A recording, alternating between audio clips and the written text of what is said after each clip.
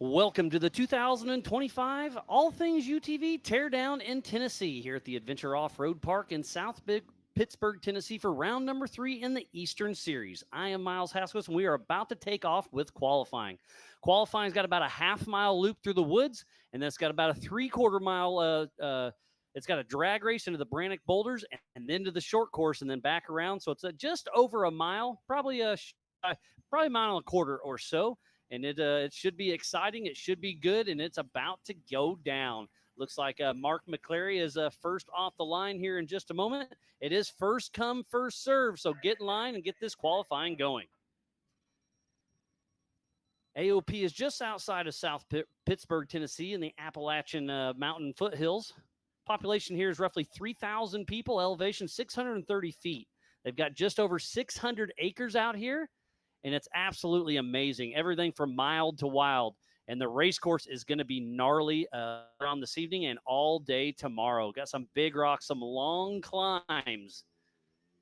And it's going to be exciting. We're trying to get all of our T's crossed, dot all of our I's. But we've got 3 competitors lined up. And the heat is intense today for sure. Trying to get caught up.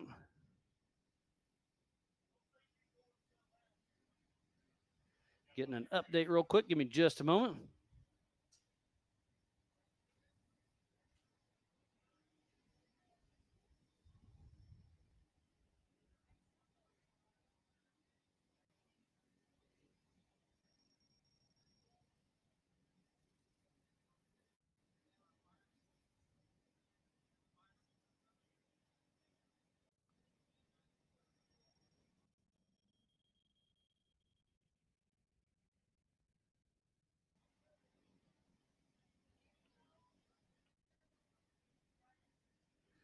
All right, this is the All Things UTV Teardown in Tennessee. It's about a mile and a quarter qualifier, one at a time.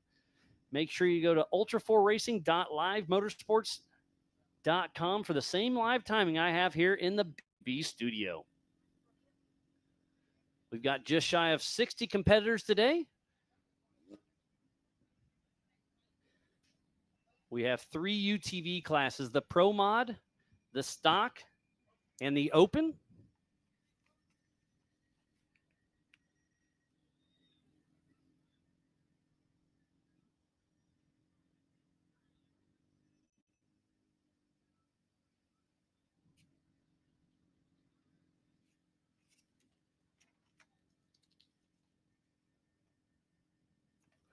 Just trying to get all my paperwork in order.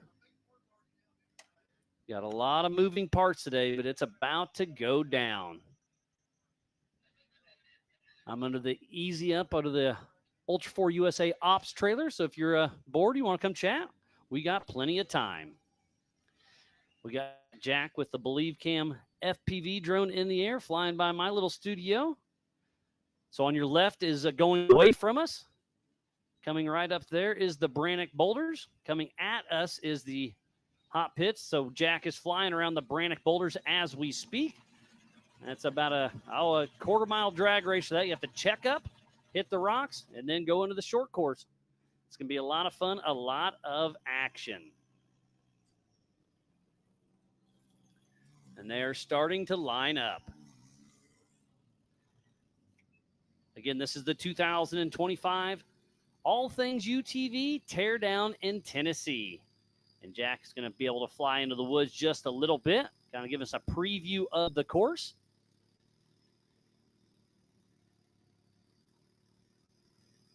Qualifying is going to be very important because if the rain comes in tomorrow, it's going to be slick, and I think those worn winches are going to be put to use. Great overlook of the main pit area. I see Jim Flory, Mark McClary, Aaron Lynch, Gavin Smith, Patrick Murray, Chad Hunt. We've got some cars. Remember, this evening's race and tomorrow is on adjusted time. They will take off one at a time every 30 seconds later on this weekend, but right now it's one at a time for qualifying.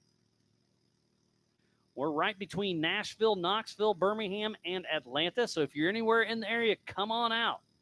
$35 a day, $55 for the weekend. And I believe all the power spots and the cabins are sold out for this weekend. But during the week, they are open 7 days a week. They got a really nice bath and shower house on site that you can actually see in the top right of your screen right there.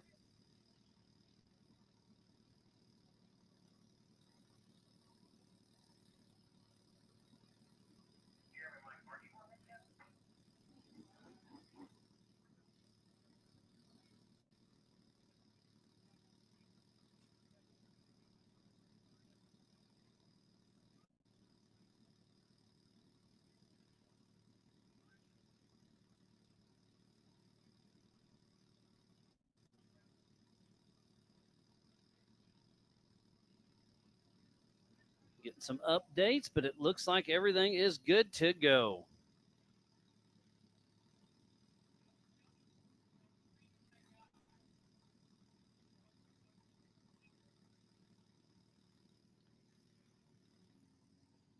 Everybody is lining up, getting excited. Everything is in line. Safety is out there.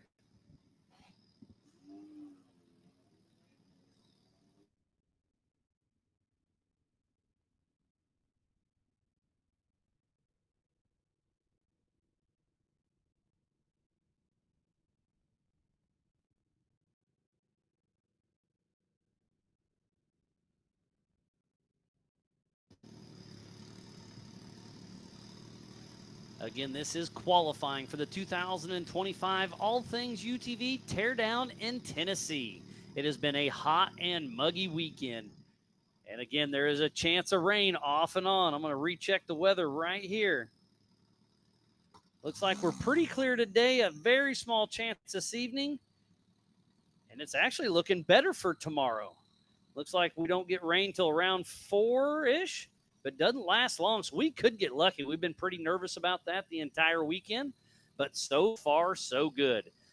This is the third race in the Ultra 4 USA Eastern Series. So we'll be talking points off and on, but obviously with qualifying getting ready to hit off, there'll be a lot of action out on course. We do have a few food vendors here on site. We got Roxy up there selling all the things at the Ultra 4 USA merch trailer, so go see her and Robert. They're selling all the things. Got a lot of great swag. Obviously, you probably don't need a hoodie today, but they got all the T-shirts and hats and everything in between.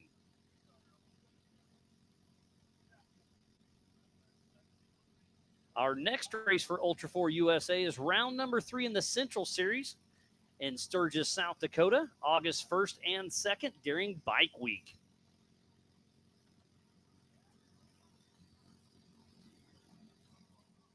There's just a little bit of a breeze. Obviously, we wish there was a little bit more today, but there's enough.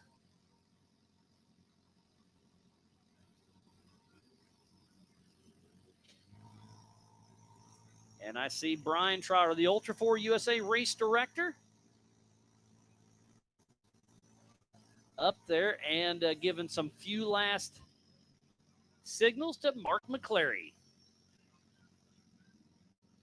Looks like we are about to go hot. So the 717 of Mark McClary with Tyler Nolak riding shotgun out of Reddick, Florida with Turned Up Racing.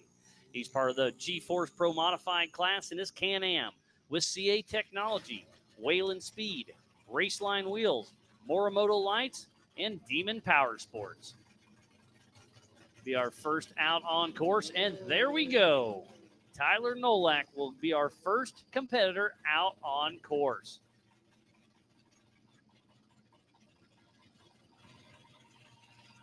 The shade is definitely nice here in the Big Boot studio because that sun is hot.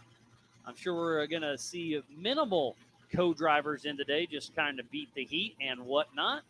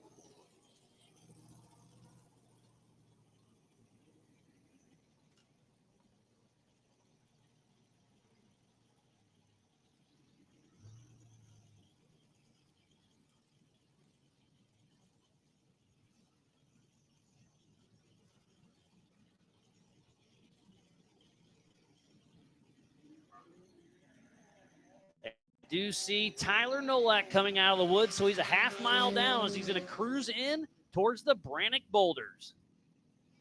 As Jack with that Believe Cam drone is following him along. And he is through, making quick work.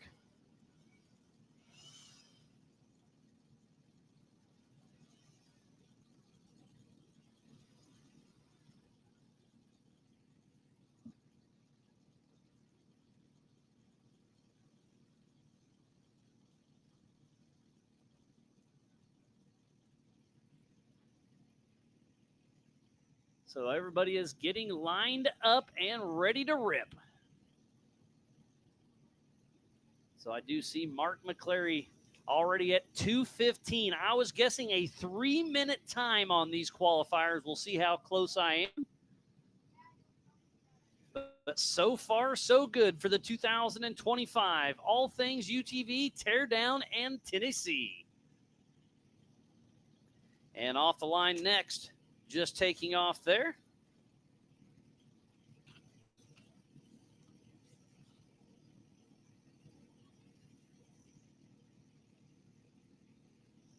is the 4673 of John Rice and Randall Holmes out of Lewisburg, North Carolina with ECGS Racing. And his Jeep with East Coast Gear Supply, Yukon Gear and Axle, Brannock Motorsports. And this is his first Ultra 4 USA race, so making his rookie debut.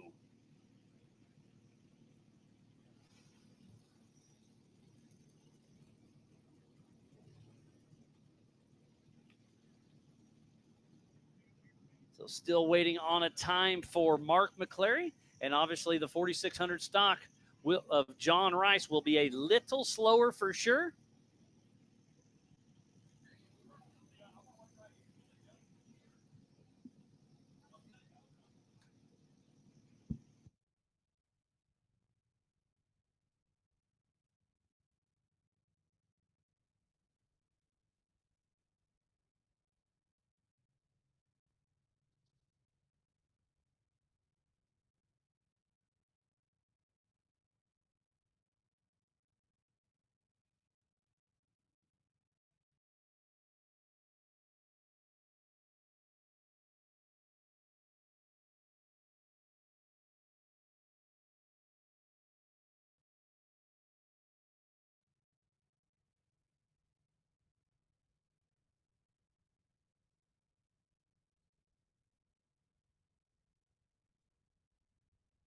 Trying to get the lineup on who's getting ready to take off where.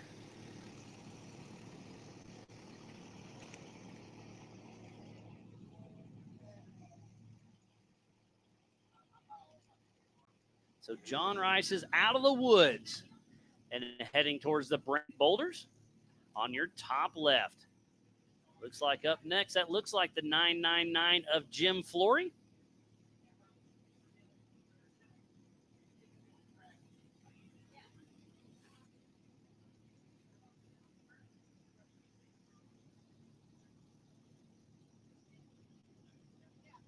So we'll get some times here in a little bit.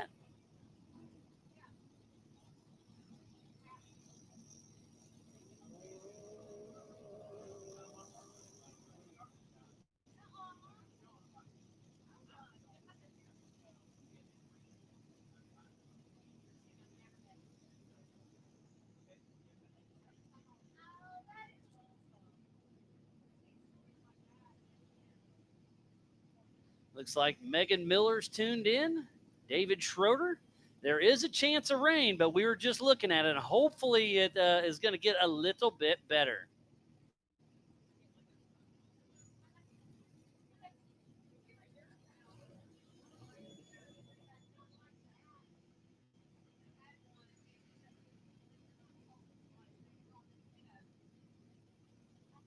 And having a little bit of tech on my iPad. Not sure what's... Oh, there it's clicking back up.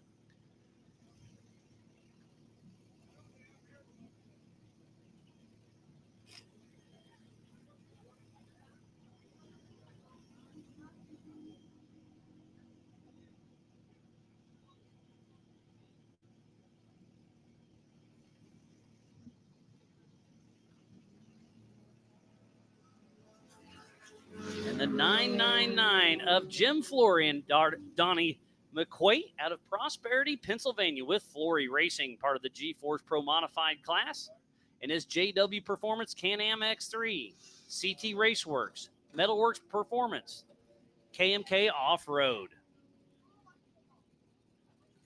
And there we got Jack in the trees with that FPV Believe cam.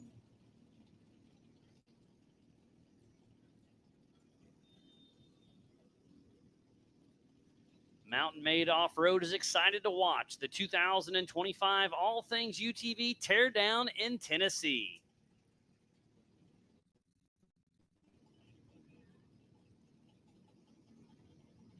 So we have John Rice out on course and Jim Flory.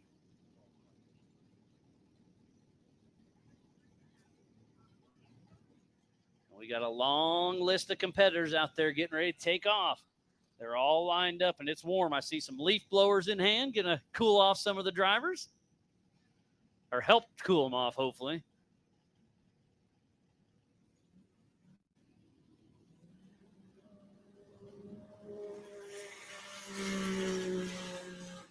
And out there in running is the 113 of Aaron Lynch out of Knoxville, Tennessee with LFR.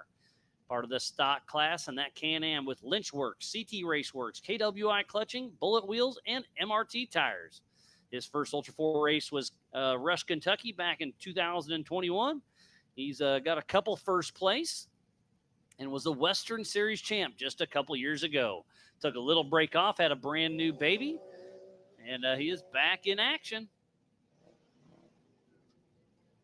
So off the line next is the 304 of Gavin Smith out of St. Albans, West Virginia with G. Smitty Racing, part of the G-Force Pro Modified class with Can-Am, Lynchworks, Mountain Made Off-Road, CT Raceworks, MRT, FP Racing, and Double E.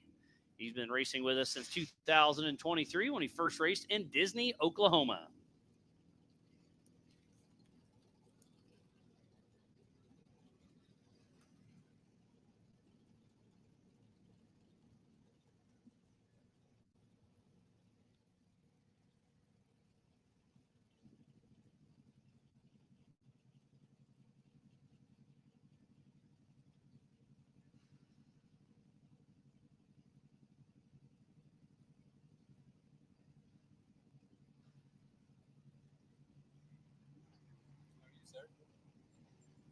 So we got all sorts of characters out here coming through, having some fun.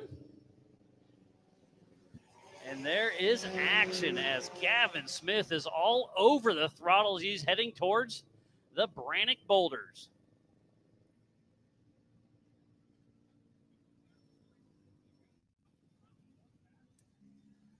So off the line there was the 902 of Patrick Murray with his daughter Mia riding shotgun out of Vass, North Carolina with Sinpri Motorsports Nonprofit, part of the All Things UTV Open class, and his CA Technology Can-Am Mavar, ZRP, MRT, G-Force, Factory UTV, Warn, and Wheel and Speed.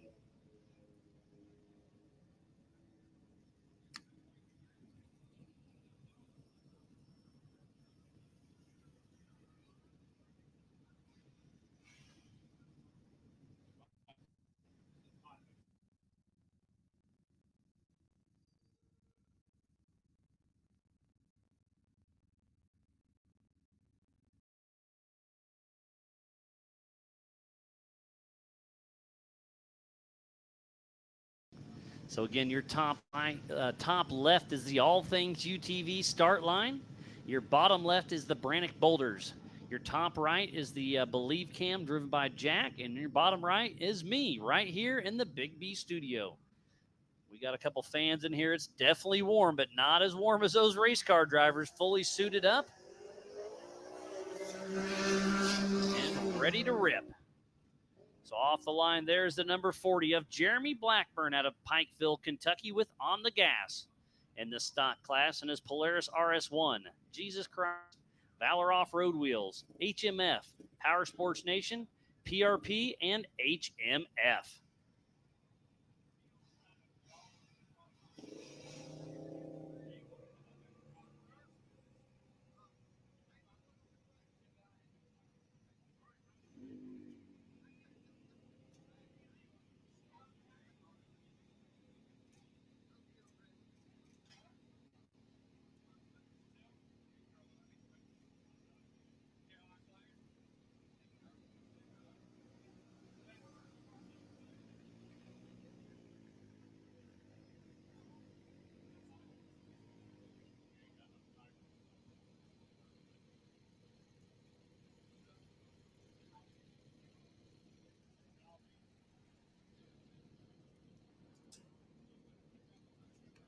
There we got some timing. So Aaron Lynch is our fastest of the day thus far. My guess was 3 minutes flat, but Aaron Lynch with a 2:20. Then Jim Flory with a 2:25. Gavin Smith with a 2:25. John Rice with a 4:32.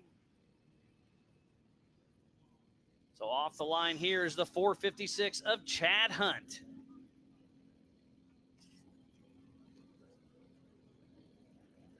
Chad Hunt out of Plymouth, Indiana with Hunt's Motorsports and that Miller Pro chassis with a Mass Motorsports LS 427. Brannick Motorsports, Mickey Thompson, Dirty Wheels, and Will Wood. His first Ultra 4 race was Badlands back in 2013. He was a Zandy Willems Sportsman of the Year just a couple years ago. And he got first at the Nationals last year. Up next is Jonathan Dawes, part of Team Indiana. So we'll see who gets the bragging rights today. Is it going to be a 4400 car or these UTVs? In the woods, the UTVs are very nimble. This qualifying course isn't very technical. There's a lot of gotcha rocks, but not necessarily any hard climbs or whatnot.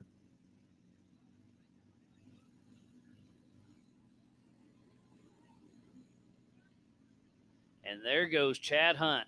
Jack's going to chase him out of the woods right towards the Brannick boulders. And Chad Hunt is on a mission. And he is flying towards the Brannick boulders. This is going to be a great time for Chad Hunt. He's going to check up just a little bit. With a great run right there for old Chad Hunt.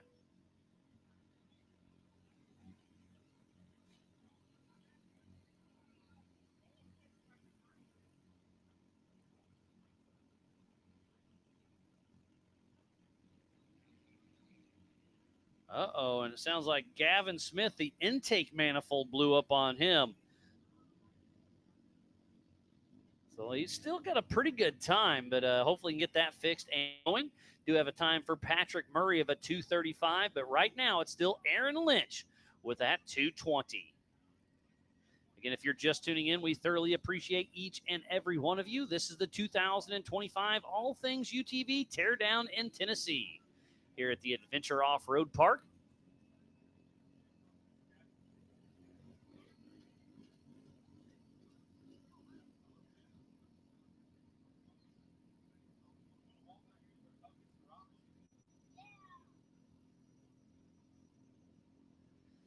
Strickland's tuned in as well.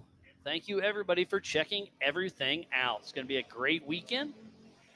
And there goes Jonathan Dawes, the 4417 out of Mooresville, Indiana, with Dirt Weapon Off-Road in this Trent Fab chassis with a straight axle.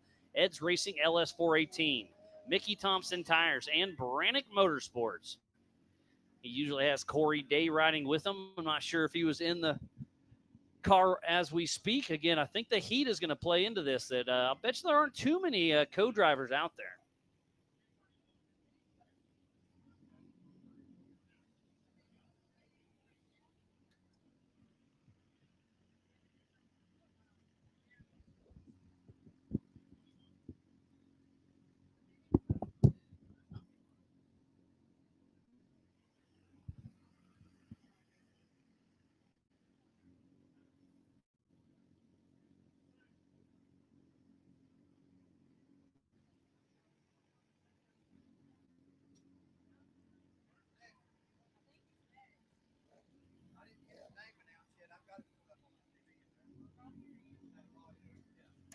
So out on course right now is Jonathan Dawes.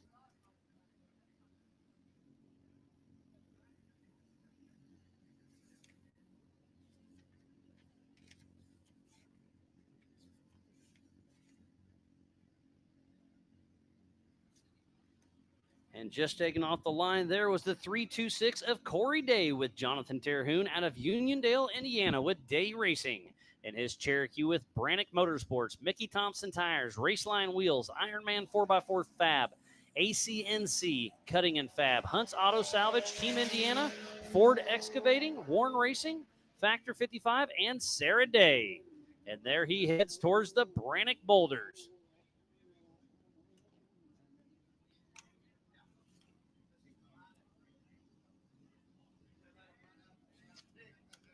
And off the line there is Nick Anderson, the number 3402 out of Canton, Georgia, with Anderson Racing, part of the G-Force Pro Modified class with Can-Am, Maverick R, Metal FX, CT Raceworks, UTV Race Shop, Infinite Off-Road, Evo, Tire Spine, and PRP.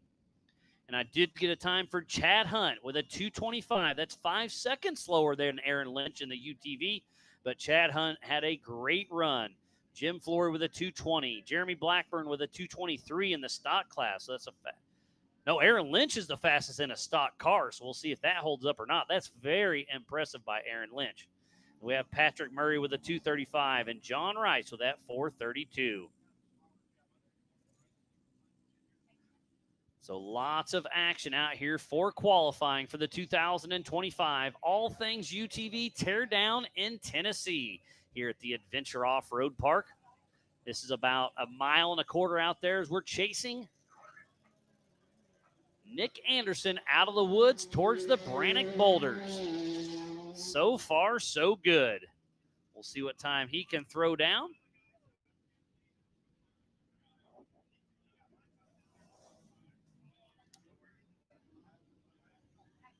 And he is through the Brannock Boulders and pushing strong as he heads towards the Monster Energy infield. It's going to be a dusty, just kind of long loop through there, and it finishes just to the left of Jack's screen, or at the bottom of the screen now. And then during the race, right here on your left in that green patch is the PCI pits. That is 25 miles an hour, and that's where all these cars are staged, ready to qualify.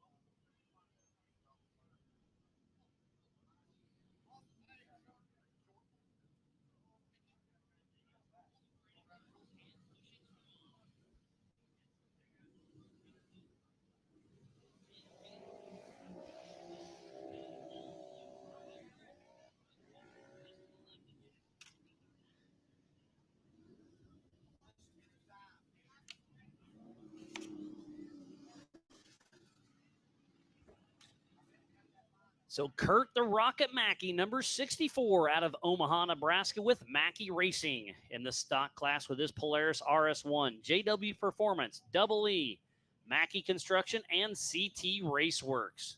His first Ultra 4 USA race was back in 2023 in Rush, Kentucky. Got Aaron Lynch going to hop in here real quick. The fastest thus far. We'll see how it all shakes out. But it's been a great run. And Aaron in a stock car with a 2:18, fastest time to beat. Well, you got to think of AOP as I've done really well at AOP. Yeah, it's kind of your home course per se. Dude, it's 2 hours from my house, and this is the stuff I grew up riding on. So, like, you just got to have the balls to hit the stuff hard. Yeah, and not rip a wheel off because there's a lot of gotchas out there. Well, it's either going to be a tree or a rock that's going to get you, so it's going to be one or the other. Yeah, so kind of give us a run. So the rock's about a half mile, and there's nothing too hard per se, but there's definitely some checkup moments, correct? Oh, in the qualifying course? Yeah. Yeah, so in the qualifying course, you have some big G-outs. It's got some huge rocks in it that will rip off a wheel. So you just got to be super tight. Then you got a couple drop-offs back here, then wide open to the rock pile, then a huge jump, then do a 180, and you're back at the start and finish line. So how is the jump? How hard did you hit it? Because it's a little, I don't know if it's a great sender or not. I hit it hard, way harder than I should have. But it worked out. Well, I nose dove the bumper right at the end, and I was like, oh, man, not to do that during the race. Yeah, don't take a full spin there, right? Yeah, it was pretty good. It was a pretty good time. No, it's a great time. But you got a lot of fast drivers here, too. For sure. You still got tons of people coming in right now that's been in the sport for a very long time. That's fast. But we're about 10 people deep already, and that 2:18. Pam and I were talking last night. She was thinking a minute, and I'm like, absolutely not. I said 3 minutes. So a 2:50 is extremely fast. So is that what the qualifying time is right now? Yeah, you're the top of the line with a 2:18. Nice. So great run. And, yeah, you took a little bit of time off, had a brand new little baby, right? Yep. I just had a newborn, little girl, and this is my third girl. So, I've got 2 girls myself. Nothing better, but they're a lot of work. well, I'll put them up against any boy their age and do it in any sport. So it's kind of one of those things. Like I want to see the girls win. Heck yeah. No, it's great to see you back. And you said you'll dabble a little bit more and maybe hop in a little heavier next year once the family grows a little older, huh? Yeah, that's the plan is right now is I just want to kind of hit some local stuff. We're going to do Sturgis, then probably Crandon. Of course, I love Crandon. Then, so I don't think Sturgis is very local for you. It's not. But it's a fun track. Well, G. Smitty Racing, we're going to team up, and he's going to take me out there, and we're just going to kind of just run it. It's a little family Gavin vacation. Smith, yeah. It's a great area up there. But, again, let's talk about AOP, your home track. Let's talk about the race course tomorrow. Dude. It's gnarly, right? Well, just think back in 22, 23, 21, 22 area where we ran it. I ran this course on 31-inch carnivores. that's a rough day in the office. Well, we podiumed with 31 carnivores back then, and now I'm on 33s for stock class reasons. But dude, it's a 35 class car. Like you need to have 35, 37s. There's some super undercut stuff that's that will rip a wheel off, and it's super tight, super rocky. Yeah, and slick. It's kind of never ending. Like there's a few little breaks, but you got the trees to pay attention to. So the long rock climbs, it's going to be tricky. Well, yesterday I pre-ran. My max speed was probably 7 miles an hour all day. And I got out of the car this morning. And I was just like, oh no, I don't want to race this. But it's a rough course. I love it. I mean, that's what you love. You love the tight technical. You like the rocks. I mean, that's what Ultra 4 USA is all about. Well, and that's one thing that I got. The reason why I started racing Ultra 4 was because of this style stuff. It's not just short course. You got big rocks, and it really challenges you, and that's what you need. Absolutely. And tomorrow's race is a 5-mile course. I'm going to guess, what do you think, 20-minute lap? Does that sound feasible? If I can do it in 30 minutes, I'll be happy. 30 minutes, okay. I'm just going to take it easy. I feel like if you can finish, you're going to do very well. Oh, yeah. Attrition's going to be high. And I don't want to take too much out of your win, but Kurt Mackey just bumped you off the top spot by 2 seconds. Nice. So still, very solid run. But Kurt Mackey in an NA machine, just letting you know, he's in a little RS1. Uh-oh. But he threw it down with a great time of a 2:18, Kurt Mackey. Nice. Yeah. Well, Aaron, thanks for chatting. Dude, thanks for having me. You're more than welcome to stick around. If you want to, go enjoy some breeze, I don't blame you. Oh, yeah, dude, it's hot. All right, buddy. Aaron Lynch, P2 right now. So stock 1 and 2 of Kurt Mackey and then Aaron Lynch.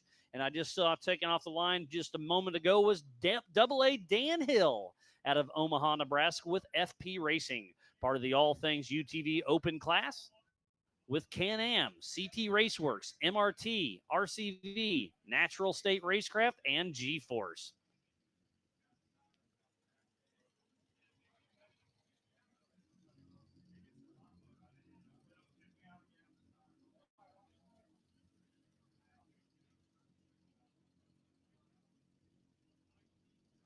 Kind of flipping through the timing. You can look that up. Also, ultra4racing.livemotorsports.com for the timing for the 2025 All Things UTV Teardown in Tennessee. This coverage of Ultra 4 USA for the Teardown in Tennessee is presented by All Things UTV and is brought to you by our official sponsors: G-Force Suspension Technologies, Warren Racing, PCI Race Radios, and by NorCal Rock Racing.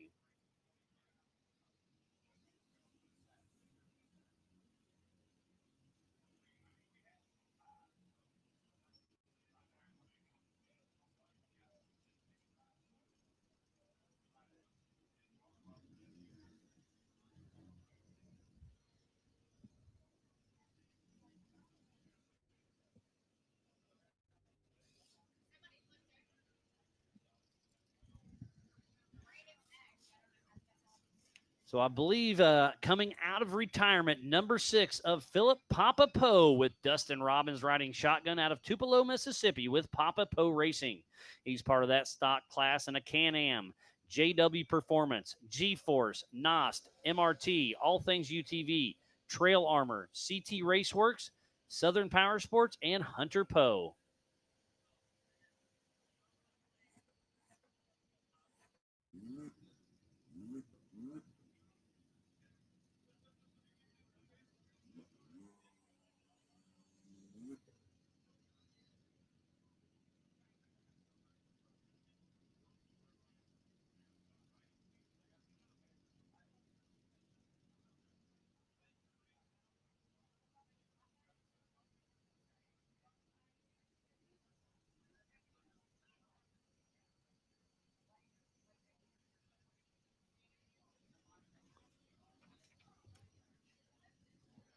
So we have a lot of cars yet to qualify. We still got a long line here getting ready to take off.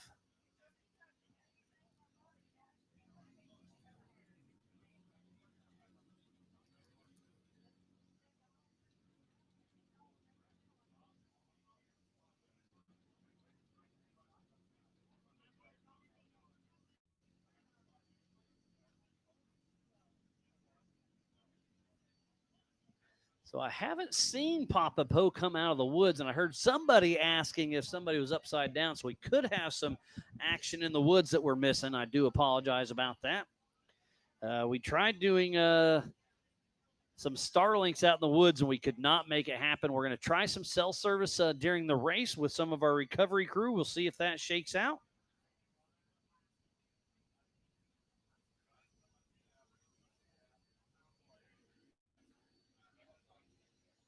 So just patiently awaiting. Again, we need to give a huge shout out to Monster Energy, Warren Racing, Brannick Motorsports, All Things UTV, NorCal Rock Racing, Rock Crawler Suspension, Freight Factory, Spider Tracks, Factor 55, PCI Race Radios, G-Force Suspension Technology, Metal Cloak, Maxxis, and King Shocks. So please support who supports the sport. Without all of those wonderful marketing partners, we would not be racing here today for the 2025 All Things UTV Teardown in Tennessee.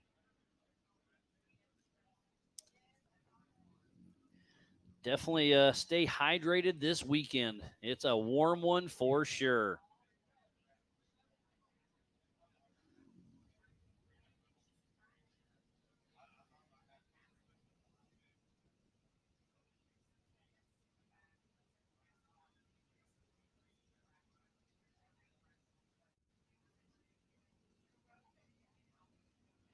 Getting some Star Stream links from a couple of our racers. We'll try to add those in as the week progresses.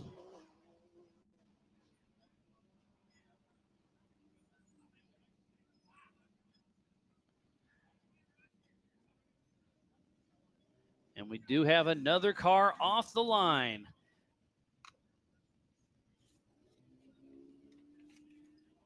I believe that is Brandon Davis and Clint Garrison, number 256 out of Huntsville, Alabama, with Davis Racing, part of the G-Force Pro Modified class, and his Miller Brothers built Can-Am X3, Raceline Wheels, Mickey Thompson Tires, Gear Grabber Shifters, Freedom Lifts, and RCV. His first Ultra 4 race was last year in Crandon, and he is pulling double duty this weekend. He'll be also racing in his UFO that he debuted just about a month ago at the Badlands Off-Road Park in Attica, Indiana. The thing is an absolute work of art. Love those Joe Thompson UFOs. Great to see it. He's going to be racing Ultra 4 with it and rock bouncing the same car. So Brandon Davis, here he comes. So he is coming out of the exit of the woods towards the Brannick Boulders. And he is all over the throttle.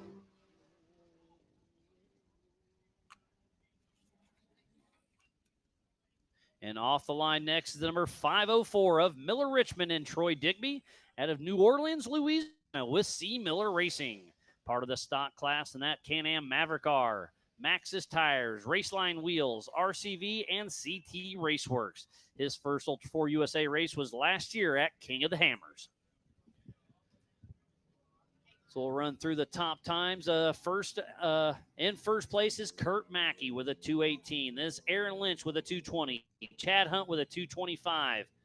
Nick Anderson with a 224. Jim Flory with a 220. Jeremy Blackburn, 223. Philip Poe with a 224. Gavin Smith with a 225. Dan Hill with a 226. Patrick Murray with a 235. Corey Day in the 4600 Spider Track stock class with a 243. And then John Rice with a 432. So we should be getting a time for Brandon Davis here in just a moment. Oh, all right. All right, so I got an updated Clint's rock bouncing. I got an update. Cheryl is going to be co-driving, but not yet. It's too hot, huh? And qualifying isn't too technical, so let's just get out there, rip and run, and see what happens. Thank you for that update. Oh, we got a car stopped on course just for a moment. I believe that's Miller Richmond.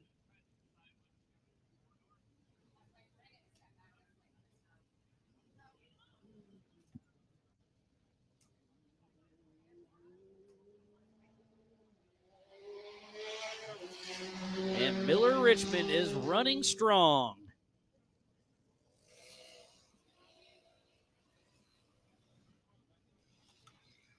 And off the line next is Dylan Schultz, the number 788 out of Hastings, Minnesota with Caveman Racing. Part of the stock class, and his Polaris with Caveman Racing. His first Ultra 4 USA race was right here at AOP. So making his Ultra 4 USA rookie debut of Dylan Schultz out of Hastings, Minnesota.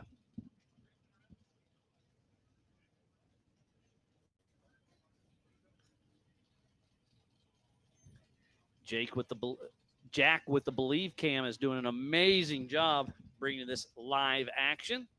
Can't thank him and Believe Cam enough. Really cool to see these angles.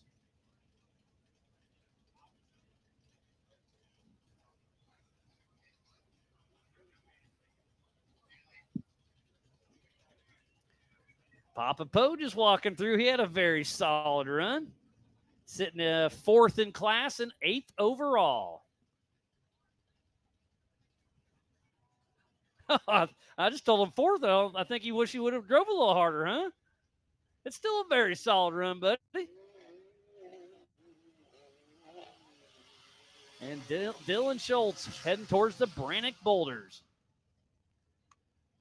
Off the line next, once again, is Mark McClary. He's running the G-Force Pro Modified and the All Things UTV Open Class, number 717, with Tyler Nolick riding shotgun out of Reddick, Florida, with Turned Up Racing, and part of the Pro Modified and the Open Class, and that Can-Am with CA Technologies, Wayland Speed, Raceline Wheels, Morimoto Lights, and Demon Power Sports. And join me in the booth right here is Chad Hunt, who is first in class and 4th overall in the 4,400 class. How you doing, buddy? How's it going, sir? Oh, always a pleasure, buddy. You and Team Indiana always shows up strong and has a great time. And yeah, you kind of got in line early and got it over with. Yeah, it was too hot up here. I wanted to get that done. Yeah, I was either thinking people want to come up real early or real late, but there's a line of them. Yeah, that was the problem if you wait and you got the line and you're just standing there in the heat and everybody's exhausted. It's just miserable. So 100%. I'm like, let's just go get it done. We're not going to qualify the fastest, and that's fine. I'll make it up in the race. It's going to be a long, hard race. So yeah, I think attrition is going to be extremely high. This course, we always talk IFS versus straight axle, and I don't think there's much advantage over an IFS here. I think in that Miller car, Eric Miller's done it before. Actually, yeah, he won the last time we raced here. So I think you got a car that is very possible to win this race. Yeah, and, I got the Miller car, and there's no other ones here today. So for the 4,400 race, so we'll see how that works out in my favor or not. But it's going to be exciting. Off the line next, right there is Paul Wolf, the 1018 out of Alton, Illinois, with Wolf Racing, part of the G-Force Pro Modified class in his Can-Am with Badlands Off-Road Park. Alltech, Nitto, and Raceline. He's got 25 first place and 40 podiums with Ultra. That's some pretty solid stats, isn't it, Chad? Paul's a great driver. He's got the equipment. He's got the backing. He's doing an awesome job. 100%. But I think you're going to give him a run for his money this weekend. I think you, McGilton, I think Dustin Robbins, obviously Paul Wolf, what is it? Justin Joseph. I may be messing that name up, but he just bought Kevin Sturt's Triton car. So that's a brand new, amazing machine. So I'm going to interested to see how he shakes out. But seat time's a lot. And don't forget Cody Hardesty. He hasn't been around much, but that guy can drive. So I try not to play favorites at all. But Cody Hardesty is kind of the dark horse. Like you said, he just races when he can.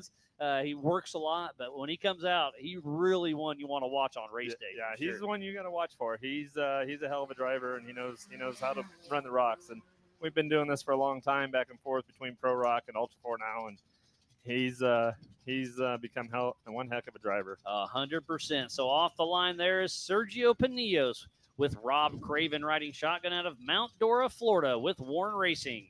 And his Jeep JL built by Rock Crawler Suspension, Warren Racing, Factor 55, Nitto, Raceline Wheels.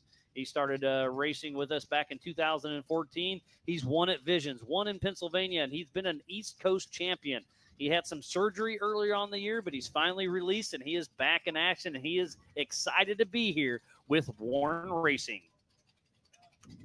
So let's talk about the qualifier. Obviously, the first about half miles, a little bit of rocks, nothing gnarly, but definitely some checkup areas. Oh, it's slow.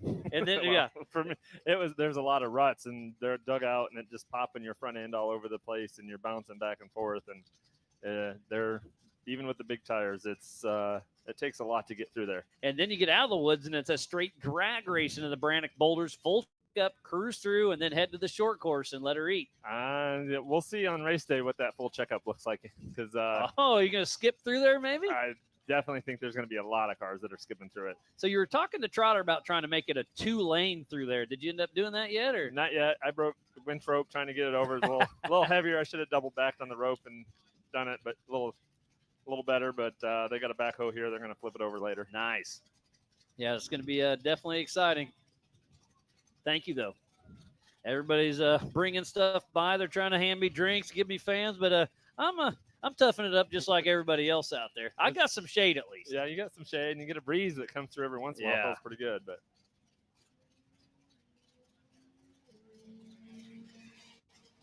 Got a bunch of information coming in. There's a lot of info coming through here.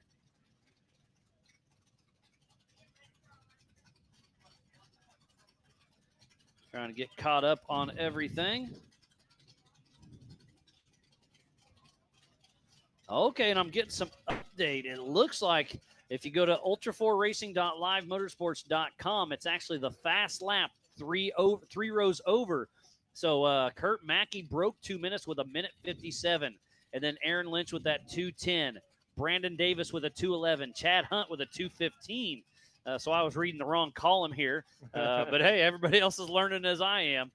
But, yeah, wow. Kurt Mackey with a 1:57. I was guessing 3 minutes last night, but you guys are flying out there.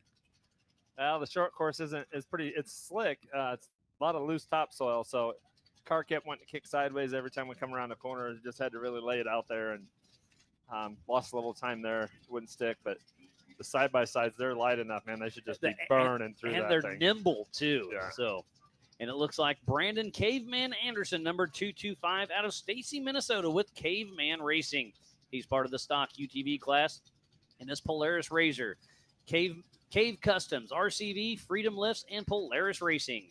He's been his first race was right here back in 2020, the first race out of COVID. But we raced back here in 2022, and it's has it been that long ago? It's been that long ago. We were just here last year for the Great American Crawl Challenge. We came down with Mickey Thompson and helped supported them and gave some rides and did some wheeling. My wife drove my car all through the woods. And is that the fastest that car's ever been? Absolutely. She can make that thing fly. Yeah, she's had a lot of success in the Trek series as well, and she's raced a Cherokee and your big car, if I remember right. Yep. She's not afraid to get in a big car at all. She prefers it, but the high-speed stuff gets her in these woods sometimes with her motion sickness. So we get her out in the open out west, and she really enjoys it. I love it. Yeah, Chad, Nick, you've been part of Ultra 4 USA for quite some time. Always a pleasure to have you guys around, and all in now. Good fun. Hard to believe, but 10 years. 10 years, yeah. Adds up quick, doesn't it? Yep. Jeremy Dickinson doing all the things. He's turning a couple fans around for us and keeping us cool-ish. Oh, that helped a lot. Yeah, but it's great having the crowd out here. I've got a lot of shade under here, so come on in, get cozy, and have some fun. Again, if you're just tuning in, this is the 2025 All Things UTV Teardown in Tennessee. Who we got running next? I see they got a little pause. They got something going on. Yeah, I'm waiting.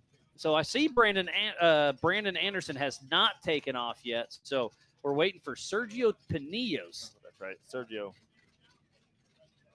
Oh, it shows him finished, so I'm not sure what's going out on course. Sergio is second in class, 14th overall with a 3:05.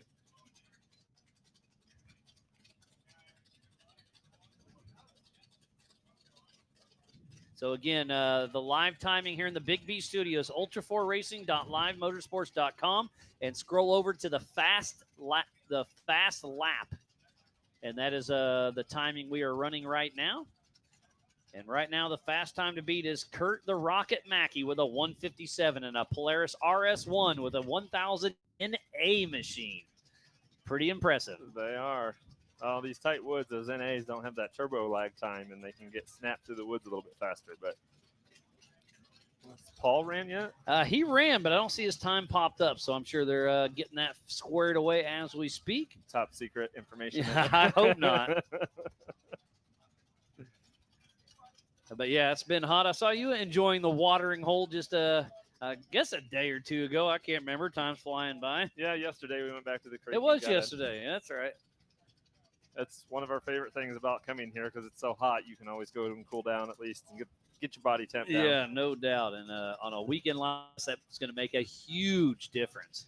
Then we got the pool set up right behind us. I saw that. Who did that? They got a donation box. You can get in there and float around. It's for the local fire department. That's just cool. Put a donation in and kind of hang out. So I believe that was Travis Fisher, the Speed UTV I saw over there, I think.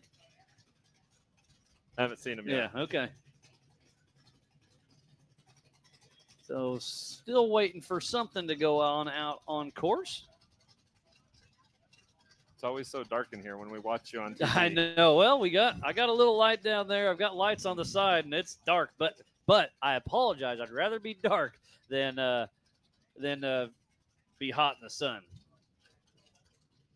Blackburn trying to get a hold of you there. Yeah, I guess let me grab this real quick. Hey, buddy. What's up?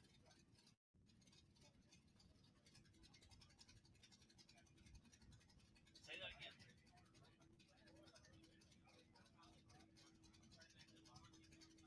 Tracker. Okay, come see the. Well, they said you didn't have one, so I come up here and verify. You don't need it for qualifying, but just swing by here in a little bit. All right, thanks.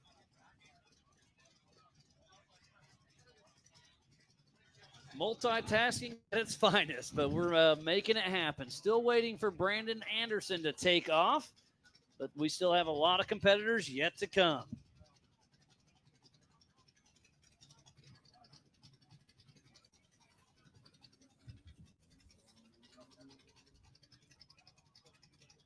I see Trotter over there walking around. I don't know what they got going on. Yeah. I don't have my PCI race radio on me as right now. I just asked Jeremy to see if he can figure it out.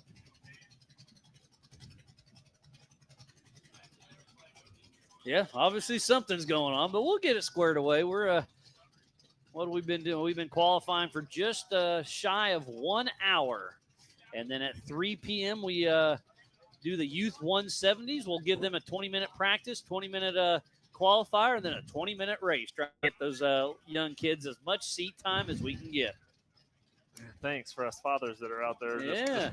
And one of your cars is racing. You got your co-driver Rick Murray's daughter Tinley out there in the Jody Ford's old machine. Yeah, I'm her spotter. I'm the one in her ear, and it's probably better you yelling at her than her dad, right? Well, that's what her dad said. He's like, she won't listen to me, so you might as well talk to her.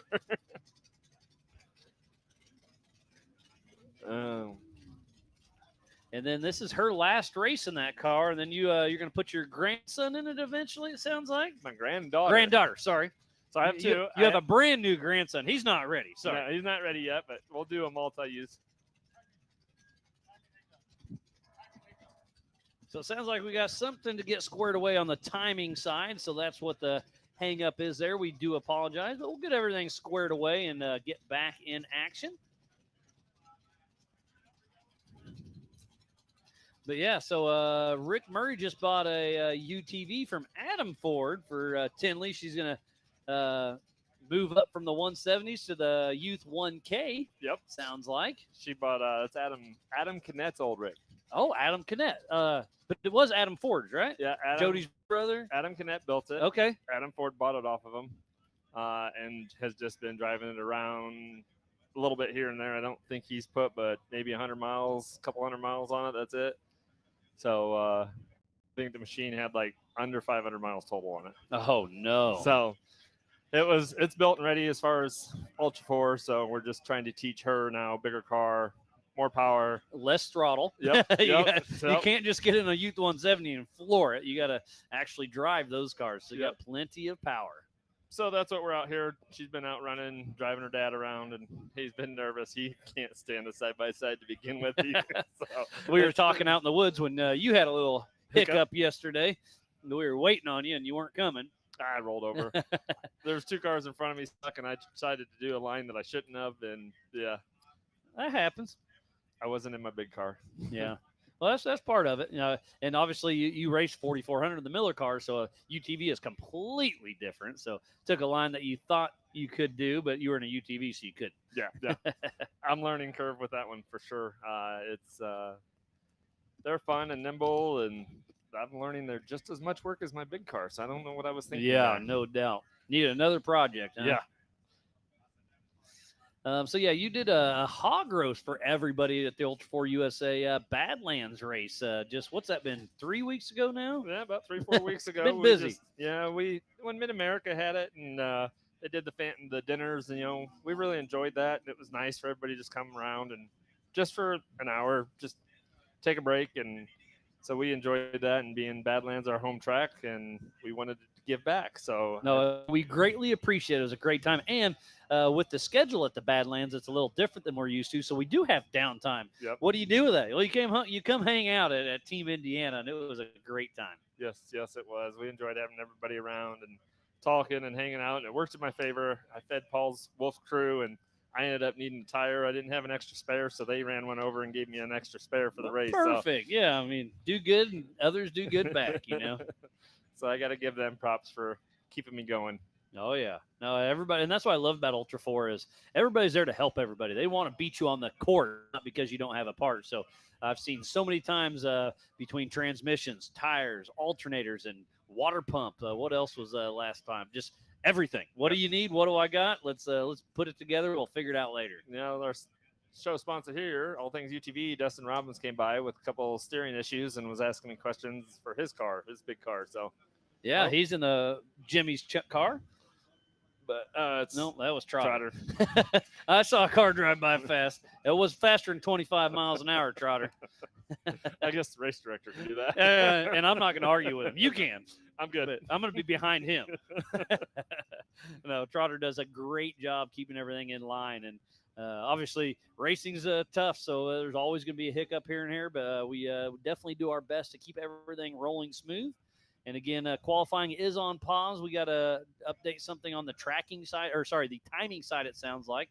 But this is qualifying for the 2025 All Things UTV down in Tennessee. Oh, I wanted to John Goodby, thoughts and prayers out to him and his family. Yeah, it's been a long road for them, and 100%. Thoughts and prayers go out to him and his entire family for sure. Yeah, I just seen that and I was like, okay, that makes a lot of sense that he's not here. That is definitely more important. Family's always worth it. He missed the last race. He is kind of here. You will see him a little bit. Okay. But obviously dealing with some other things. So thank you for that. And never easy. Never is. but he got a great team put together, and we do our best. Obviously, nobody's perfect, but we try to put our best races on for everybody and keep everything rolling smooth. Well, we think you guys do a great job. So, Well, I appreciate it, buddy. Thanks for helping support us and helping feed us from time to time. And oh, yeah. you know, I love the races, and then sometimes a party pops out over at Team Indiana. Yeah, it's been known to happen a couple times here or there. More than a couple, but my wife's shaking her head at me over there. yeah, up or down or sideways, or a little bit of both. It's been a great time. We do have a food vendor here on site, so please go support them. They've got drinks. They've got some great grub. Roxy is here on site at the Ultra 4 USA merch trailer selling all the things. Her and Robert got plenty of hoodies if you're cold or yeah, somebody asked how much for a beanie, and I'm like, for what? don't need that for a few more months, especially here. Man, the humidity is hot. I get it, though. I mean, that Ultra 4 merch trailer is here once a year. Like, yeah. take I mean, advantage it's of it. going to get cold. Do some Christmas shopping. Yep. It's here. We did. We bought some of the Stan Lee's cups. Oh, yeah. I got a couple of those. Yep. Give out for Christmas gifts this year, and shorts and the merch trailer. We always hit it up every time. There's new stuff there all the time, and yeah, Roxy does a great job. She's been doing the King of the Hammers merchandise since the beginning. Yep. And then it has built it into what it is. And the Ultra 4 merchandise is our top thing at King of the Hammers for sure. She does a great job with it. I just, they just need them 4, 5, 6 Hunts Motorsport shirts in there. Yeah, hey, you take that up with her. I'm sure we can make a deal. Right. You pay for everything, we'll sell it, and whatever. No, I'm joking. Do you guys sell some of your merchandise? We do the Ultra 4 online. They promote, yep. And they do. So, and they have the online store that we have that out there. So, they give us a check back once a year and do all that, give back. But it's we do that. I spend most of everything I earn and make on the car. So no doubt, I get that. You definitely pour your heart and soul into racing for sure. And you own a salvage yard, and you keep busy and just busy enough to keep coming out to play. Yep. Yeah, like that. Salvage yard is all totally separate. I run that during the day, and then I come home in the evening time. Well, but that's what helps fund the other side for sure. Yeah. Well, it allows me the family funding and the race car funding is 2 different jobs. Well, hey, if you can keep that straight, you're going to keep out of trouble. I like it. So it's something about hours though. I'm never home because I'm always working. That's part of it. I've definitely played my fair share of living in the garage. Yep. And the garage and the doghouse are 2 separate places most of the time. Sometimes the same. Yeah, no doubt. You've been a lot of time in there, but V8 and that Jeep. Yep, yeah, it's been a long project, and it's still got a few little irons to kink out, but it's made it to Moab and back. It's made it here. We'll hopefully make it home. Yeah. But yeah, it's been a great time, and just having a little bit of horsepower in the Jeep's a lot of fun. Yes, it is. And it does have a tech sticker. I stole one out of the bag and put it on there. So we'll see. I know where if I'm broke down, I'll come get it and finish the race then. I see Trotter cruising back up. Hopefully that's a good sign on the track, on the timing side. Yeah, we got all the drivers out of their cars trying to stay cool. Yeah, I saw Abe walking the line with bottles of water, handing those out, trying to keep everybody as good as they can. Yep.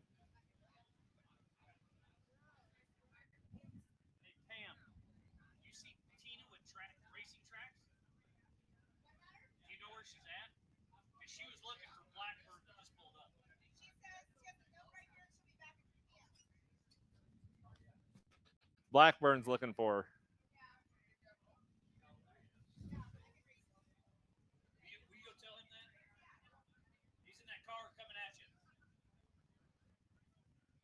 That might be the one that says Blackburn. Yeah, that's the one. Yeah. He says he's got a tracker, but Racing Tracks doesn't see it, so they got to iron something out there. It's always something. Always something. Well, I think it was in Technology, Badlands. Right? You were over hanging out with us, and then a couple hours later, I tripped over a tracker. I was like, huh. So I got a hold of David, and I was like, whose number is this one? 456. I'm like, Chad was over here chatting, left it here, so I put it on your hood. Yeah, I seen it. I would come back. I'm like, oh, yeah, I left that in the Ultra 4 trailer. You didn't need it yet, so. Oh, I see the green flag in hand. It looks like Trotter got everything squared away. So I do apologize about the delay, but it looks like we are about to go live racing once again for qualifying during the 2025 All Things UTV Teardown in Tennessee. Oh, here we go.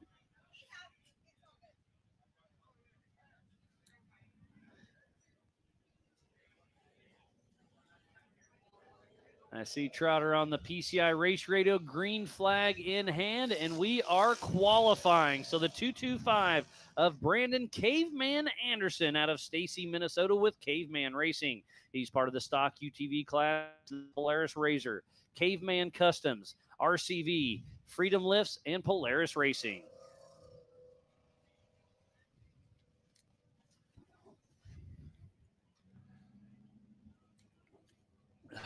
Got to take a little hydration break there. It's definitely warm out here this weekend, Chad.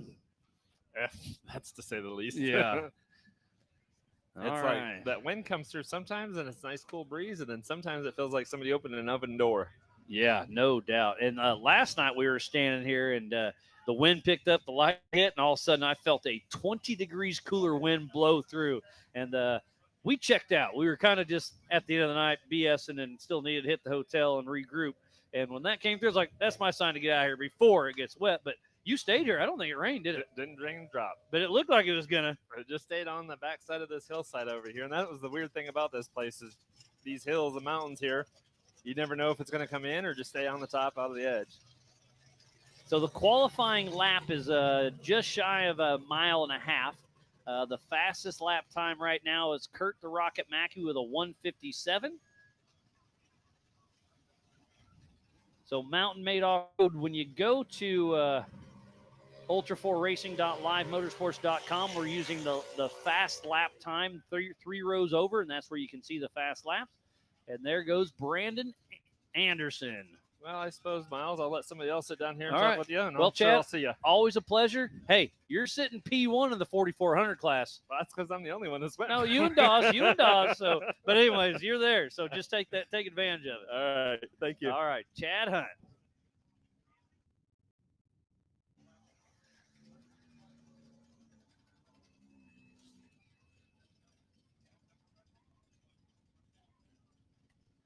So off the line next will be the 4620 of Ryan Cowan out of Jacksonville, Florida with Ryco Racing in his 1998 Jeep Cherokee with a 5.9 V8 and Warren Racing. His first Ultra 4 race was Kentucky back in 2024. Looks like Jesse Oliver is hopping in. I don't see his brand new race car out there, but I'm sure it'll be coming soon. Oh, it's out there. It's way out there. Uh-oh. What's going on? Nothing. It's in the pit. Oh, it's in the pit. You're just patiently awaiting, huh? Yeah, there's too many cars in line. There's a sitting lot on that thing. I feel you there. But, yeah, you're debuting a brand new Miller chassis in the 4800 class. I love that. Yes, sir. I do too. Yeah, you're excited, aren't you? I am. We've been in the 4500 class for A long time. a dozen years or more. Yeah, I was going to say 10 plus. Yep. And loved it and really enjoyed it and all those fun things. And now we're stepping up. Yeah. And Jeff Martin, who's leading the points in the Eastern Series, is in a Miller chassis in the 4800 class. So I think that's a perfect car to start with. And you use some of your parts out of your 4500 car, correct? A little bit. We use the powertrain and some little widget stuff, but it's 99% a new car. Brand new, huh? And you have how much seat time in it? I mean, here, right? Yeah, about half a dozen qualifier laps. All right. And so far, so good? Because I'm not trying to jinx you. I'm not trying to say that. The new car blues, I've hoped you've been here and done that for long enough that I think you're going to be in a good spot is what I was trying to get at. I think so. We've I've got a couple of great pit guys that attention to detail is their middle name. And you have a decent co-driver. My co-driver is fair to Midland. No, that's a joke, buddy. We love Randy. He's amazing, and his wife lets us do all these things. That's pretty awesome. 100%. Yeah, so we're stoked to be out here in the Miller car. It's like I said, I don't think there's a better chassis out there to run 4800 class. I mean, a Miller car can run 4400 class and do extremely well, but the technology is building. I still think they have a shot at it. Don't get me wrong, but I think in the 4800 class where you can't run IFS, correct, I think a Miller car is a hard car to beat for sure. I feel like it is. It's I've got some tuning to do. It has zero shock tuning. Like you said, it drove off the hoist into the yard for a little photo shoot and into the trailer at midnight last night. So it was 2 nights ago. 2 nights ago. Okay, because you were here last night. Yeah, you're right. I was checking it out when you rolled through for tech, and man, it's a new build. It looks great. It's so clean. Well, it was. Well, yeah. It will never be this clean again. No that is doubt. a fact. That's a fact. There's a lot of trees out there. If Chip was here, he'd be in trouble. Oh yeah, that is an absolute fact. Gotta love the old Chip McLaughlin. Yeah. Yep. So.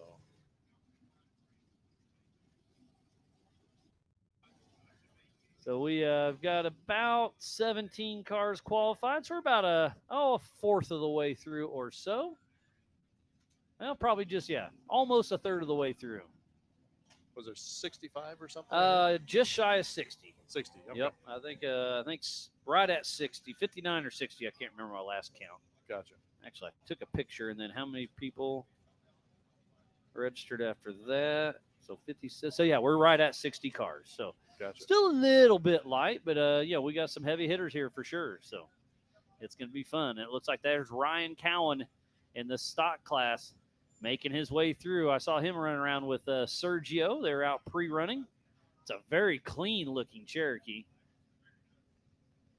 Again, this is qualifying on this 1.5-mile course. It's got some tight trees, some rock obstacles, but nothing too technical, just some gotchas. And then you drag race to the Brannock boulders, slow down, and then you drag race into the monster play field down there in the short course. You slow down for the boulders? Are you gonna? A little. Okay, you're gonna check up. We'll check up for the boulders. But you're gonna skip through there, huh? We'll see. We'll see. We've been known, but there's a lot of racing to do this weekend. 100%. And speaking about racing, who's not racing, Chip is texting us now that we're talking about him. And he had some problems last time here on Old Uncle Steve, that trail out there, and gave him some problems. But he'll be back. Oh, I'm certain of that. There's so many choices this year of races, so that's got a lot of different looks that you can take. For sure. And we're starting to get some more racers in line.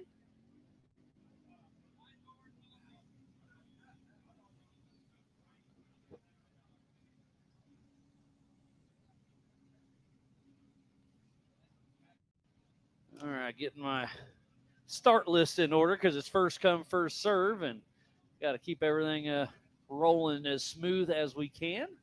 See Gary with G-Forces over there chatting up. It's a hot one, isn't it, buddy? Oh, my goodness. And there goes Ryan Cowan coming out of the woods. We'll see him heading towards the Brannock boulders. There he goes. It's like something fell off the back of his car. You'll have that once in a while. More than once in a while, I'll bet you that. He checked up a little bit for he's doing all right, though. You got to play it smart. In order to finish first, you must first finish. I've heard that before. Yeah. I think attrition is going to be extremely high, and we've been talking about the rain, but it looks like it keeps pushing, so we really could get lucky. That would be nice. Uh-huh. It'd be good to get a little bit to knock some dust down, but so you want rain out here, but you don't want rain in the woods. Correct. So I don't know how we arrange that, but we did have a sprinkler out here this morning. Oh, that'd be nice. Is his name Jeremy? Yeah, yep, it was. Yep, he was doing his magic. So we are qualifying. Up next will be the Youth 170s from 3 to 4, and then tonight at 4:30 we kick off the 4900 All Things UTV Open UTV race from 4:30 to 6:30. Tomorrow morning, 7:30 a.m. we race the 4900 stock. At 10 a.m. we race the 4900 G-Force Pro Modified class. And then at 12:30 tomorrow afternoon, the EMC race, which Jesse Oliver will be in. And then tomorrow night at 3 p.m., the 4400s kick off, the biggest and baddest names of our sport. You could race that class if you wanted to. You could always move up. I could. We've talked about it. It's one shock mount away from being a 4400 car. It is. And then all you got to do is throw some different tires on it, and back in business you are. Yep. It's crossed my mind or maybe even do hammers or something like that. All right. Just for fun. Just because you can. Just because you can. We'll see how it goes this year. Maybe next year. Yeah, all right. Yeah. Maybe Still got to next shake the car down some for sure, but Yep. You're definitely one that gets a car and you you put it through its paces for a long time. I mean, you've been racing that 4,500 car for what, 10 plus years? 10 plus years. Yep. And there's nothing left of the 12-year-old car. Yeah, you've rebuilt it enough times. Yeah, every year it seems like we cut one end or the other off and modify it and whatnot. But it's by the end it became a pretty good car. Oh yeah, for sure. Oh, you find the weak links and you make it through it. Yep. Suspension geometry and tuning and shock tuning and all that type of stuff is the key to it for sure. And we got there. I mean, it turned out to be the national champion last year. I guess Yeah, that a couple times if I remember right, or at least the regional champion. Regional champion a couple of times. Yeah. Yep, 2 or 3 times, and then national champion once. So that was pretty neat. Yeah, no, it's definitely a good way to send it off. I did sell the car to a friend of mine, and he's hoping to get out here probably next year to do some Really? Ultra 4 racing. Yeah. cool. So So you stripped her down to the chassis by the most part, right?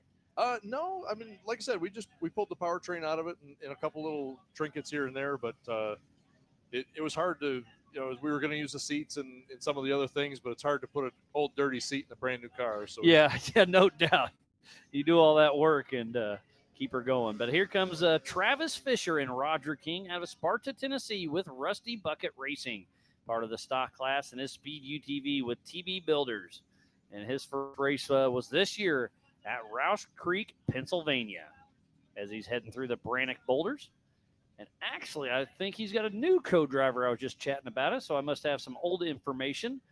Can't remember that young fella's name, but we'll get that squared away later. Roger's going to be in 4,400 too, right? And stock 4,600 stock. He Oh, brought wow. both of them out there. So we'll definitely see Roger King racing twice this weekend in his stock Jeep and then his 4,400 unlimited car. Outside of the time that he's in the pool. Yeah, he's been having some fun with that. He brought out he brought a pool and then had the local fire department fill it up, and then he's got a donation box that goes back to the local fire department. So if you want to take a quick little dip, throw whatever you can in, and it goes back to help support the community. Pretty nice. Good deal. Yeah. Well, Jesse, always a pleasure, buddy. Good seeing you. Yep. Go get that car, get mine, and we'll see you rip it around. I'm excited to see how you do. Yep. We'll get her ready here in a minute. Sounds good. All right. So Jesse Oliver getting ready to take off in the 4,800 Brannock Motorsports Legends class. And I'll go through the top few right now. It's Kurt Mackey with a 157, Aaron Lynch with a 218, Brandon Davis with a 211, Chad Hunt with a 215, Nick Anderson with a 218, Jim Flory with a 220, Jeremy Blackburn 222, Philip Poe with a 224, Gavin Smith with a 225, and Brandon Anderson with a 236. So you can go to ultra4racing.livemotorsports.com for the same timing I have here. But it looks like the number 101 of Todd Beckett just took off out of Pineville, Kentucky with Nasty Racing in the G-Force Pro Modified class with Can-Am, Nasty Suspension, G-Force, and Bullet Wheels.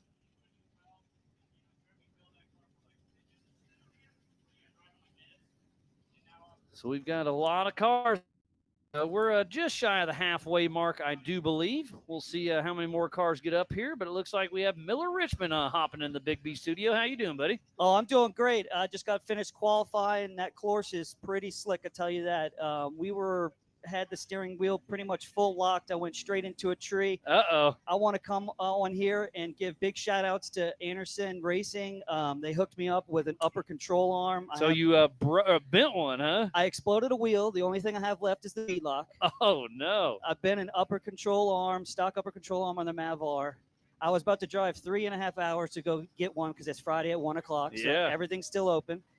Sure enough, walked 100 feet, and Anderson Racing literally is like, we Well, have one. Let's see this thing. So this is literally what I have.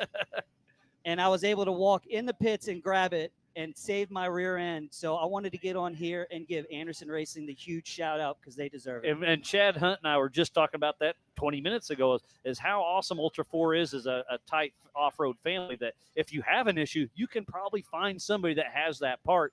And luckily you did with Anderson Racing. Love it. This is what I love about this sport. I do on-road and I do off-road, and no matter what series I'm in, everybody is willing to bend over backwards, even if it's your main competitor, because they want to beat you door-to-door racing. They don't want you to beat you because you couldn't make it to the track. They want to give you a part so you can talk a little smack later on and let the driving tell the story, huh? Yeah, and this is a huge deal for me because I'm in the point standing for the East Coast Series. Yeah. I'm tied for third right now. Yeah, you're doing all right for so sure. I got to at least finish one lap and also finish the race. So those are my 2 goals for today. So I can at least score some points, and then I can use the Joker. You're racing stock class, right? Stock so class. your race is tomorrow morning. Correct. Tomorrow morning at 7:30, we'll be live with the Star Stream. All right. So hopefully we got enough coverage for the Star Link. I'm going to get with Miles later on this afternoon. Perfect. We'll hook them up.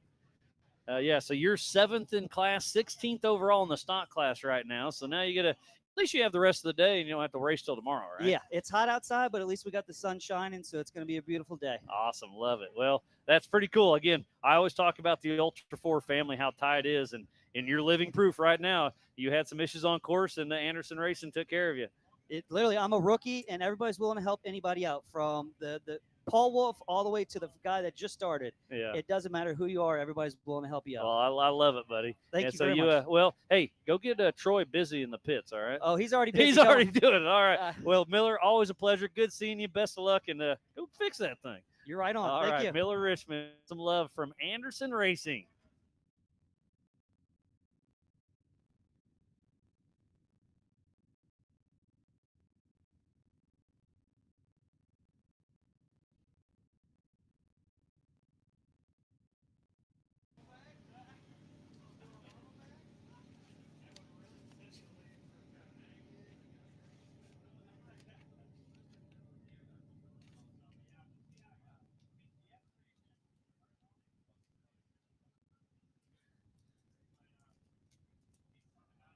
Well, so far, so good. We are underway for qualifying for the 2025 All Things UTV Teardown in Tennessee. I am Miles Hasquist, and this is Ultra 4 USA Racing at its finest.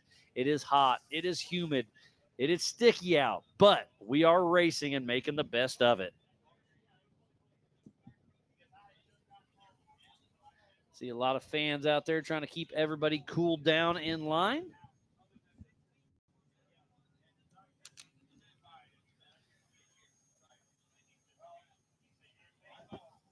Uh-oh, I see Trotter has somebody. Uh-oh, that's Todd Beckett at quick glance.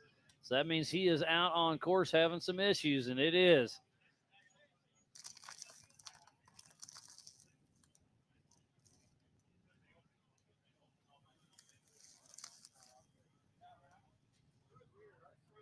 Well, tough luck for Todd Beckett.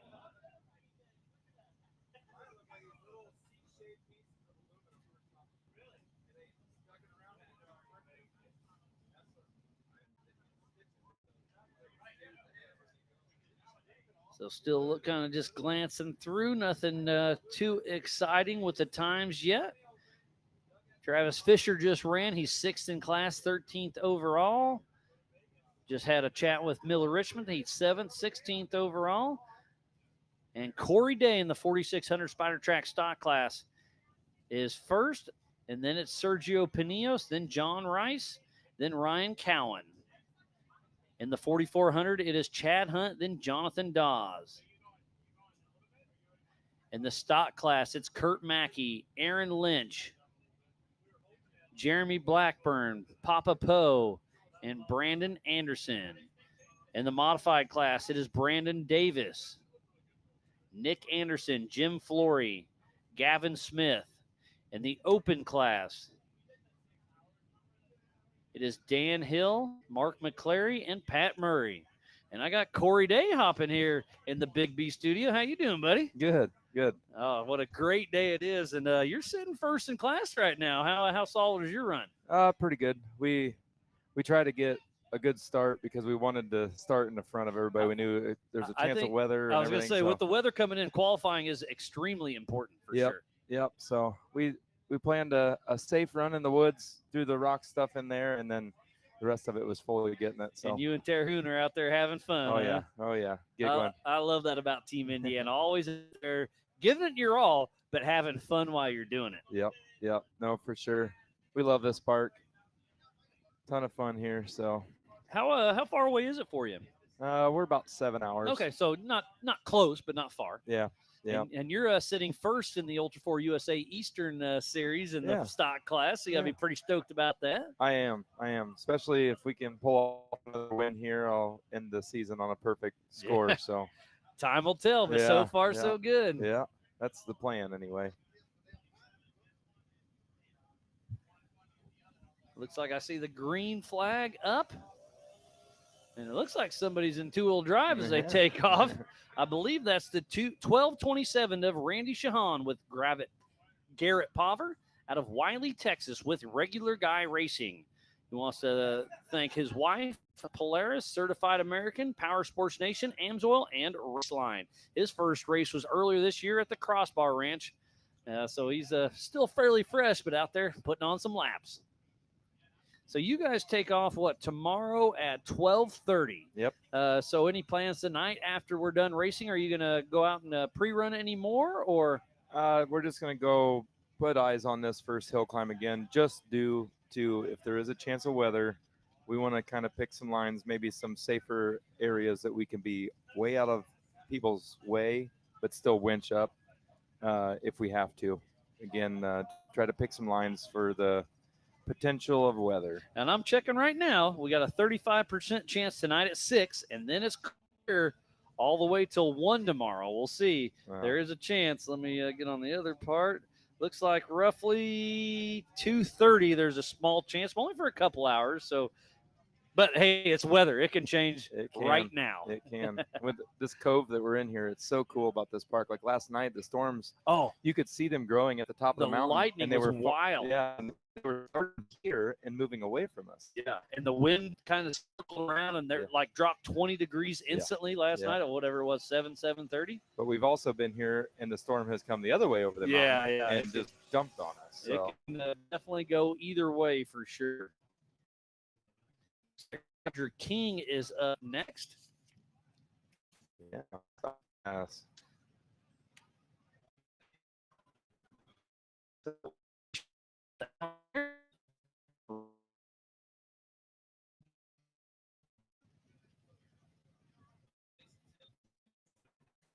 Patiently to send out the next one of Roger King for the 2025 All Things UTV Teardown in Tennessee here at the Adventure Off-Road Park. And Corey Day's in here in the Big B studio with me, and we're just enjoying it.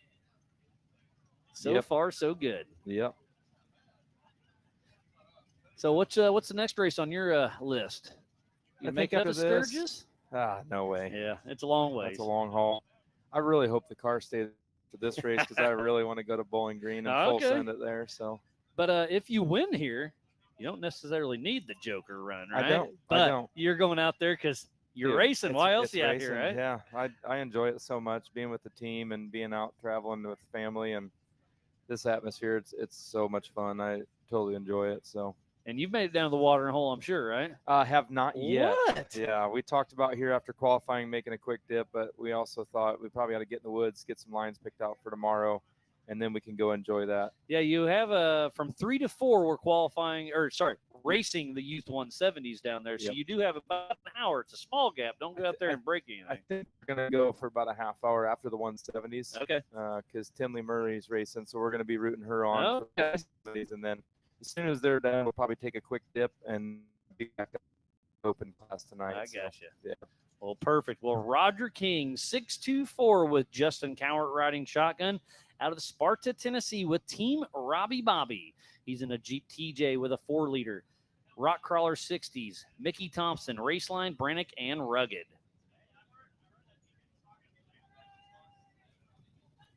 He's been racing with us since the beginning of EMC back in 2012 at King of the Hammers, and he built a new 4400 car, I think, a year or two ago. Yep. And then he said, "Here, let's race a stock Jeep." So he's Yeah. been doing that the last couple of years as well. So He did it before too, and it's been a while. Yeah, He had raced.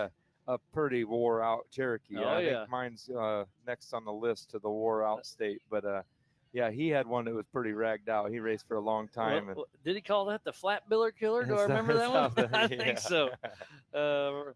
But Team yeah, so Robbie Bobby. he said he was building the new TJ. I was super excited. We've been chatting at all the races, and it's finally here. So excited to see him out racing. For sure.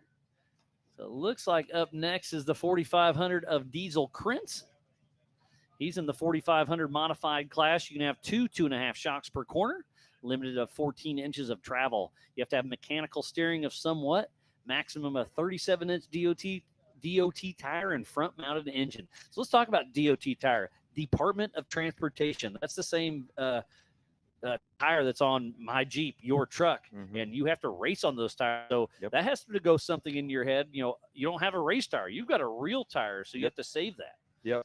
No, for so sure. do you play with air pressure, I would assume? Tire pressure is huge. You know, we go as close to what's rated on the tire just to, you know, they test them that way for DOT tires. You know, you're supposed to run a certain pressure for your vehicle, you know, and you go down the highway, you hit a chuck hole. You think of the same thing out here, you know, it's a little bit more abuse, but yeah, you gotta play it safe with the tire pressure because they don't have that extra built-in security that a full race tire has. So as Roger King bounces through, something fell off the Jeep as he made it through the Brannock boulders, but he's still moving.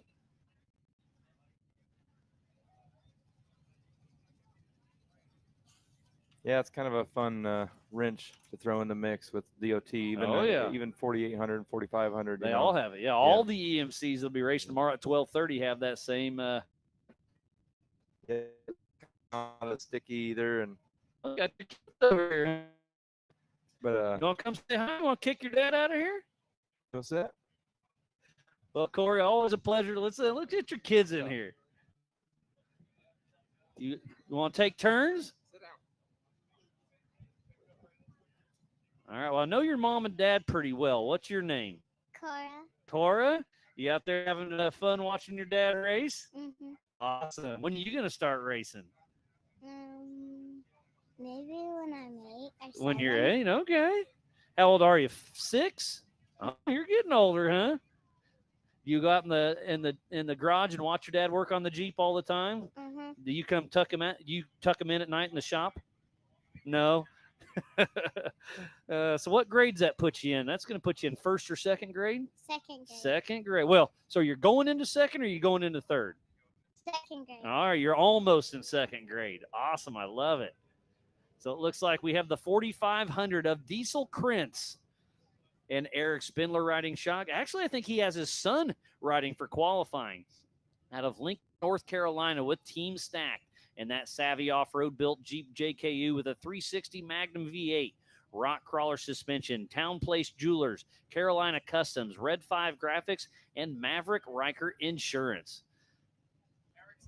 So Eric is in the car. His son pre-ran with him, right? And they weren't sure if he was going to make it. Okay. So Eric Spindler is in the car. Well, Cora, have you been swimming yet, or are you still waiting on your dad to take you out there? I'm going to start swimming later. Oh, it's a perfect day for it, isn't it? Uh-huh. Awesome. I love it. Well, let me talk to you going to get on too? No? All right. What's your name? Macy. All right. Well, Cora and Macy out here having fun, enjoying this time racing with all your buddies out there, huh? Mm-hmm. Did you bring your bicycle or anything like that? Yeah. All right. You've been ripping around the pits? Mm-hmm. I love it. All right. Well, Cora, thanks for coming and say hi. And what are you going to ask Santa Claus for Christmas this year? Yeah. A race car? Oh, I like it. All right. We'll see what happens.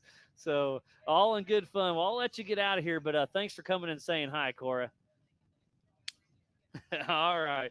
Well, you guys have fun. Thanks, Corey. Yes, thank you. So everybody's out here enjoying the family, having a good time out here. It's a little Cora and Macy out here enjoying watching it. Sarah's out here watching the things go down. And we are back on screen with Diesel Krentz, who made his Ultra 4 rookie debut right here. Let's see if I got it written down, but it was definitely here at AOP back in 2021.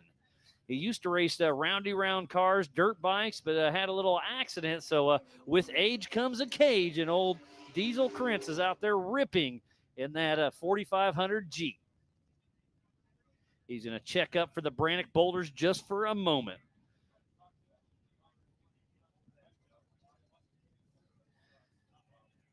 This coverage of Ultra 4 USA for the Teardown in Tennessee is presented by All Things UTV and is brought to you by our official sponsors, Brannick Motorsports, Rock Crawler Suspension, Spider Tracks, Metal Cloak, and by Factor 55. So thank you, everybody, for tuning in to the 2025 All Things UTV Teardown in Tennessee.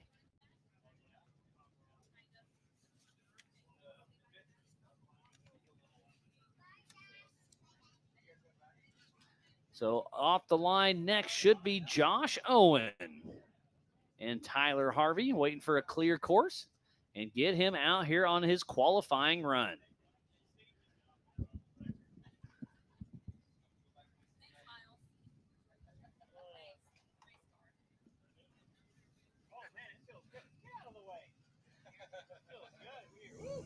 Hey, Corey Whisper is here. All right, joining me in the Big B studio is Sergio Pineos. How you doing, buddy? Oh, I feel way better after getting in a car after a long time. Yeah. You had some health issues, but you're back out there and running.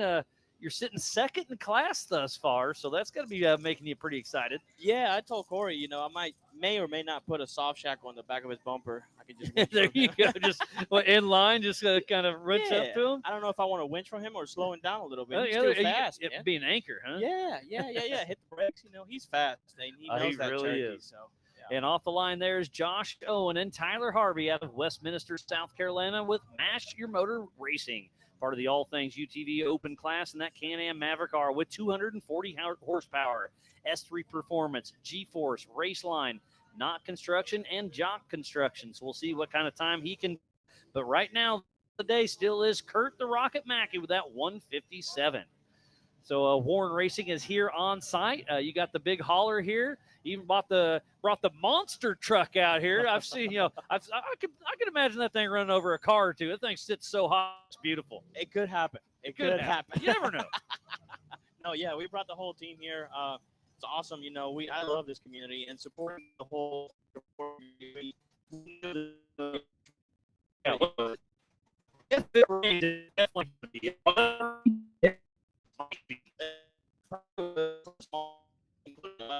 We pre-ran yesterday and we ended up winching a lot.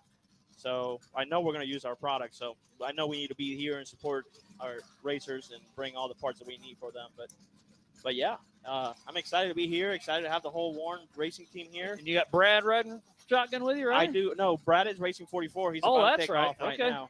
I have Rob racing. Oh, with Rob me. Craven. Yeah, I've got that in my notes, but usually you have Brad. Correct. And I've Yeah. seen Brad, so I put it together. Yeah, but I yep, saw yep. Rob, Yeah, and with the heat and everything, especially the races being back to back. Yeah, you don't want to wear somebody out. Technically, that'd be dangerous. Yeah, I mean, so we decided to just have Rob jump in, and he's really good at winching. He's really good at navigating in the passenger seat. So, Well, good thing you have a good winch in there. oh yeah, absolutely. I'm gonna make sure everything is good because I think I'll be winching. Oh. I'm trying to keep the car in one piece and still figuring out the new car, still new Yeah. to us. So we keep learning every single race, And you've only flipped that thing like once a race, yeah, right? but it only has like 200 miles. It's still under warranty, right? A weekend warrior, right? Exactly. I'm gonna take it to a dealership and be like, I don't know what happened. I mean, it just. But yeah, I put a lot of miles on that cage. So Oh yeah. You need to put some casters on the top. That way you just keep going. thankfully, John Schaefer has helped us a lot with figuring out electronics, and all the team at Rock Roller. That we all jumped in, keep learning from it. Fixing all the little issues that we had last year. 100%. Well, off the line there is Adam Brown and Philip McGilton, the number 334 out of Selma, Alabama, with All Geared Up Racing, part of the All Things UTV Open class with his Polaris Pro R with the Craftworks Supercharger, MRT, CA Technologies, PPI tuning, Craftworks, and Trail Armor. And I know you have some of our recovery guys out there as well with Warren, because I know they're going to be busy. So, again, from Ultra 4 USA, thanks to Factor 55 and Warren Racing for always being a great supporter. Yeah, absolutely. That's what it's all about. Make sure everybody has all the right equipment and being safe out there. I mean, even just yesterday during pre-running, they were busy. Yeah. Those guys were winching a lot of people and recovering. And so we were here until 12:30 getting one of our Jeeps out. You last night? Oh, you yeah, got, yeah. One of So, your one of the Warren one of my guys? friends. One of Yeah. my friends that this is his second time racing, and Oh, he took a tumble. 4620? Yes. Yep, Okay. Yep. Yeah, he took a tumble. And So that's Ryan Cowan. Ryan Cowan. And we saw him this morning already. Yeah, so we got it fixed up. This morning we were just taping and hammering and zip tying stuff together, and I mean, if it doesn't have zip ties and duct tape, is it a real race car? well, and it wasn't because it was really clean. It was it looked like a brand new build. It I do recognize the name. Yeah, it was. He raced in Kentucky last year, and then he came over here to race, and So Adam Brown, you can hear that thing Wow. screaming. yeah, but that poor Grand Cherokee is not the same anymore. It's not a race Jeep. But yeah, man. I mean, supporting all the recovery guys, make sure they have all the right equipment, being safe, and we love what we do here, so might as well do it safe. For sure. I've got a camera that's down. Do you mind if I run over there and Go check ahead. it? You good for a minute? I'll be here. All right. So I'm going to run over there and see if I can figure out one of our cameras real quick. So I'll be right back. You're stuck with Sergio. All right.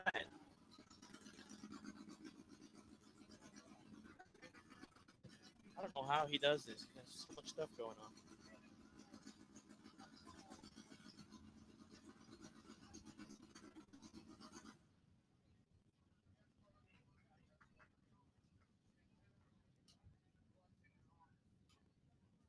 Oh, this is funny.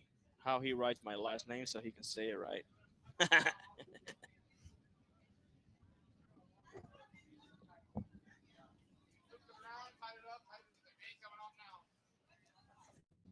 I don't know if you can see it on the screen. He puts Pikneeyos.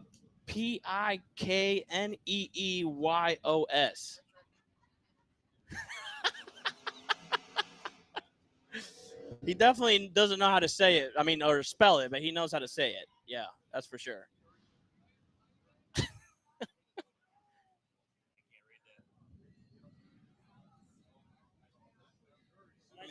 Yeah, but if I read it, it'll be like pick. That's your name in Swahili. Right? Pick. We're making fun of how you write my last name, by the way. Well, I spell it incorrectly so I can say it, but do I say it correctly now? Absolutely, yeah. Because the first time it didn't work. Well, I think the first 20 times. Yeah, it was. Where was that? That was at America. You were winning the race, and Jim and I were just going back and forth and saying it every which way. So maybe we got it right once You did. and wrong 37 And times. that's what I just kept telling you and Pam. I remember saying, just say Sergio. That's fine. There's no other one here, So it'll be fine. And it looks like Jack had got some interference as well. So his drone went down. He's going to recover it. The camera was off. I just turned it back on. Hopefully it wakes up. Where was that camera at? Up on that tower right here. Oh. So ran over there. And man, I tell you, that short course is fun. Yeah, it's fast. I mean, I think Baloney was out there with a tractor or something fixing it, and it was good. I think it's smooth. Yeah, it's they definitely did some work to it. So off the line when I was up there teching was Jesse Schumann and Brandon Gray out of Lost Creek, West Virginia with Schumann's Welding. Schumann's Welding Incorporated, Ford Horsepower, Yokohama Raceline, and King. He's part of the 4800 Brannick Motorsports Legends class.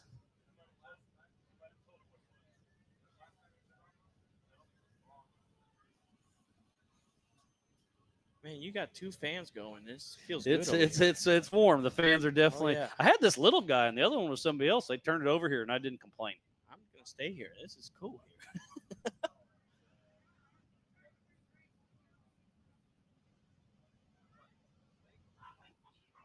Yeah, man, I want to give a shout out to poor Justin Andrews. He's stuck in a show in Oregon. He wanted to be here racing with us. Oh yeah, old Justin Andrews, one of the OG Factor 55s. Absolutely, guys. yeah. He keeps texting us and calling us. How is it? I want to be there. Why?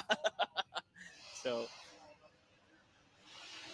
And here comes Justin Sherwin. That's a nice Bronco. Yeah, it's a pretty clean build. And I think he was one of those telling me he's building a new car, so he wasn't going to race that one, but it came back, so he was able to. The new car wasn't quite ready, so he brought the old guy out for one last run. He said. That's very impressive that he keeps the body panels Yeah. intact on that thing. I mean, you got a brand new Jeep, and it looks way better than yours. Yeah, it does. Well, cleaner, maybe not better. I don't know. Yeah, I think it's definitely snazzy, but what was You've it? put Well, it through I mean, at paces. the first KOH, I didn't do any body damage because we had a short race. We had issues, electronically issues. But on my first official race, I ended up tumbling, I think, 4 times in Kentucky. So that put a little dent to it. You know, but that's part of it. yeah, I mean, Jeremy, he wasn't happy, but you know, I just Well, gave him the it's- car back and I said, It's hey, all part of it. Oh, look at that. Oh, somebody's you. taking care of you, huh? Yeah, these guys are awesome, man. We got Rob Most of the Good- time, right? Well, you know, I yell at him when he's winching and taking too long. And then know, he looking brings at- you a and then hamburger. he brings me a hamburger. I get hangry out there, you know.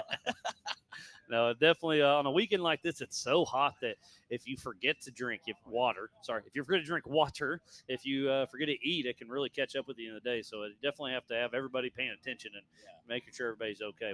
I haven't heard anybody falling out from being hot, but it could happen absolutely. Well, I think everybody has learned their lessons from being here previous years. And I mean, you look around, everybody has a drink in their hand. They're drinking water, or Pedialyte, or anything like that. Yeah, a little bit of everything. Yeah. So And off the line next is Adam Ellington and Alex Nordman, number 8115 out of Concord, North Carolina with Ellington Racing. In that Jeep with Summit Racing with a 5.3 LS with 450 horsepower, Mickey Thompson tires, NSX Concepts, Tri-Lights, Mud Love Off-Road. And I actually bumped into Alex Nordman, his co-driver, this morning on the elevators. We're heading towards here, and we had a fun little small chat. And he's like, yeah, I'm here for the 45 or the AOP race in the 4,500 class. I'm like, oh, who for? He's like, Adam Ellington's like, yep, I know that name for sure. So I was like, I'll see you out there. It's just fun, small world when it all comes to the end for sure. It is crazy. Everybody knows everybody at the end. Man, I can't believe you do all this by yourself. You have everything going on at once. It's definitely busy. I do apologize. It's not polished, but it works pretty well. Well, props to you, man, because you got everything going on at the same time. It's That's definitely crazy. busy, but I love it. That's awesome. Glutton for punishment, right? Oh yeah.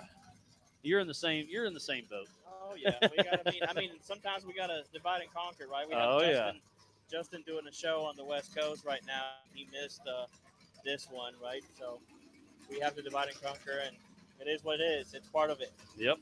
But all in good fun. Oh yeah, absolutely. I just seen Paul Wolf pull up in his 4400 machine, so he'll be heading out here in just a little bit.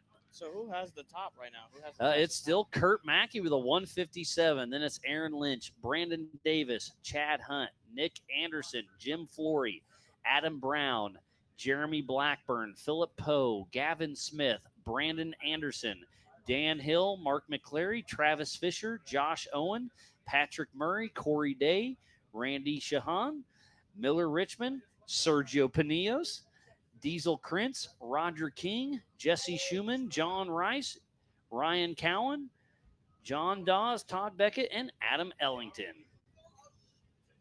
That's good.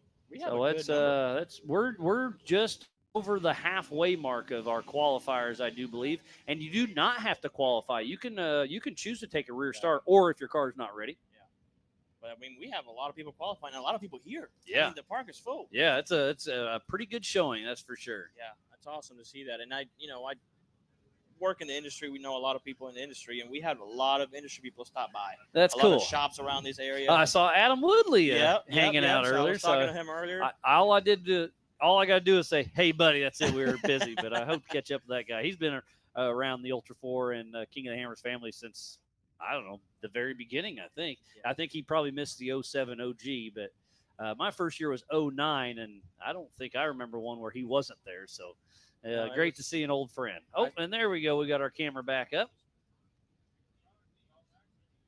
Yeah, I saw him at the driver's meeting today, so I walked up and I was like, "Man, you coming back to the OGs, huh?" Yeah. I asked him if he was getting in the car. He's like, "Oh, no." So you're saying there's a chance. Hey, that's what I'm trying to tell him. Like, jump in. Oh, heck yeah. You know, it's always a good time. But in this heat and that condition, it will beat the what out of you. Oh, 100%. No, it was a good showing here. It's awesome to see this many people walking around. For sure. Tomorrow should be even more. Yeah, no, it's going to be good. I mean, if you're anywhere in the area, we're not too far from Nashville, Knoxville, Birmingham, or Atlanta. So come on out. It's only $35 a day, $55 for the weekend. They've got a nice bathroom house. They've got showers. They've got food trucks. We got Roxy with mega merch. I mean, what else do you need? We got racing. Got everything. A little bit of dust, a little bit of mud, and food. What could go wrong? Yeah. All right. That sounds like a Pro R. Who was that going to be? The 529? Yes, that's Cody Willenborg out of Herrick, Illinois with CW Motorsports, part of the All Things UTV Open class, and his Polaris Pro R with AMS, All Balls, Tire Spine, Bellray, INW Fab, Braille Batteries, Optimate, Polaris Razor, and CW Motorsports. His first race with us was back in 2022 at King of the Hammers. Again, if you're just tuning in, we thoroughly appreciate each and every one of you. This is the 2025 All Things UTV Teardown in Tennessee. Oh, that was Nick Anderson. Cody's up next. Thank you. Okay, so that's Nick Anderson taking off for his second time. So that was a 3402 of Nick Anderson out of Canton, Georgia with Anderson Racing in his Can-Am Maverick R, Metal FX, CT Raceworks, UTV Race Shop, Infinite Off-Road, Evo, Tire Spine, and PRP. Looks like Brenna's tuned in. Tom Biddle, the Pringle Fab, Captain, Phase V, Custom Splice, Denzel the Great, and Mountain Made Off-Road. Oh, that was Paul Wolf that you were saying. So now I'm Which all one? goofed The up. one drove by? Oh, okay. So you were wrong too. All right. Well, they're telling me so Anderson was wrong too. So it's Paul Wolf, the 1018, then it's Willenborg, and then Nick Anderson. So we're all a little goofed up, but we'll get it figured out. So that's Paul Wolf, the 1018 out of Alton, Illinois with Wolf Racing, part of the All Things UTV Open class with that Can-Am Mavar, Badlands Off-Road Park, All Tech, Nitto, and Raceline. So this is Paul's second run. Yeah, he's running the Pro Mod and the Open class, and then also the 4400. So we'll get some times for him. Looks like Alan O'Neill is tuned in as well. Thank you, everybody, for checking it out.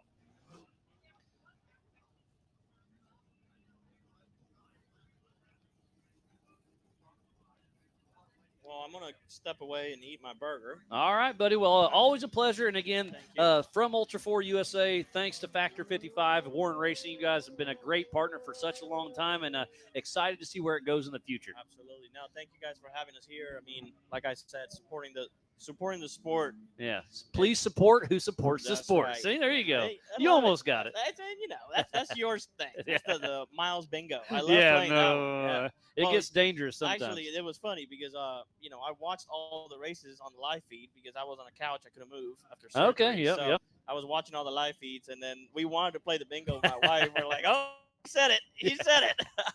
All in good fun. No, thank you for Yep. everything you do, man. Well, I This is appreciate it. Being able to be at home, now being able to move and seeing the race, almost like you're here. Yeah, So, perfect. and thank you guys. Yeah, absolutely. All right. Drop your phone, buddy. Yep. All right. Well, Sergio, always a pleasure, and we'll see you around. Come Thank you, back brother. by later if you get a chance. Absolutely. All right. So we're waiting to get some cars off the line. Is this who's out there now? Do we know? So Cody Willenborg is about to take off.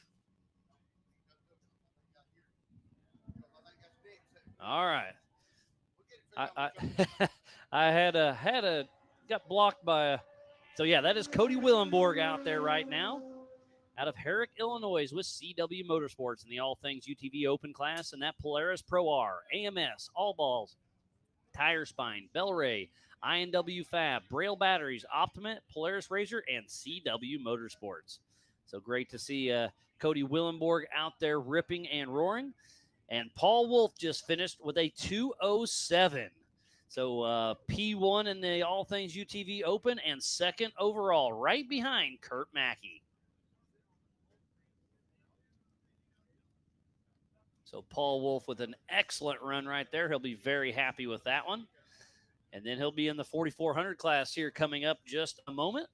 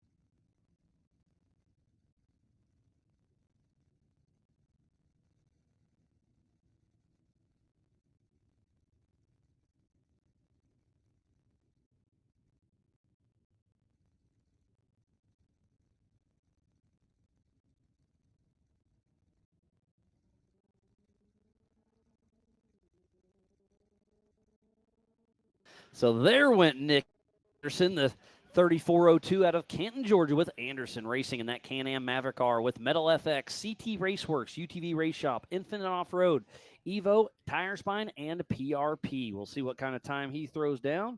Last time around, he was second in class, 7th overall with a 218. We'll see what he can do in the All Things UTV Open class.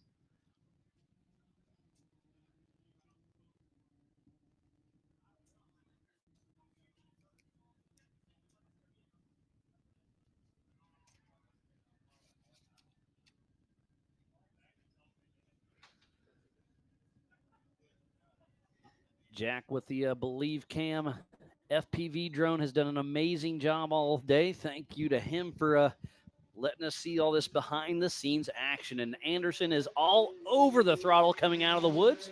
Again, this is a 1.5 mile qualifier as he gets ready to check up for the Brannock Boulders.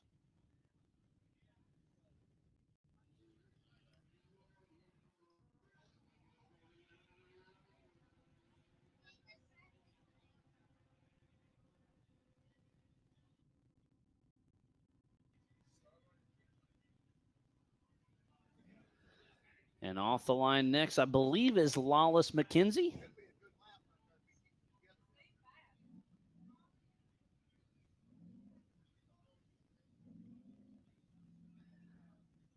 So waiting for a time for Nick Anderson.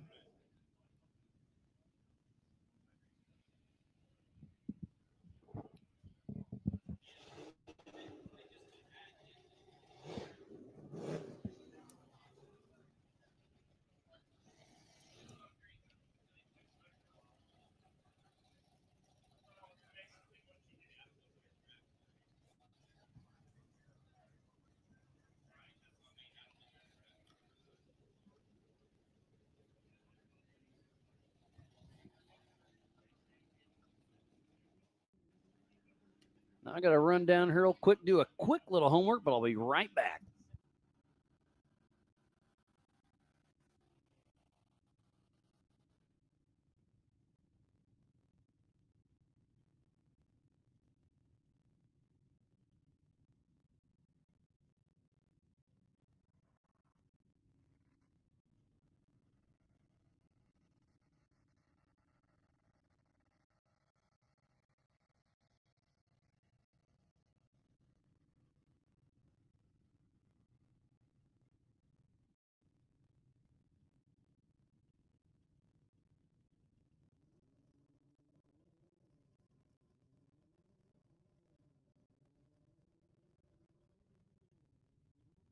So offline there was Lawless McKenzie, number 4986 out of Middletown, Georgia. With Lawless racing in the stock class in his Can-Am, CT Raceworks, Woodgate Petroleum, and OBOR tires. So it looks like Nick Anderson in the open class was 4th in class, 14th overall with a 226. First run was a 218, second run was a 226.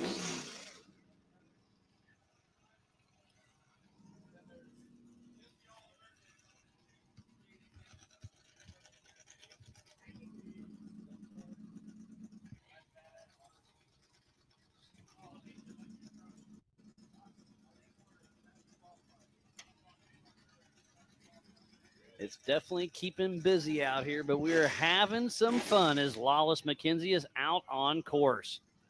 Jack had to land to swap some batteries out. So we've got about, and there, it looks like he's got a right front flat tire for Lawless McKenzie. That'll slow him down a little bit for sure.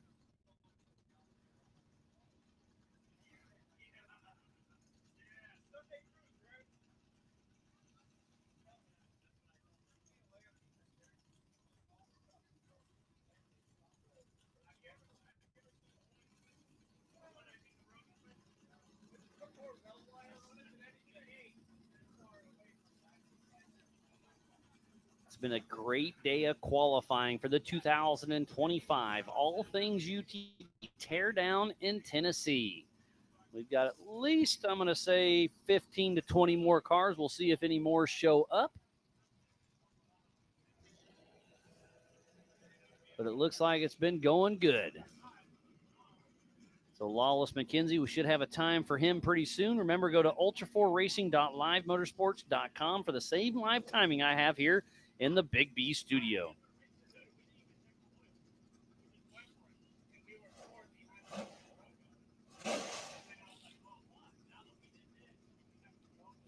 Definitely have a few cars that I haven't seen gone yet, so we'll get that all squared away here in just a little bit. But again, out front in the stock class is UTV stock class is Kurt Mackey with a 157. Then it's Paul Wolf with a 1018, or Paul Wolf number 1018 with a 207. Aaron Lynch with a 210. Brandon Davis with a 211. Chad Hunt with a 215. Cody Willenborg with a 216. Then it's Nick Anderson, Jim Flory, Adam Brown, Jeremy Blackburn, Philip Poe, Gavin Smith, Brandon Anderson, Nick Anderson, Dan Hill, Mark McCleary, Travis Fisher, Josh Owen, Pat Murray, Corey Day, Lawless McKenzie, who just finished, Randy Shahan, Miller Richmond, Sergio Pinillos, Diesel Krentz, Roger King, Adam Ellington, Jesse Schumann, John Rice, Randy Cohn, Jonathan Dawes, Todd Beckett, and Zach Savage. So out on course right now is the 4400 of Zach Savage.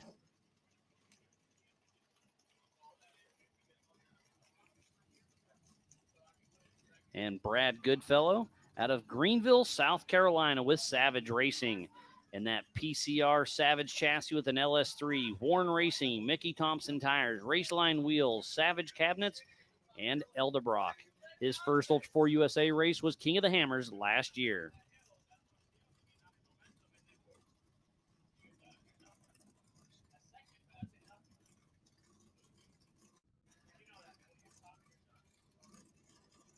So Travis Fisher looks like 6th in class, 17th overall. That ain't bad. You can celebrate in the pool with that one, right? Actually, hop in. Hop in for just a minute if you have time. If I don't step on your toes. I got plenty of time. Yeah. So Travis Fisher, you've got a pool over there. And I heard that the local fire department came over and filled it up. And then you have a donation box that you're giving back to the community. Is that correct? Well, we donated to them first. Okay, you donated first, and now you're Yes. trying to. No. So we donated to them just to make sure they got plenty of money for what they need to do. Cool. And then we told them that we just put a donation out there. Anybody that wanted to jump in the pool, they throw a little something in the bucket, and they get to get cooled off. And I got to tell you, after sitting in that line, Yeah, it was hot. and then jumping out of the car, that's the first thing we did was jumped into our swim shorts and dove in. Oh, that's awesome. And it's so great what our whole Ultra 4 racing family does. And I love that the people like you give back to the community, because without them, we couldn't do what we're doing. So it's a full circle. Oh yeah, that's I think the family atmosphere is awesome. To hear the Indiana, what is it? Team Indiana. Yeah, Team Indiana did the the hog pig roast. Yeah. I was thinking maybe we could do a beef next time, but Oh, there you go. What are you waiting on? Well, because two things, I have no idea how to do it. I get that 100%. We'd end up with fairly raw. Yeah, well, medium rare, extra rare, whatever. Huh? Yeah. But no, it's just cool that everybody kind of steps up and does their thing in their different way. And you put that speed UTV out there, you gave it a pretty good run. Well, it's decent. I mean, I don't six quick in the class. I Yeah. think, what is there, only 11 of us? That's 50%. Yeah, that's mid-pack. It gets there. It gets the job done. And I do think it's going to be interesting on race day. So we'll see how it all shakes out. So I think that mid-pack, you'll have adjusted time on your side. And and who's your co-driver? My son, Because it's not Roger King, right? No.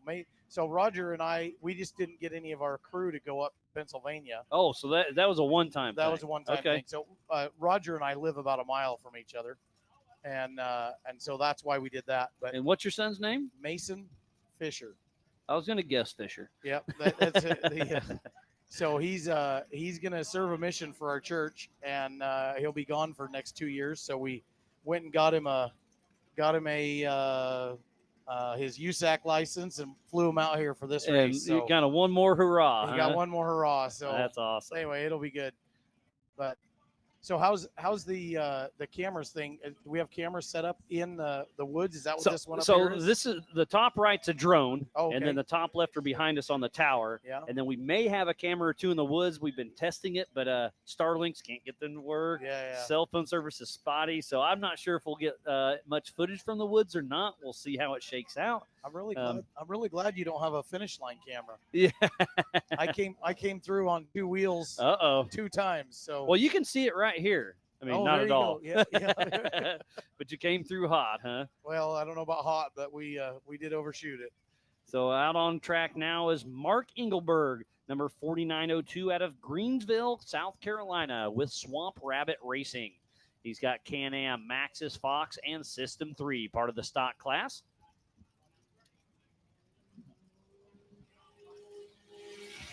And there he goes. Looks like he's got a pretty good run under his belt. Still looking at the top. It looks like the top hasn't changed much lately. But there's still a lot of big names yet to come. We'll see. Is a UTV going to be able to hold the fastest time out here? I don't know, man. The guy, is that 64? So what is Yeah, the Kurt Mackey with a 157. Is he the guy that jumped all these rocks? I missed that if he did. Oh, An RS1 Razor? Wasn't an RS1. Okay, that's was what a he's Can- racing. It was a Can-Am, and he brake checked and then nailed the gas and literally launched. skipped him, He huh? launched clear over him. Didn't touch him. Wow. Yeah. I was talking to Chad Hunt just a moment ago about that. He's like, I don't know. Well, he was saying he might do that during the race. I think if I had tires bigger than 32 inches, I might give it a shot. But But that speed UTV, you're a little. you know, it's stock. I can run 35-inch tires. Cornering that doesn't like 35-inch tires. I gotcha. And so it's kind of one of those you just kind of weigh out. But we haven't put in the big horsepower yet. We haven't put the speed key to it.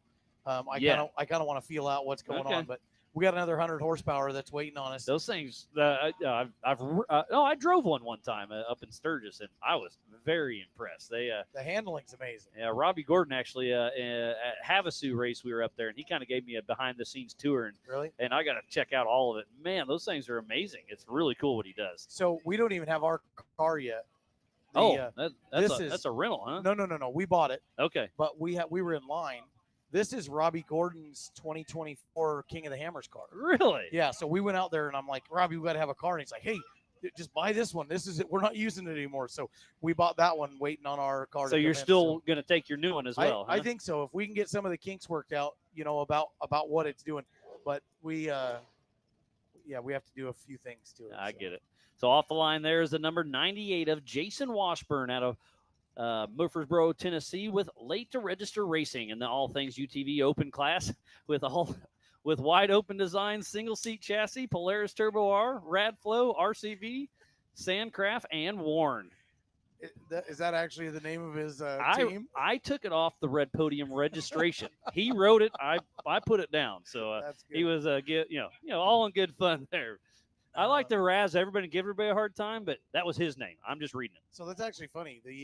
So I think the first time you got a hold of me was when I first registered for Ultra 4, and you saw Rogers, my co-driver. Yeah. And so the team was it Team Robbie Bobby? Is that what it is? Team Robbie Bobby. So I have my son-in-law in California. In Florida.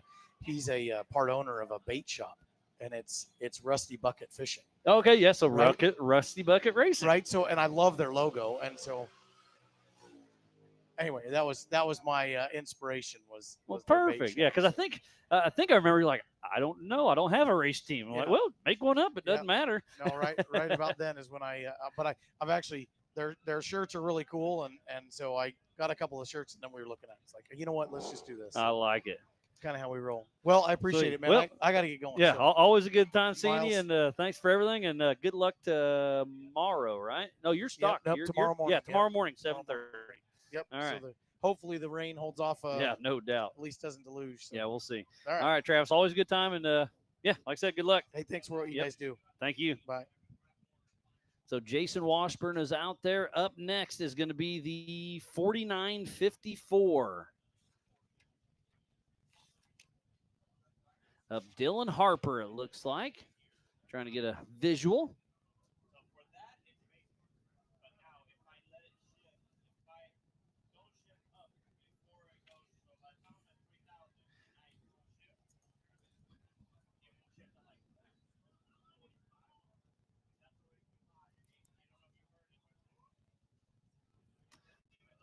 So we got a few more cars showing up.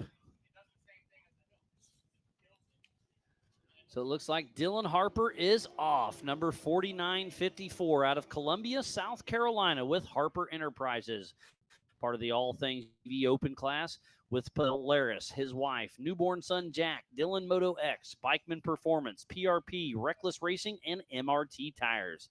His first Ultra 4 race was last year in Kentucky. So great to see him out there ripping it up as Jack with Believe Cams coming back out. He'll chase back in the woods and patiently await. This coverage of Ultra 4 USA down in Tennessee is presented by All Things UTV and is brought to you by our official sponsors, Monster Energy, Freight Factory, Maxxis Tires, and by King Shocks. So please support who supports the sport. We could not be racing out here with all of these wonderful marketing partners. We have G-Force on site, All Things UTV on site, MRT Tires, Warren Racing. Roxy is here selling all the things. We got a couple great food vendors. And actually the front little office at AOP, it's a little office. They got some great stuff in there as well. They sell ice here on site. So be sure to go check out everybody you can. Obviously, it's a long, hot weekend, so take breaks, get in the shade, take some drinks of water. And Dylan Harper coming to a stop. Not sure what's going on. Looks like he may have kissed that tree. And at a complete stop, starting to move just a little bit. He's definitely got something going on. Looks like, look at that left front. Looks like it's sitting a little goofy there.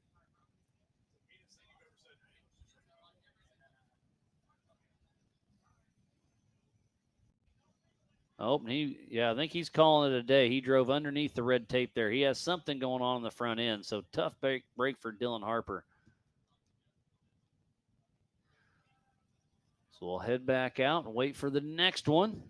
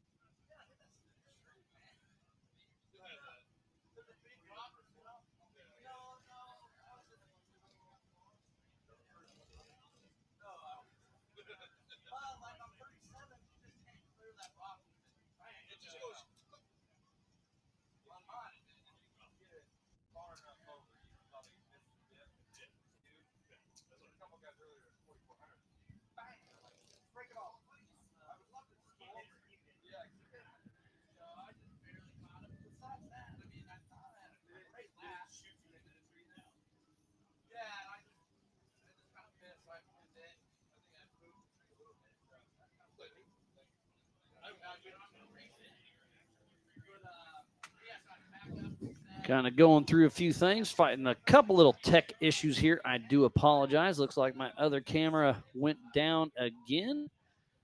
So it looks like while we try to get Dylan Harper off the course, I'm going to run across here, but I'll be right back with more racing action.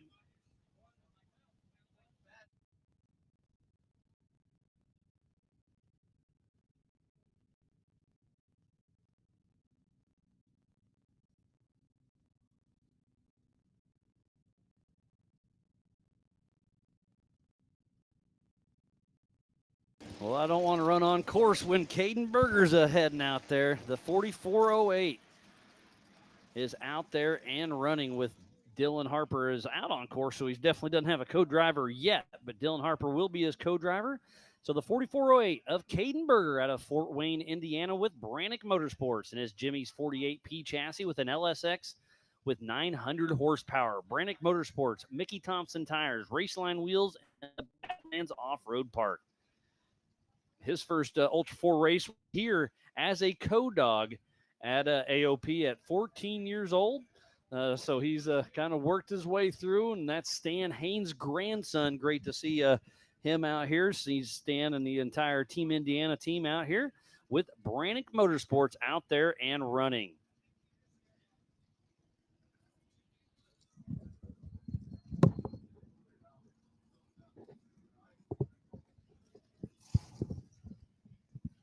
So there he comes into screen. Caden Berger with Brannick Motorsports. Oh, has to back up for that tree. That's the tree that could have bit Dylan Harper. Not sure exactly what happened. This is an old 4400 car, but he has put single shocks and went down to 37-inch DOT tires. So what is a 4800 Brannick Motorsports Legends car? Well, you're watching it right here. It's a front or rear mounted engine, unlimited horsepower. Vehicle must contain 2 seats side by side, single shock per corner, maximum of 37-inch DOT tire. Only solid axles are allowed. And again, this is a great spot to retire a 4400 car. Again, go to a single shock, smaller tire, and you are back in action. There's a lot of new cars that are being built for that. Driving by right here is Jesse Oliver in a brand new Miller car. So he'll have his hands full with Caden Berger. We'll get a time for him here in just a little bit. But so far, so good.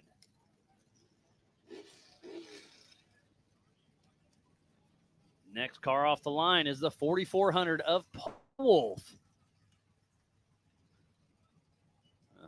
Land real quick, swap some batteries, and be back in action.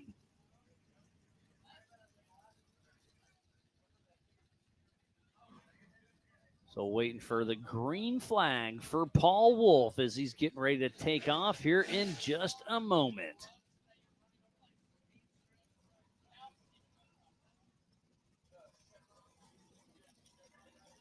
Brian Trotter's out there on the PCI race radio. Looks like giving Paul the green flag. So the 1018 of Paul Wolf out of Alton, Illinois with Wolf Racing and that 2018 UFO single seat IFS car built by Joe Thompson. It's got an LSX 434, Nitto tires, Raceline wheels, VP, and Radflow. He's got 25 first place wins and 40 podiums with Ultra 4 USA. That's one of the best records we have. That is an absolute fact. So we'll see what kind of time he can throw down. In his open UTV, it was a 207. Can he beat that in his unlimited car? This is very tight and technical through here, so time will tell. But again, so far, so good for all of these competitors. It's been a lot of fun to watch, and this is just qualifying, getting everything set up and ready to rip.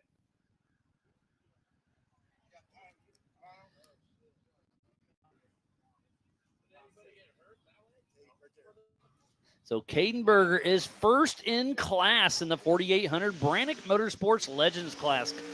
And Stan Haynes is coming over here excited as Paul Wolf just blows by.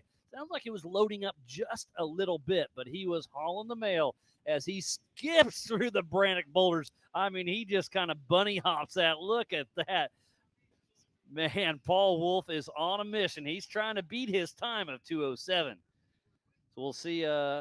It's Chad Hunt first in the 4400 class with a 215. So time will tell here very soon, but I'm suspecting that Paul Wolf just threw down a smoke in time.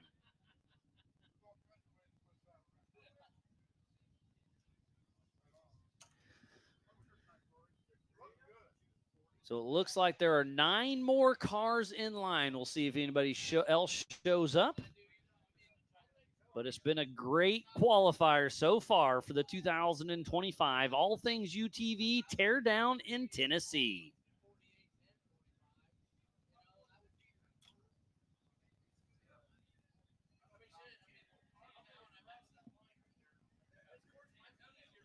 And he is off and running. This is the 142 of Brandon Reed. And his brother Brad riding shotgun out of Baroda, Michigan with Reed Brothers Fab Racing. He's in a home-built Bronco chassis with an LS53, Method race wheels, Redline oils, Runs Prime Racing, and Urban 3D. And Paul Wolf is now your fastest qualifier in the 4400 with a 158 with a run 1 second behind Kurt Mackey, but still a good run. Paul Wolf, P1 and 4,400, and P1 in the open class. And I do think we got to figure out where he's at in Pro Mod.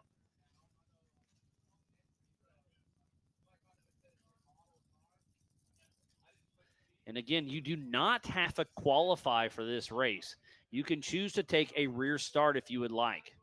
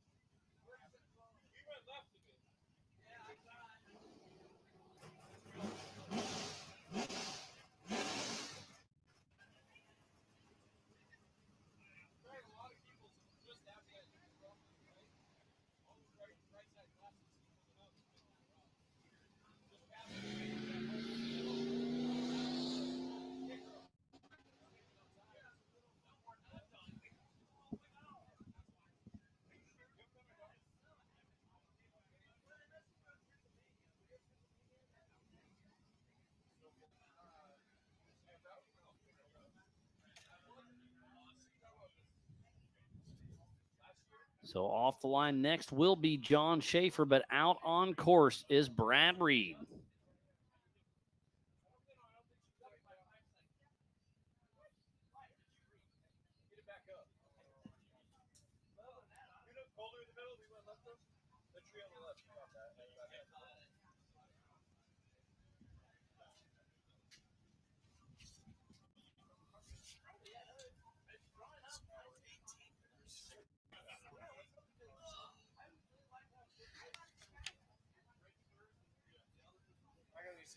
So Brandon Reed out on course right now and patiently awaiting is the 271 of John Schaefer.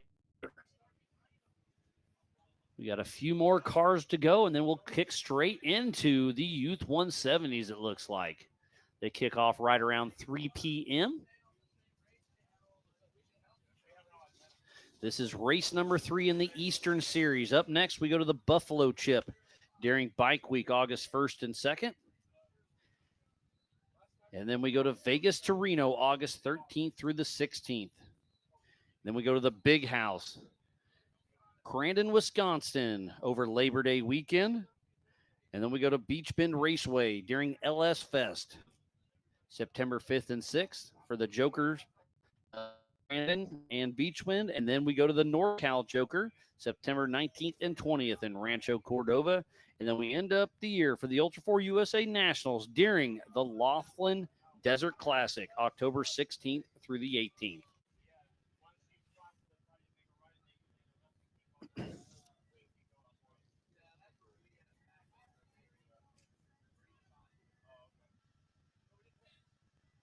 So waiting to see what happened to Brandon Reed.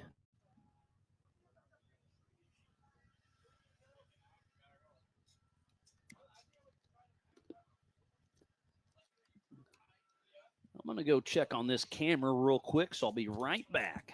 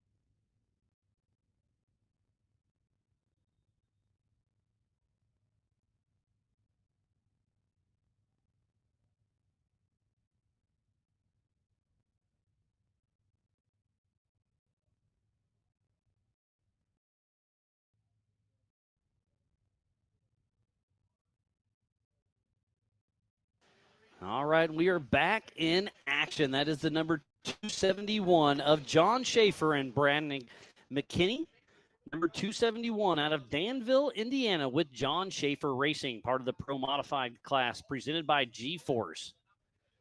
He's got a custom John Schaefer built in X3, Henry Brown GMC, Silo Auto Sales, Brown and Miller Racing Solutions, ARP Racing, and RCV. So we'll see what kind of time John Schaefer takes off.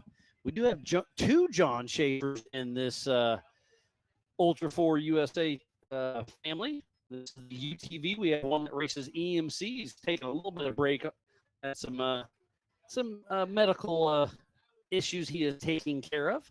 So hopefully we see him back in the 4600 Spider Track stock class later on. But right now it's John Schaefer and his UTV.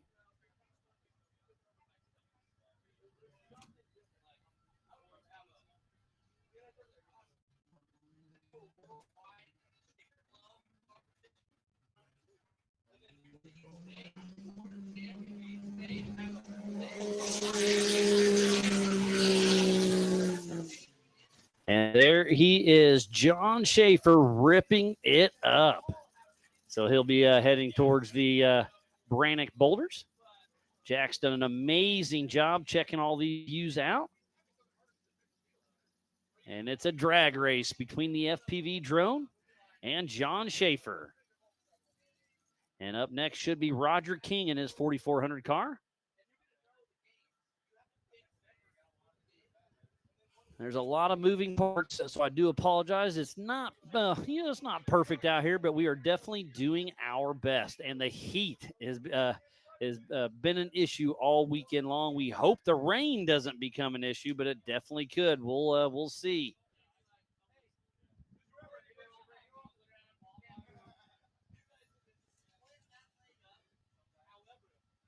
So we'll get some times coming up, but right now it's still Kurt Mackey in his stock UTV, a half a second faster than Paul Wolf in his 4400. And then it's Paul Wolf in his open UTV. And then it's Aaron Lynch. Then Brandon Davis first in his class. Chad Hunt second in 4400. Cody Willenborg second in the open UTV. Nick Anderson second in modified.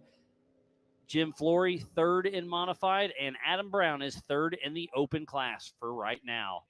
But taking off the line right here is the 124 of Roger King.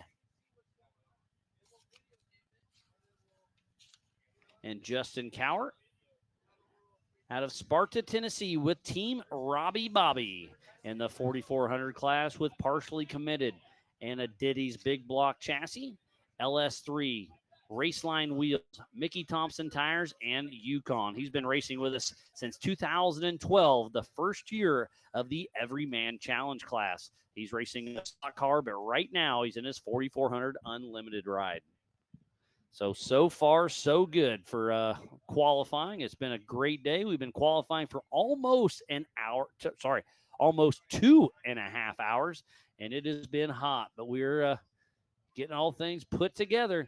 So far, so good.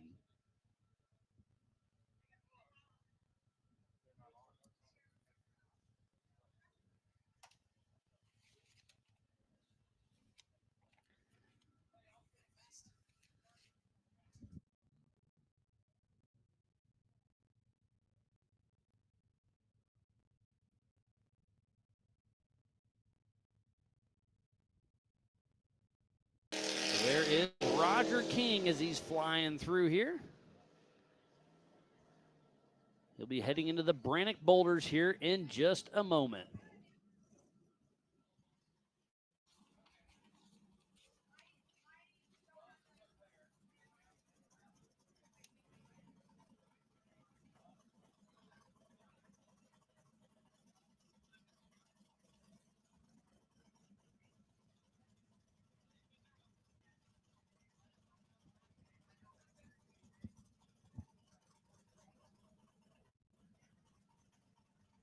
So up next should be the 801 of Anthony Vinoy, Uncle Bubba himself in that bright pink TMR car.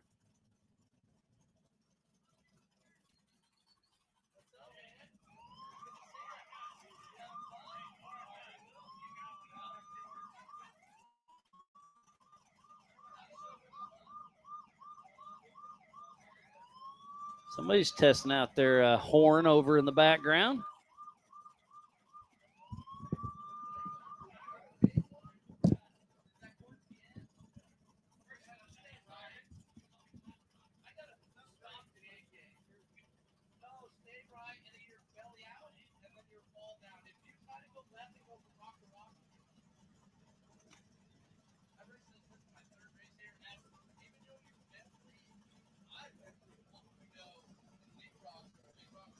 So Roger King should have a time for him here pretty quick. Looks like Roger King is third in class in the 4,400 class with a 2:30. And off the line there is the 8:01 of Anthony Vinoy out of Hickory, North Carolina with FSUR. Method Radio, Gear Supply, and Motorsports.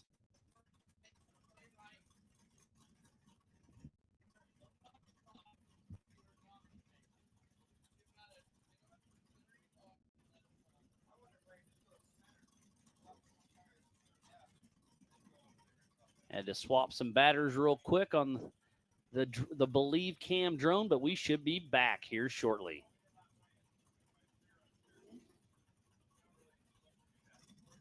And he is up, so he should go chase down Anthony Vinoy. He should be coming out here at us here any moment. And then up next, looks like it's the 256 of Brandon Davis.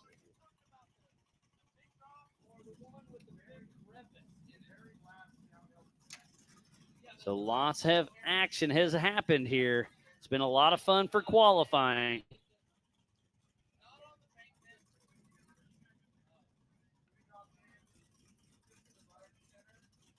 And there goes Anthony Vinoy.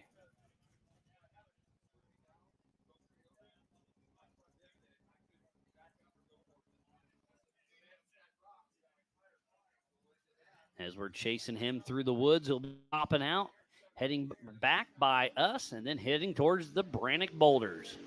So Anthony Vinoy is full tilt throttle.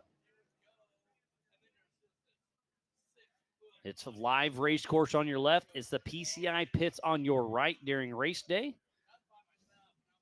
And there he is, checking up for the Brannock Boulders.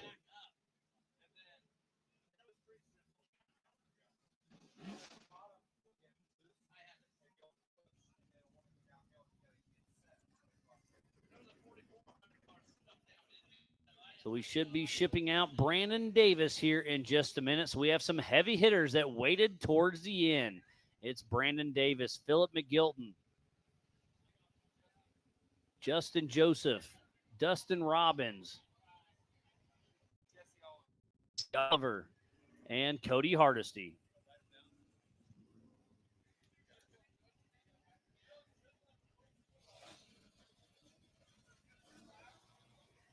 So up next, oh, there he is. Diesel Krentz, come on in here for a buddy. So definitely a great, you got to put it on. Is it go on the right side or the left side? Whichever side you want it on. Wait a minute, when you get an earring when we were young, was it like right, you're not right, but left, you're so left side? Yeah, something like that. Yeah, whatever you want to say. You're so much louder. Oh, well, here, let me. Oh, no, it's good. Okay, It's good. you're good. All Yeah, I right. like it. You have a great voice. Well, every once in a while, huh? So off the line there is the 256 of Brandon Davis out of Huntsville, Alabama with Davis Racing in that brand new UFO single seat IFS LSX with 750 horsepower, Raceline wheels, Mickey Thompson tires, RCV, and AMSOIL. So joining me in the Big B Studios, Diesel Krentz, part of the 4,500 modified class. How you doing, buddy? Man, I'm doing good. This is we've raced here twice, you know. And Yeah, your first year was 21, if I remember right, or 2020. 22? 22. Okay. No, maybe 21. All right. I Yeah, think it's 21. My first Hammers was 22. I yeah. believe that. But visually, when you go out there, it does not look like the same place. And you had a run of a 3:11, so first in class, not too shabby. I've never really had class. I'm so glad I'm first in it now. Well, you've always been classy. You may not have class. How about that? Well, maybe at a truck stop. But yeah, you it's, definitely come out here, you have fun, and you put it all on the line. And this was your first race ever, was in 2021 at AOP, if I remember right. Yeah, it was, and we sure brought a knife to a gunfight. Yeah, no doubt. You definitely you've lived and learned, and really stepped up your game there for sure. Yeah, and, I've been around the country wheeling and having fun, going to all these places, but it didn't prepare me for when I'm driving. When I start discouraged, what did you expect? You signed up for a professional off-road racing division, and I learn every single week. Oh, 100%. Yeah, and you have stacked off-road. You build Jeeps, you build trucks, and you build race cars, obviously. And man, I definitely love following your social. You're always out there having fun and make the best of life. I love it. So I got a saying, You got a few sayings. yeah. Well, I'm going to say one. The one you can say. And this is good, like everyday life. Like, that song, I got 99 problems, but a girl ain't one. Or Yeah, whatever. something like that. But I'm like, I have 99 problems. I'm just not going to choose one. Yeah, there you go. I like to that. judge my personality, because I got problems. I got to handle them, but I don't want them to affect my glow. I want to, You want to have fun with it, for sure. But even this qualifying course is pretty crazy. Oh, it's wild. So off the line next is the number 47 of Philip McGilton out of Tuscaloosa, Alabama, with 47 Motorsports and Rusty Nail Racing. He's in a Campbell chassis, single-seat IFS with Schofield Performance LSX 454, Southern Tire Mart at Pilot, Yokohama, KMC Wheels, Simpson, Willwood, and man, this guy's he used to race ARCA. He used to race the truck series with NASCAR, and he's came full circle. He's been he's great this year, and I think he's second in points. Let me kind of verify that. Yeah, what a culture shock going from because I'm from the pavement stock car world. We run Hooters Pro Cup. So he's actually first in class in the 4400. yeah. So he's got some good stuff going. So go ahead. Oh, did you call me a go ahead? Go ahead, but go ahead. Yeah. I'd call you worse, but I'd get in trouble. We'll do that with some beers. Yeah, there you go. Yeah, so I came from that world. Yeah, you rode dirt bikes and that, right? Yeah. The dirt bikes was kind of a small thing. Listen to that Schofield Performance LSX. It is screaming. Sounds so good. Man, so Paul 4400 is a 158 time to beat, and Philip McGilton is on the pipe trying to chase that time down. So, yeah, you come from the roundy round. You've been there. You've done that. What a different, just the whole atmosphere. Like the whole thing is, from parking vehicles to the, I don't know, like it is. It's just a different world. Yeah. Different, complete world. And if I'm an off-road guy, but I've heard the drag racers, I've heard the roundy round guys, like everybody's kind of secret and they do their own thing. And then you get out here and everybody's so helpful that it's just a complete different vibe, right? Yeah, until you're out there. Yeah, then it's man versus machine, right? It's and, last time we were here, we actually had a really great run, and we got stuck on 44. Uh-oh.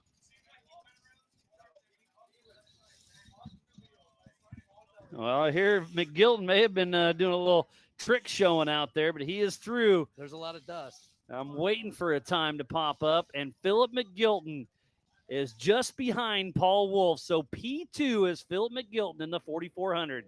So a great run by McGilton. Just wasn't quite enough to get old Paul Wolf. How long has he been? He took that transfer from the. It's been a bit. He's been racing with us for probably 4 or 5 years. But man, yeah. So kind of the same. Yeah. Very similar. Yeah. So off the line there is number 17 of Jesse Oliver and Randy Cole out of White Lake, Michigan, with Oliver Racing in a brand new Miller Motorsports chassis with a Mass Motors LS 408 with 600 horsepower, Mickey Thompson tires, Ironman Off-Road, Raceline, and Brannick. So I'm excited to see him out there putting some time. He's literally drove it off the trailer, put it in the yard, took some pictures, and came pre-running. So it's a brand new Miller chassis. Now. Yeah. Well, First time at no race slouch. pace. He's No. slouch. He's been racing 4,500 with you for quite a long time and won some championships. So I'm still trying to figure out how to make the brakes work. yeah, well, it's your other foot. Yeah. Well, I can't feel my feet. So Yeah, well, We have So some you don't feel trucks. that? No, right? Why would you do that?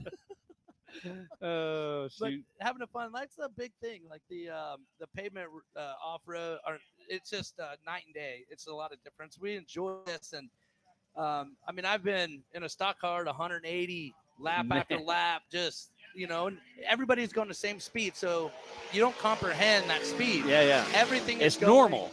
It's going that fast is more scary when you're by yourself. Oh, I can see that. When you're with people, everybody's going your same rhythm, motion. Boy, this off-road thing, I don't even think you got something figured out. It's right when you nature. think you have it figured out, you don't. So we've got a couple of people that have been hiding in the pits waiting for everyone to come through. So up next will be Dustin Robbins with All Things UTV and that 311 Jimmy's car. But out there on course, still ripping it up, is Jesse Oliver in that brand new car.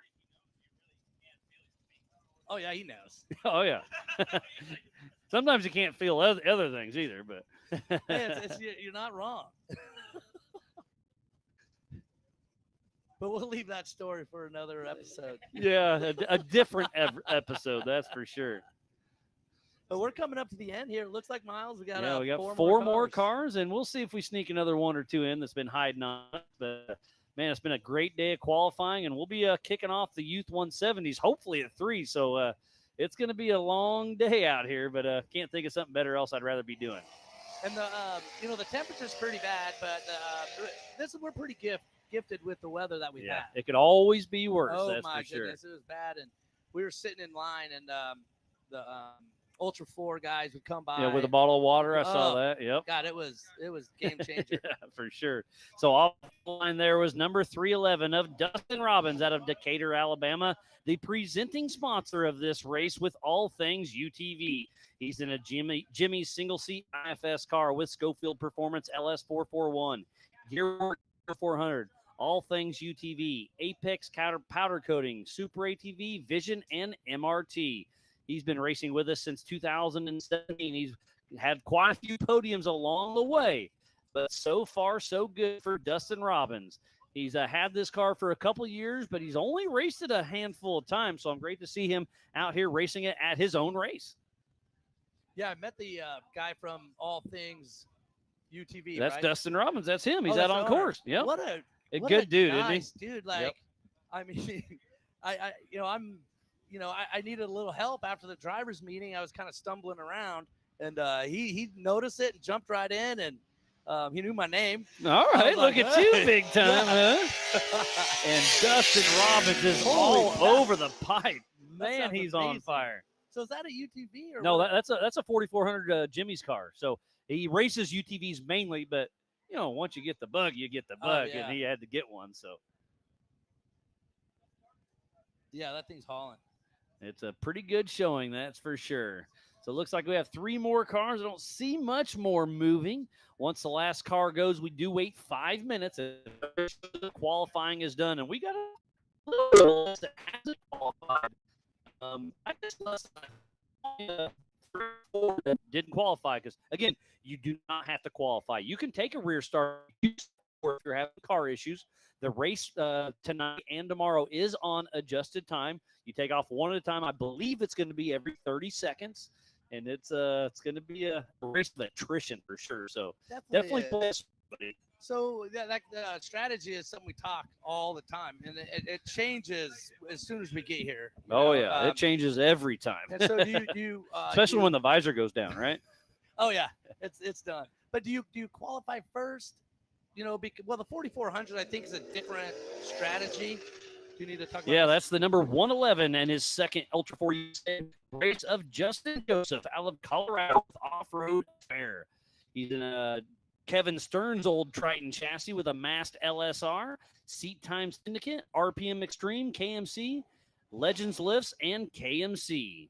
So it's great to see him out here ripping up, and that's might be the fanciest car out on course this weekend. Those Triton cars are an absolute work of art, kind of a sister car to Lauren Healy and Vaughn Gittin Jr.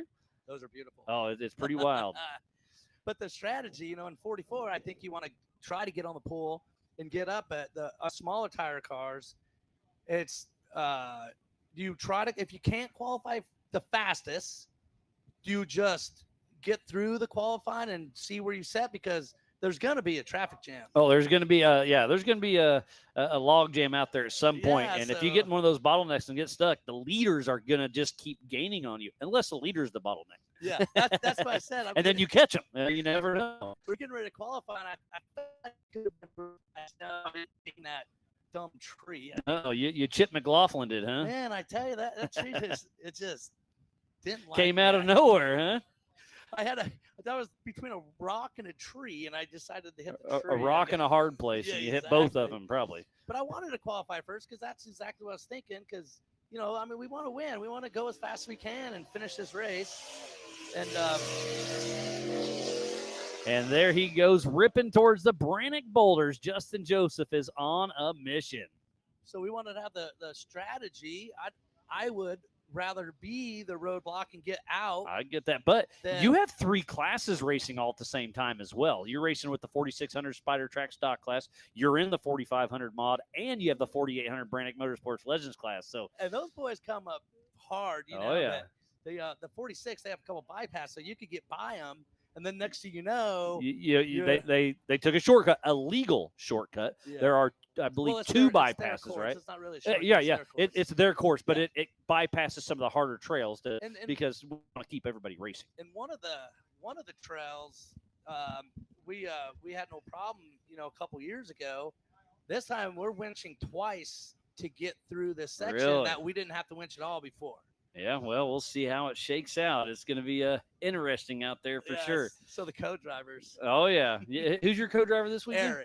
Eric. Spindler. Okay. yeah. But your son was pre-running with you, right? I'm so proud of that little Yeah. monster. He and I don't give him enough credit. I'm a pretty strict father.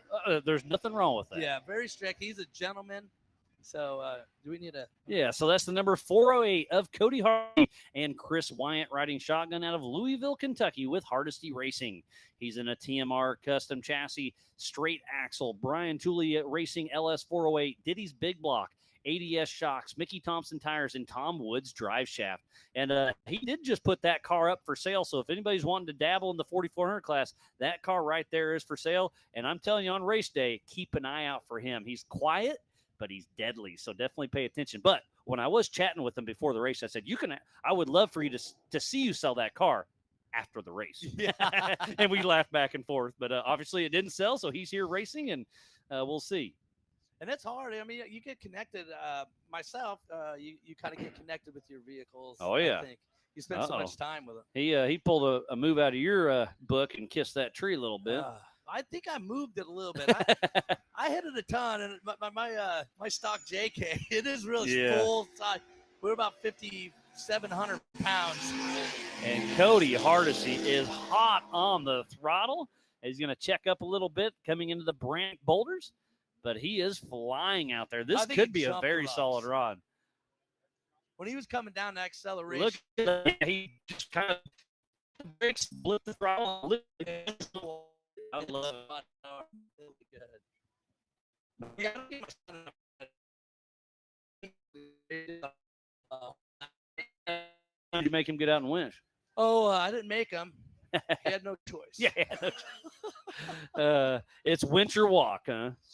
But that's one thing that's off road really great is stock car racing. The whole that whole life was super selfish around the driver. Oh yeah. It's not like that. Yeah, because you're in there for a long time. And there's so many masks that are crew. And Oh, you got a great team. Oh, we have a great team. They're all amazing friends, and Yeah, they- you build a family out of it for It sure. really did. And they're all involved. It's the stock car racing. You seem like you disappear for a couple hours and nobody's really involved. Okay. But the off road, it just seems like everybody's involved. So Oh, he looking- flattened that, oh rear my tire. goodness. Cody Hardesty just moved into second position in the 4400 class. It looks like literally almost identical times to Philip McGilton, but Cody Hardesty nudged him out. He just rolled in with a Okay. right rear flat. Okay. That's Cody it, Hardesty yeah. did? But So- it didn't look flat here, so either did it in the rocks, I mean, the closed course, I don't know where we got the flat there, but he So, definitely rolled in. Off with the it. line there was Kevin Porterfield and Brian McVeigh out of St. Clairsville, Ohio, with Porterfield Motorsports.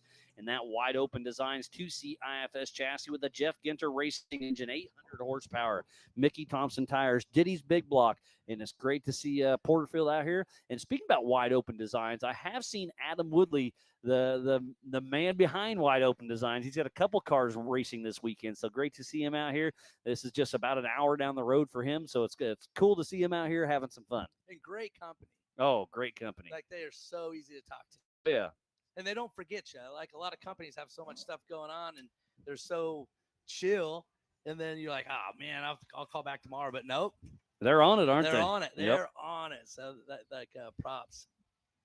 So, again, we need to give a huge shout-out to Monster Energy, Warren Racing, Brannick Motorsports, All Things UTV, NorCal Rock Racing, Rock Crawler Suspension, Freight Factory, Spider Tracks, Factor 55, PCI Race Radios, G-Force Suspension Technology, Metal Cloak, Maxxis Tires, and King Shocks.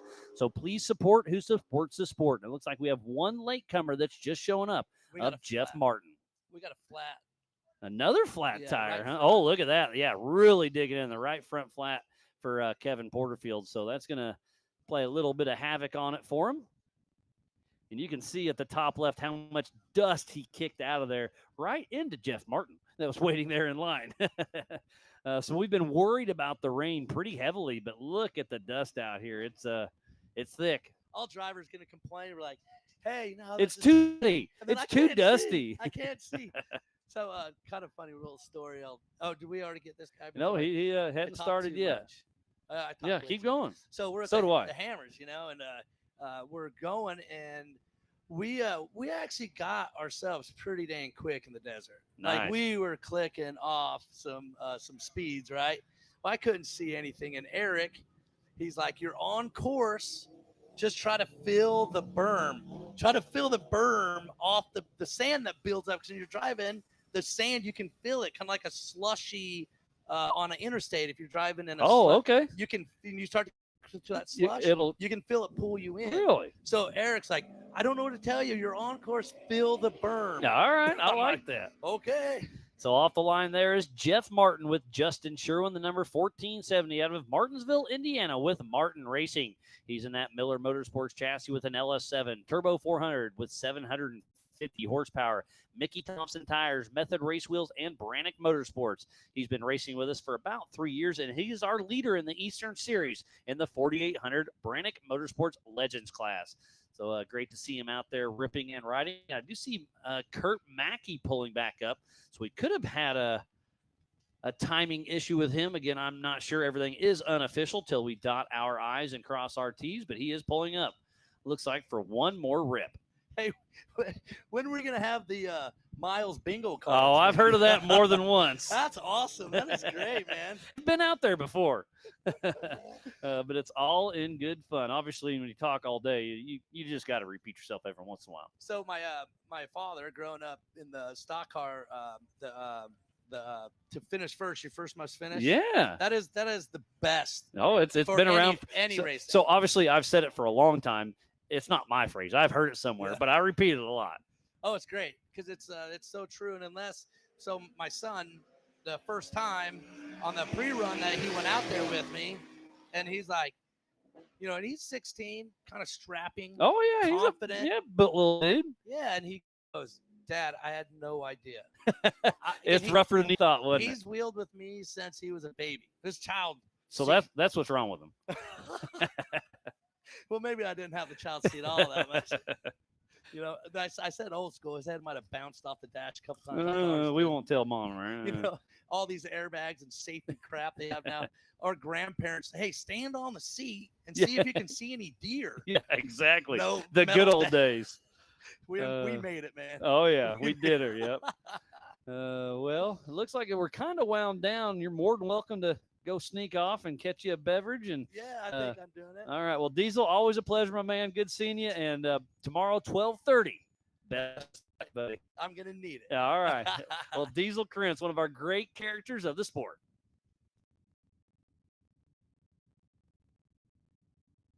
So it looks like Kurt the Rocket Mackey is heading to the line. So we'll get him off the line one more time. So Paul Wolf in the 4400 P1. Cody Hardesty, 4400 P2. Philip McGilton, 4400 P3. And then in the open UTV, Paul Wolf, P1. In the stock, P1 is Aaron Lynch. P1 in Pro Modified, Brandon Davis. P4 in 4400, Brandon Davis. So almost identical lap times between his UTV and his UFO. That's extremely impressive. P5 in 4400, Chad Hunt. P6 in 4400, Dustin Robbins. P2 in UTV Open, Cody Willenborg. And then in 4800, just ripping a lap out there. And just like that, I missed it. Was Jeff Martin. There it is. Jeff Martin, P1. And Nick Anderson, Pro Modified, P2. Jim Flory, Pro Modified, P3. Adam Brown, Open, P3. Jeremy Blackburn, leading our stock points in the Eastern Series, is P3. Philip Papapo, coming out of retirement once again. Hopefully he sticks around this time. Papapo is P4 in the stock class. Gavin Smith is P4 in the modified class. Brandon Anderson, P5 in stock.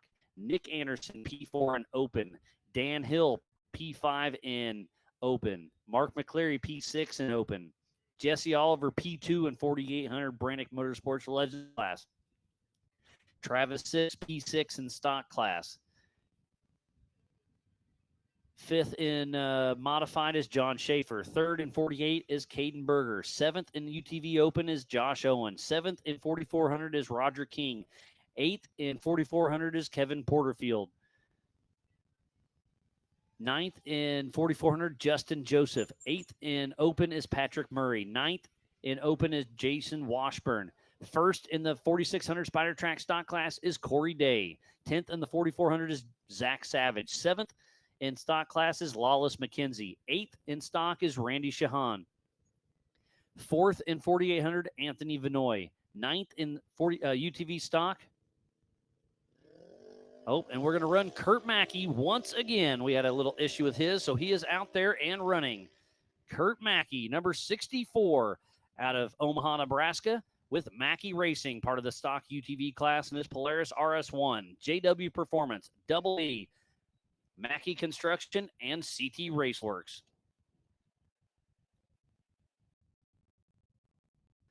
His first Ultra 4 USA race was Rush, Kentucky back in 2023.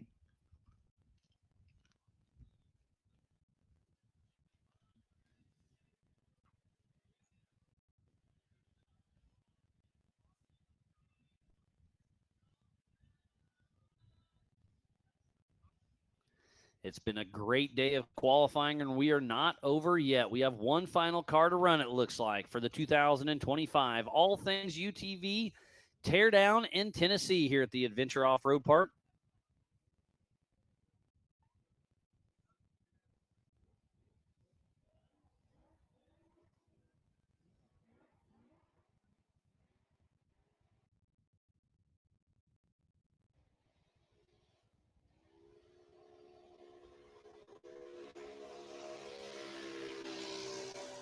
So Kurt Mackey is heading towards the Brannick Boulders.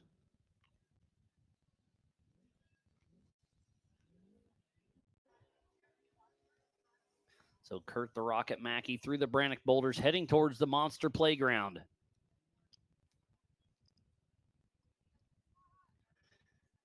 So qualifying is about to wrap up, and then we're going to go straight in to the Youth 170s. They'll be out there having some fun. They're going to practice, they're going to qualify, and then they're going to race. We're going to give them their hour block. And then at 4:30 this evening, the 4900 All Things UTV Open class.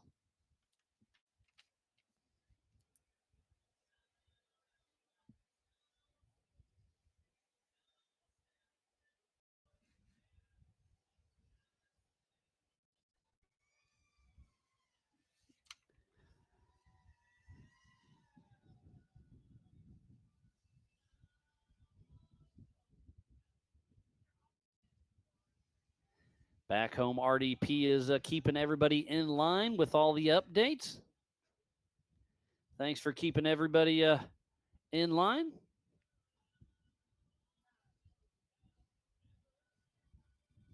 Yes, Warren and Factor 55 are on site with some food vendors. We have Roxy selling all the things. Looks like we had some Diesel Prince fans out there.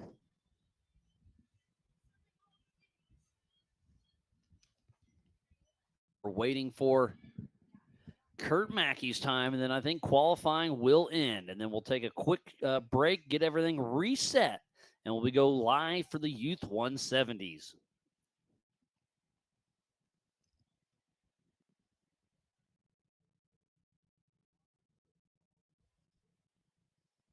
It's been a great day of qualifying on this 1.5 mile qualifier. A little bit of rocks, a little bit of trees, a little bit of woods, and then a drag race through the Brannock boulders, then into the monster playground. And it was a lot of fun. But it looks like we are clear here. So far, so good. So I'm going to step off here for just a minute. We'll get everything reset. So don't go anywhere. We'll be doing the Youth 170s here in the next 15 to 20 minutes. We'll get that all checked out. But it's been a great day. Thank you for everything, and we'll be right back with more racing action.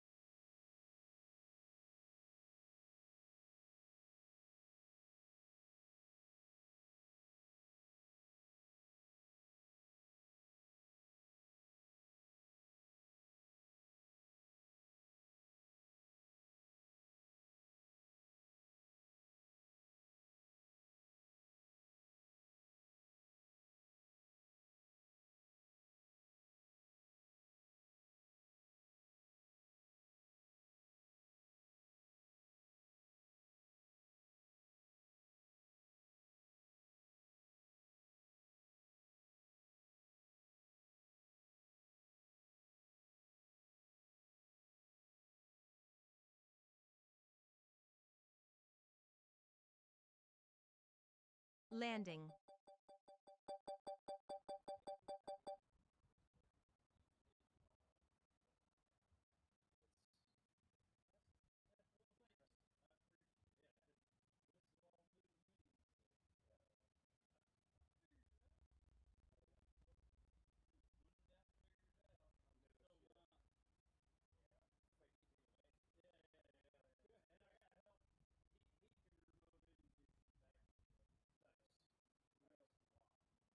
Home point updated.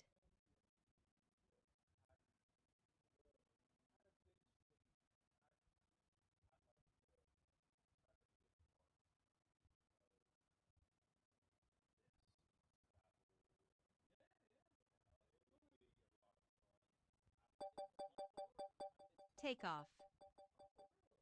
Home point updated.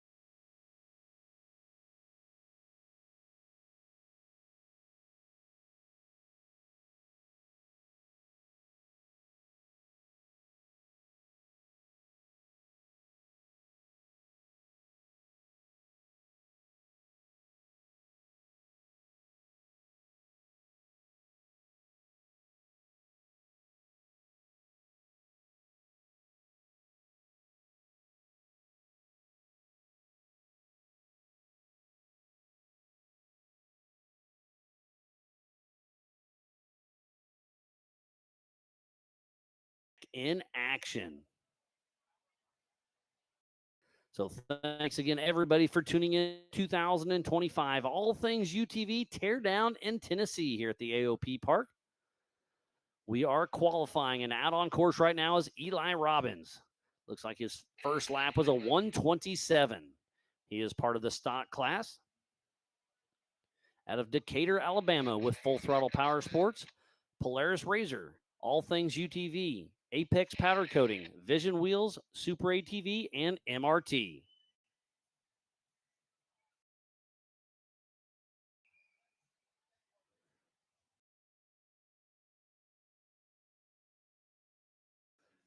So it sounds like we had some tech issues, but Chris with Take It Live behind the scenes got me back in action. So thanks for coming back to the 2025 All Things UTV Teardown in Tennessee here at the Adventure Off-Road Park. These young tykes out there are running strong during qualifying, and right now it is Eli Robbins on his second lap.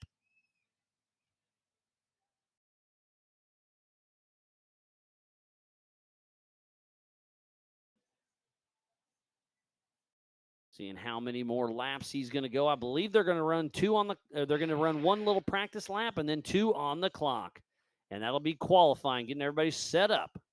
So we have the next one that's getting ready to take the line.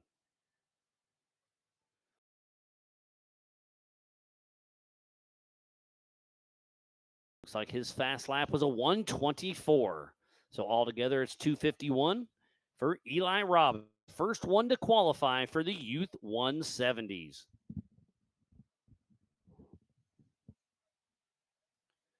We'll see who's going to be up next to take off. Again, if you're here on site, go check out the food vendor. We've got Roxy selling on all the things. We have Warren Racing here on site. G-Force Technologies as well. So make sure you mosey around and go check it all out. The wind picked up for just a minute and started coming in, but then it backed back down. And we'll see. The weather's, we keep checking. It's going to be an interesting weekend for sure. Right now, it's a nice 88 degrees out here with a chance of rain here in the next little bit. We'll see if it comes through or not. Looks like tomorrow's cleared up for a little bit, but tonight could get dicey.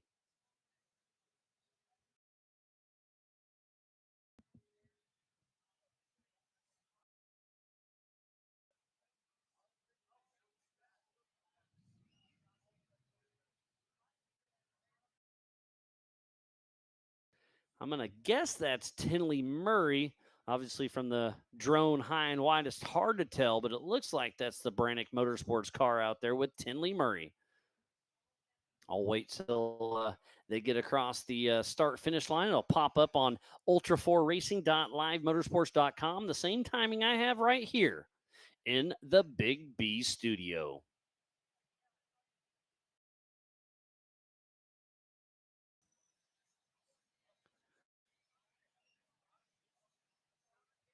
And it is the number 722 of Tinley Murray out of Plymouth, Indiana with Brannick Motorsports, part of the modified class in her Polaris 170.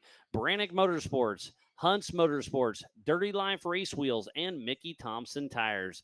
Her first Ultra 4 race was just a few weeks ago at the Badlands Off-Road Park. So she has...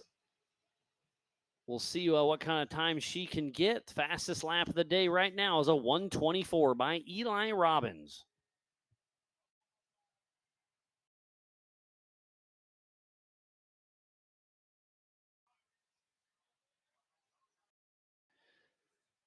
We got RDP back home. He's expecting a brand new baby.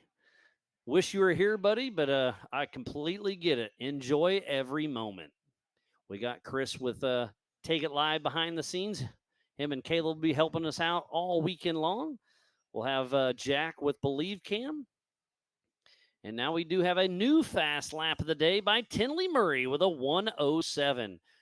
We have Brian Trotter, our Ultra 4 USA race director, making everything happen. John Goodby is here on site, keeping everything together. Jeremy Dickinson is running around.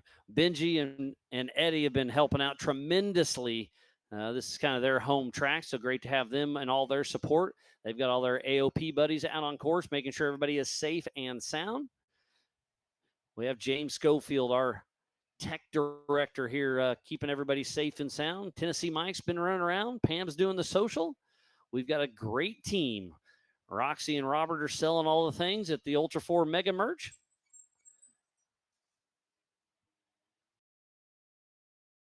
So Tinley Murray, she really looks like she's cruising pretty strong out here. I suspect another quick lap for her. Last time around was a 1:07. We'll see if she can knock that down a little bit, but I think we'll have a new race leader of Tinley Murray.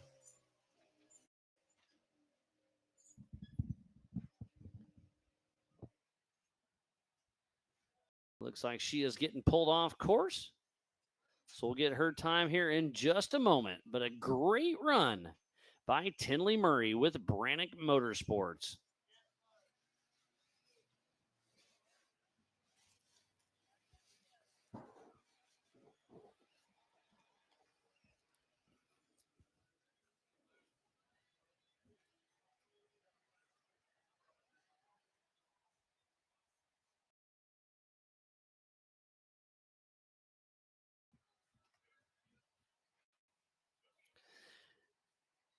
This is the Youth 170s qualifying for the All Things UTV Teardown in Tennessee.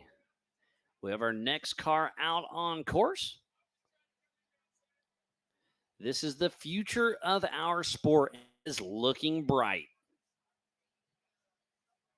I do hear the thunder in the background starting to rattle a little bit. We'll see how that plays into tonight and the rest of the weekend. It's been hot. It's been humid, and we've been scared of some rain, but it hasn't quite hit too bad here. It's danced around us. We'll see if we can keep getting lucky or not. Obviously, it's very dusty down there in the monster infield, but in the woods, if it rains, it gets really slick with this clay mud they have out here. I believe this is Cade Olick. I got to wait till he crosses the All Things UTV start-finish line.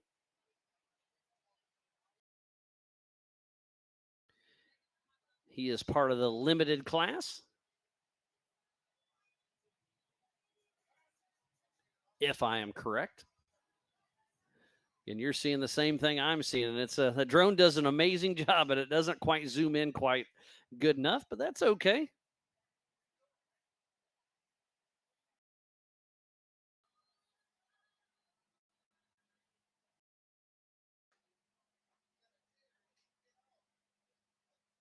And it is Caden Olak, the number 429 out of Cleveland, Tennessee, with Turned Up Racing, part of the limited class in his Polaris with CA Technology and Quicksaw Racing.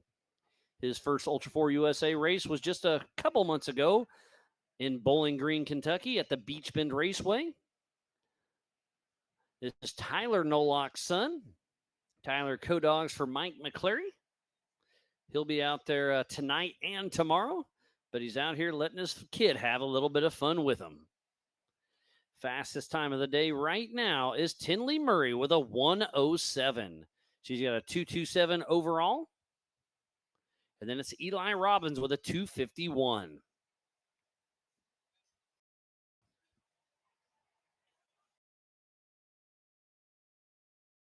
You give a huge shout out to all of our volunteers, the Ultra 4 USA staff, media, safety, USAC, racers, fans, and all of our marketing partners. This coverage of Ultra 4 USA for the Teardown in Tennessee is presented by All Things UTV and is brought to you by our official sponsors, G-Force Suspension Technologies, Warren Racing, PCI Race Radios, and by NorCal Rock Racing. And Kalen's Nolak's first lap is a 1:12. So new fast lap of the day thus far is Caden Nolak.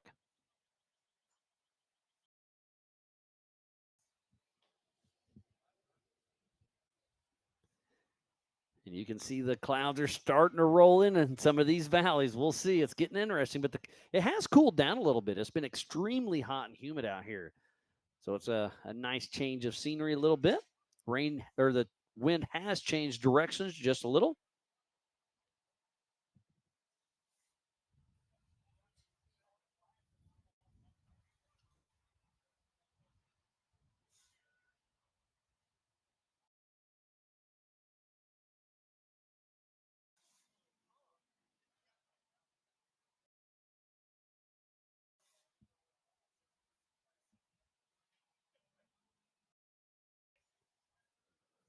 And it looks like a time for Caden Olak is 112 on his first lap, waiting for the update for the next one.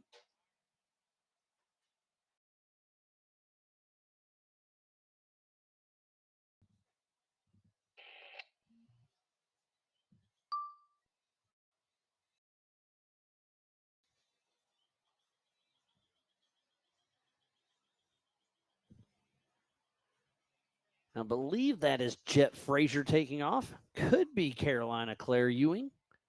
They both have very similar cars. We'll wait till he crosses the All Things UTV start finish.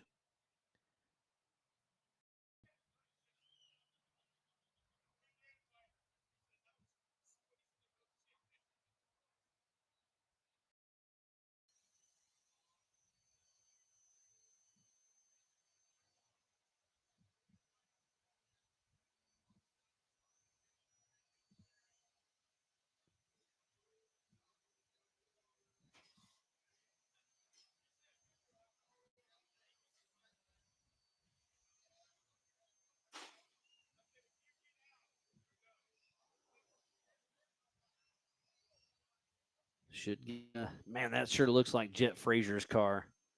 And I was right. That's the number 21 of Jet One Speed Frazier out of Greensboro, North Carolina with Frazier Boys Racing, part of the modified Youth 170s, and his Polaris with MRT wheels, Diddy's Big Block, Digging Deeper, Rad Race Gear, MRT, and OBOR tires.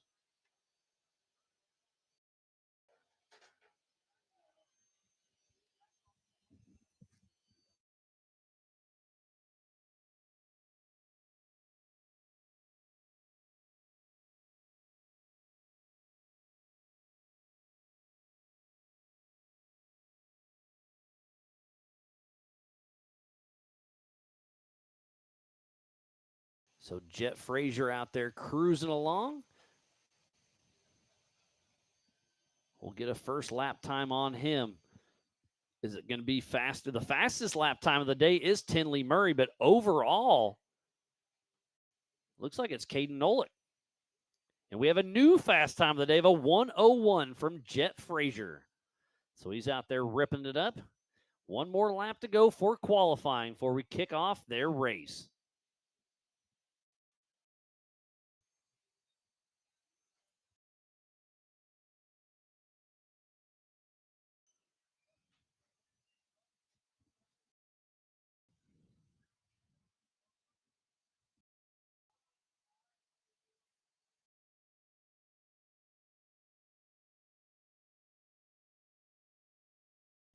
So Jet Frazier out there having some fun during his qualifying here with the new fast time of the day with that 1:01. Great run by him. Next fast time was Tinley Murray with a 1:07. And then it was Caden Nolik with a 1:12. And then Eli Robbins with a 1:24. So we'll get a time for Jet Frazier just a moment. And here it is. A new fast time of the day is Jet Frazier with an overall time of 2:06. Remember, we do have 3 classes that will be racing at the same time out here.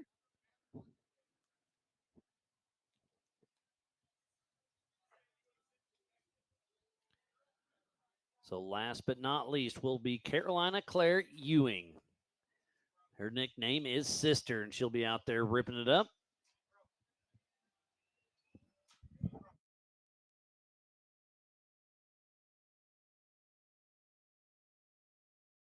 So I take that back. Carolina Claire is the car they were dragging off the course earlier. She is broke and is out. So a tough break for her. Hopefully we can get this race underway.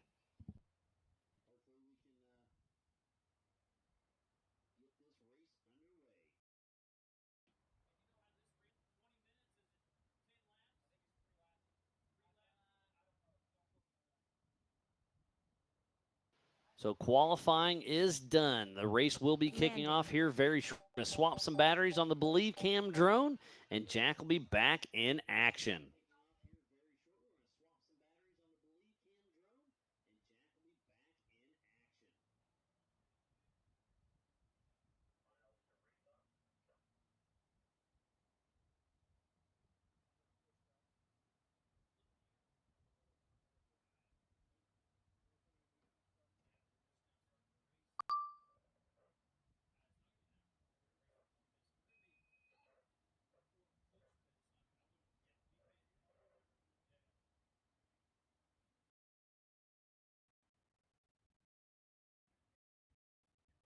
Home point updated.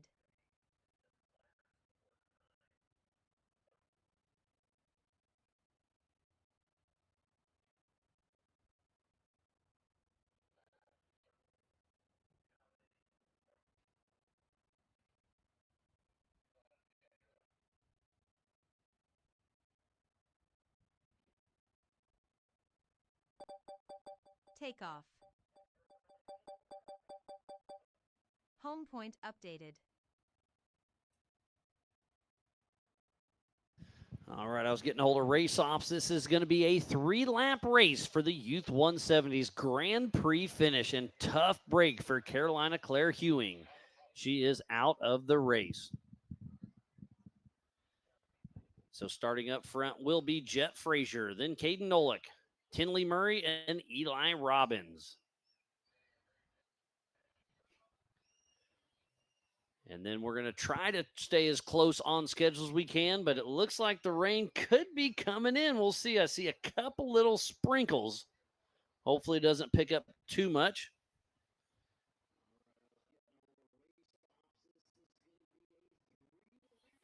I'm checking the radar, and there's rain around us. We'll see. We could get lucky. We could get hit. Time will tell. Looks like there is a chance of rain starting anytime through 6 o'clock. So the 4,900 All Things UTV Open class could be very interesting. So I believe that is Eli Robbins getting pushed off possibly.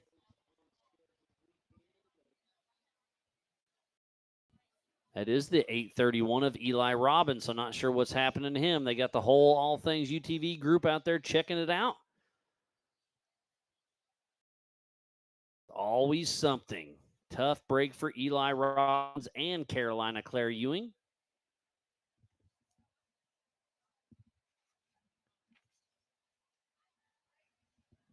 Looks like they got the whole crew on there trying to see if they can get it figured out.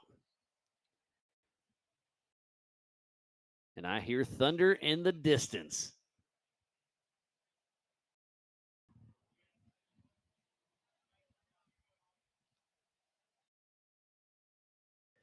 We just finished up qualifying, and that P1 position is Jet Frazier. P2 is Caden Nolick. And that P3 is Tinley Murray. P4 is Eli Robbins, but he's the one that they're attending to right now. Not sure if he's going to be able to get that thing back and going or not. He is off the race course.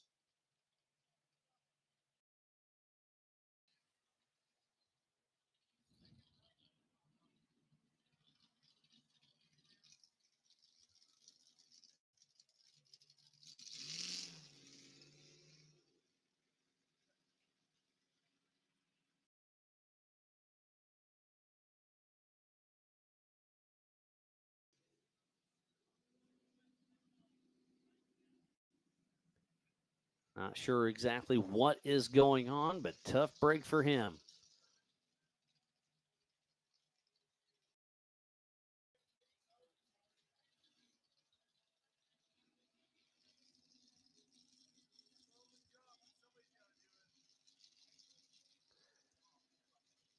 Looks like John Dykes is tuned in. Thanks for checking everything out, buddy.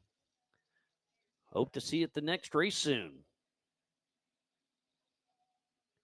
And our race coming up, don't forget to go to Racing Tracks. Go down and find the teardown in Tennessee. Up next will be the open class. You go to those little 3 hashtags next to it. Click that. Scroll down to the 4900 open. Click it, show all. And then we'll be racing with racing tracks here in just a little bit. Right now, it's the Youth 170s, getting everything lined up.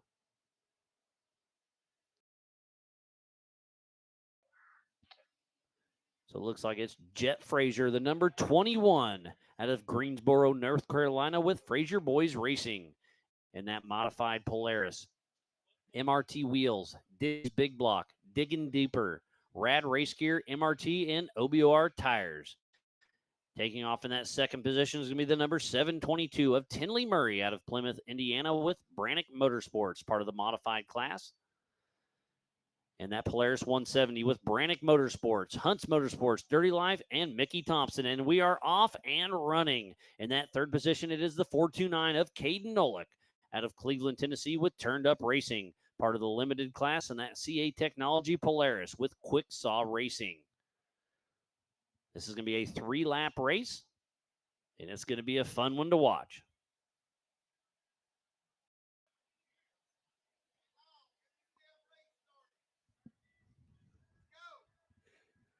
The Youth 170s are out there racing.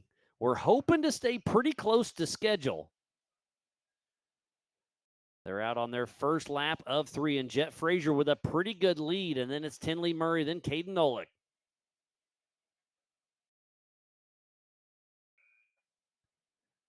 So finishing lap number 1 of 3, out front is Jet One Speed Frazier out there.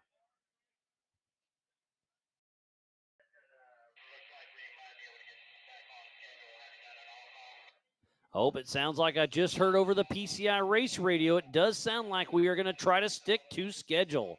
So if you're racing in the All Things UTV open class, I'd get in your car, get your suit ready, and get staged up. We're going to try to stay on schedule for the 4900 All Things UTV open class.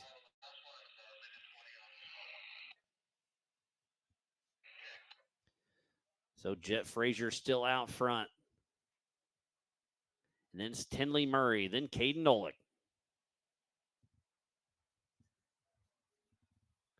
This is the Youth 170 race here for the 2025 All Things UTV Teardown in Tennessee here at the Adventure Off-Road Park.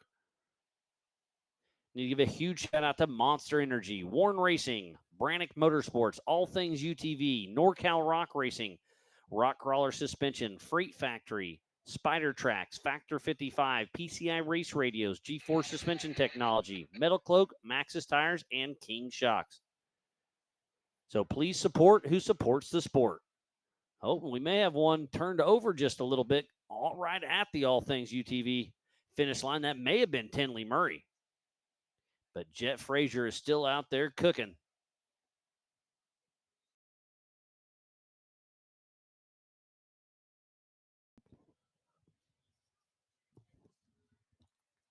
And winning this race back in 2022 was Tillman Hewing.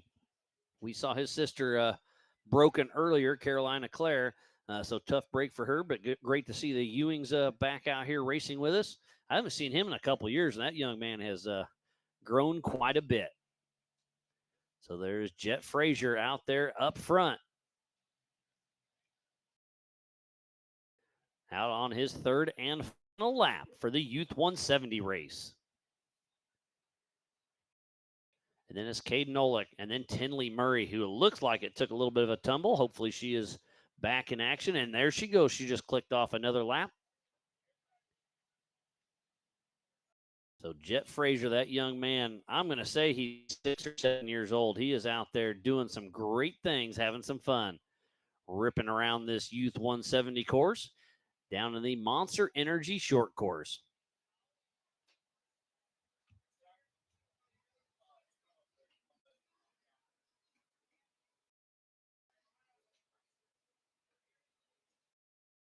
So the fastest lap today has been by Jet Frazier on his last lap of a 59.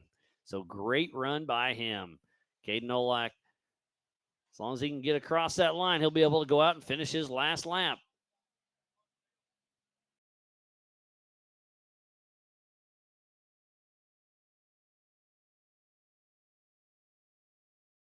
But looks like Jet Frazier is trying to pass him. We'll see if he can get around.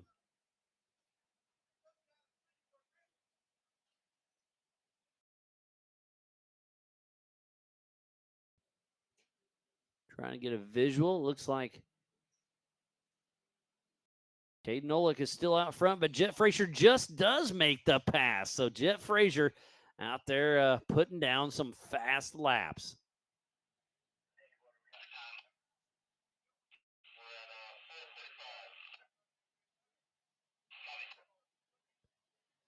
Okay, I was mistaken. The 3 laps must have just been for qualifying, but they must be racing a 10-minute race. So I do apologize about that.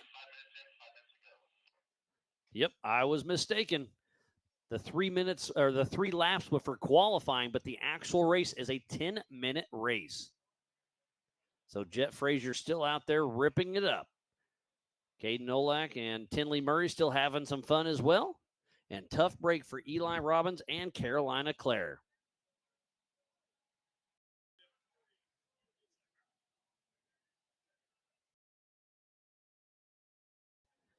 Here comes Tinley Murray into the bottom of your screens. We're chasing down Caden Nolak in the middle of your screen there. We'll flip back around, get on to Tinley Murray. There she comes into screen.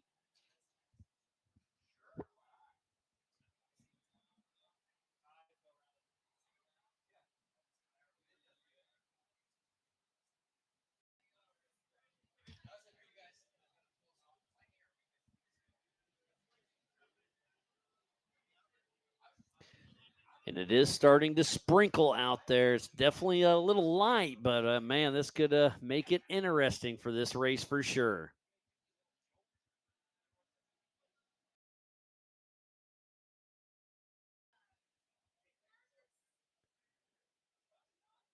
Jeremy's over there getting race ops all set up, wearing about 13 different hats.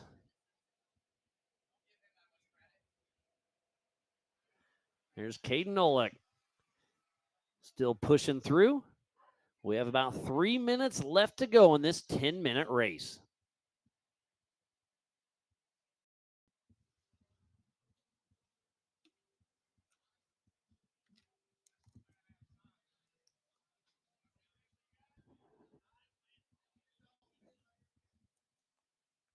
And there goes Jet One Speed Frazier out there, our physical race leader, out on lap number 6.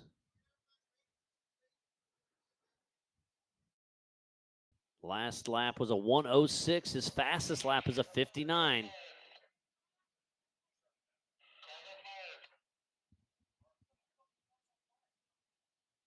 Uh-oh. So we're getting Jet.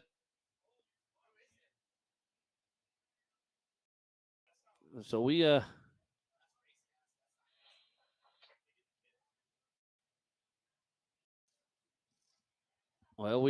trying to get everything lined out. So we definitely trying to get everything taken care of.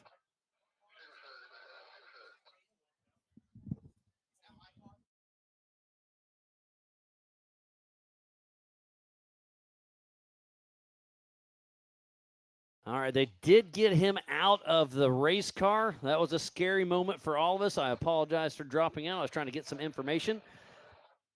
But the car is not in good shape, but Jet Frazier did get out of the car.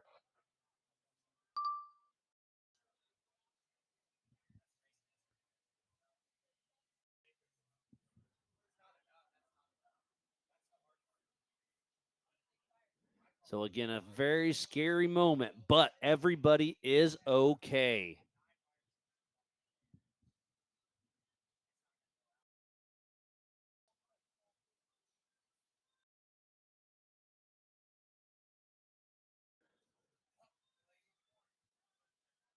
So again, everybody is okay, but they're definitely fire is scary, fire is real, but everything can be replaced as long as the young guys and gals out on course are okay. That's our number one priority, and that has happened. Everybody is okay.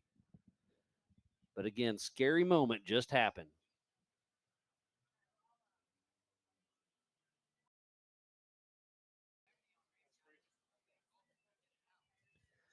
Scary moment for sure. But again, we are okay.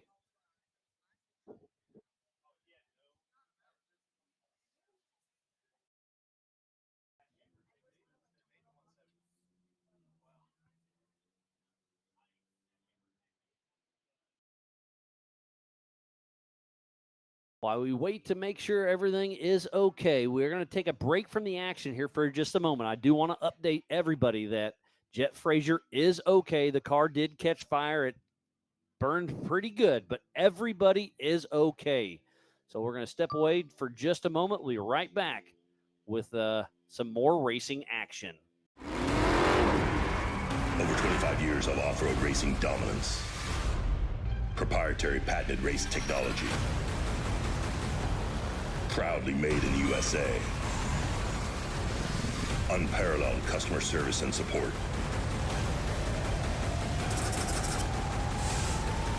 The choice of champions.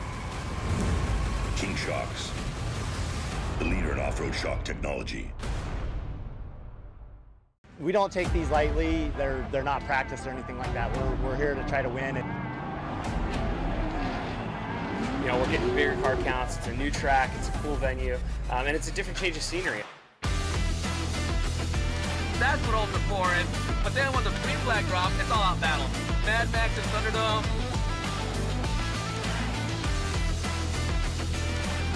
It's going to be tough. Competition is the best of the best.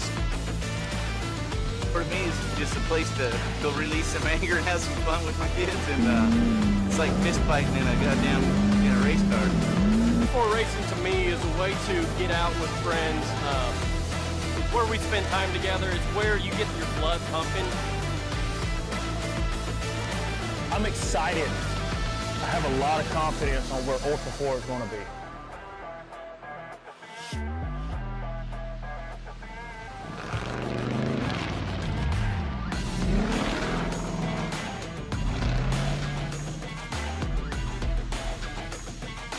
Ultra 4 is awesome. It's so much fun because you're just wheel to wheel with the guy next to you, and especially in short course. And what an opportunity to be able to race side by side with like pro level drivers that have won K08 previously, OG drivers that have been in this for 10 plus years.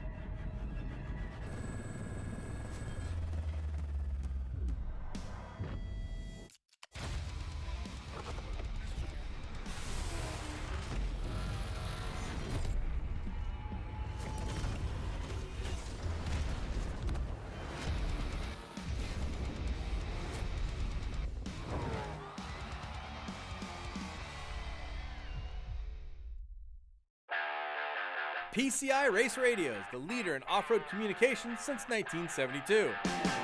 Our equipment was developed for racing in Baja, perfected for enjoying the weekend with family and friends. PCI has the highest quality communications, navigation, and safety equipment, backed by the best support in the industry. Find us at hundreds of events each year, supporting our equipment on site and providing the PCI Weatherman Relay. See you in the desert.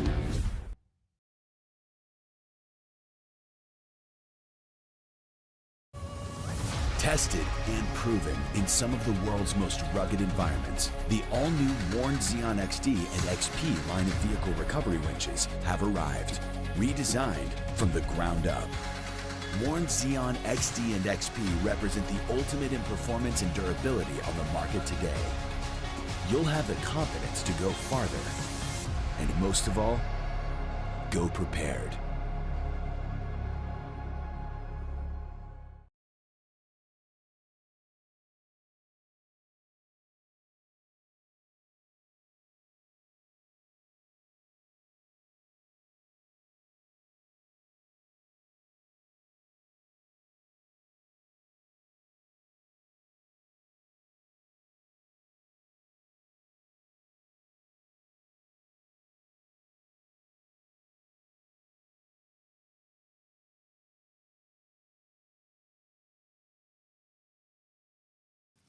Well, again, I want to just update everybody. Jet Frazier is okay. He got checked out by the medics. The dad said everything's good to go. That's why we encourage all of the safety gear out there. So a scary moment just happened with Jet Frazier, but he is okay. The car burnt down pretty good. It's going to take some rebuild for that for sure. Man, that was a scary moment, but everything is okay for Jet Frazier. So I'm going to step off once again and get everything set up for the All Things UTV Open class. Over 25 years of off-road racing dominance. Proprietary patented race technology. Proudly made in the USA. Unparalleled customer service and support.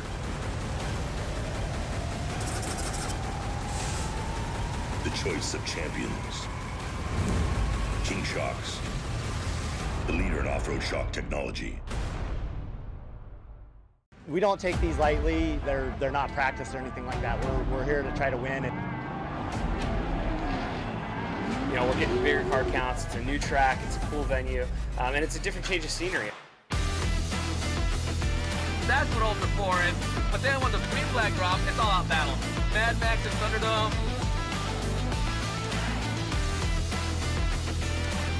It's going to be tough. Competition is the best of the best. For me, it's just a place to go release some anger and have some fun with my kids, and it's like fist fighting in a goddamn race car. Sport racing to me is a way to get out with friends. It's where we spend time together. It's where you get your blood pumping. I'm excited. I have a lot of confidence on where Ultra 4 is going to be.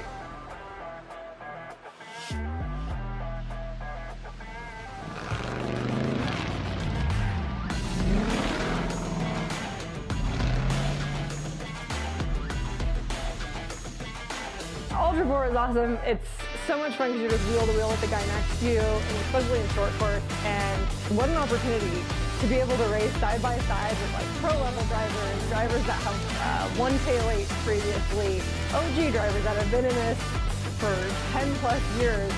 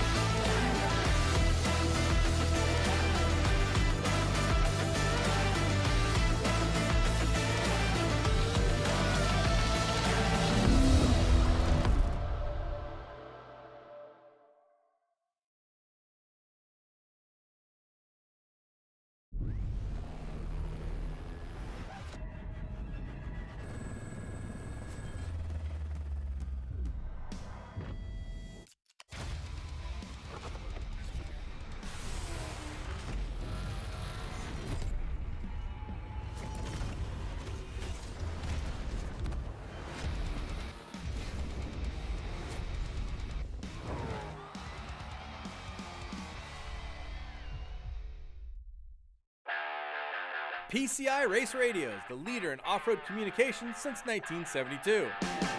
Our equipment was developed for racing in Baja, perfected for enjoying the weekend with family and friends. PCI has the highest quality communications, navigation, and safety equipment, backed by the best support in the industry. Find us at hundreds of events each year, supporting our equipment on site and providing the PCI Weatherman Relay. See you in the desert.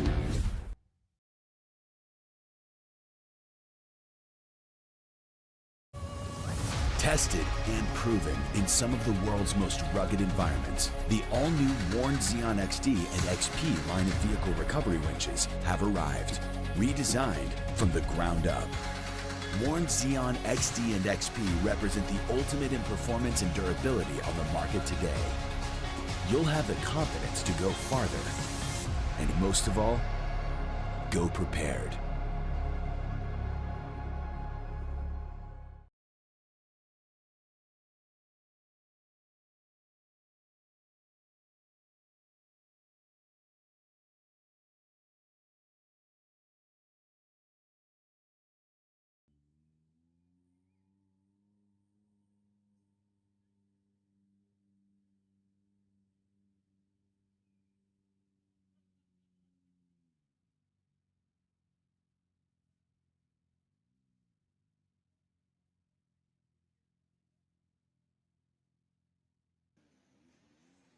Welcome back to the 2025 All Things UTV Teardown in Tennessee here at the Adventure Off-Road Park just south of Pittsburgh, Tennessee for round number 3 in the Eastern Series. I am Miles Hasquist, and we are about to take off with the 4900 Open UTV class presented by All Things UTV. They are starting to line up. We are a tick behind schedule, but we're going to try to get rocking and rolling as soon as we can.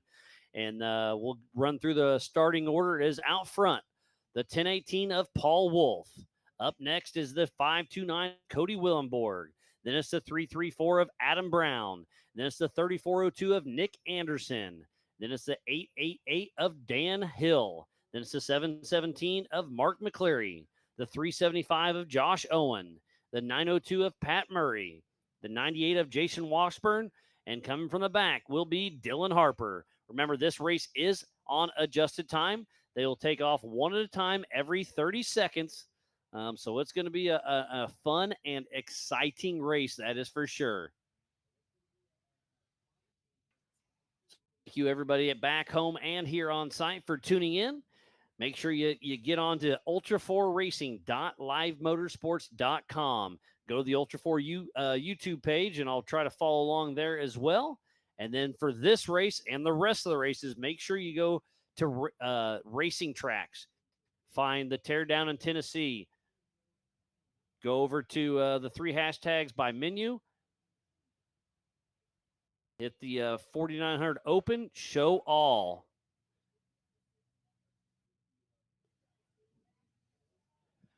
And right now we are turning on all of the racing tracks as we speak. James Schofield, our tech director, is out here running around, getting rehydrated and heading out on course to give us all a hand.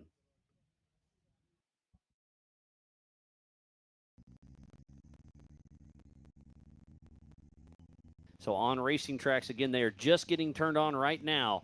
So the orange means they're on their lap number 1. So that's kind of Cody Willenborg I see. And you see the red at the bottom of that teardrop? They are stopped. Well, he hadn't started racing yet. So if you see that during the race, that's not a good thing. If you see it right now, that means they're getting ready to take off.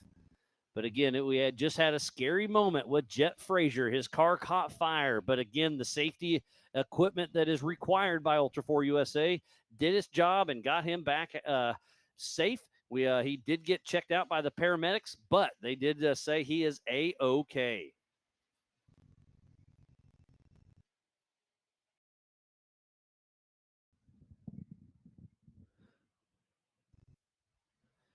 And on the top left of your screen is the Brannock Boulders. At the far end that you can't quite see is the Monster Infield. And then we're going to switch back to All Things UTV start line. Waiting on some cars to show up and get ready to take off. But the wind is blowing. It's sprinkling just a little bit. Well, I would say it's turned into a light rain all of a sudden.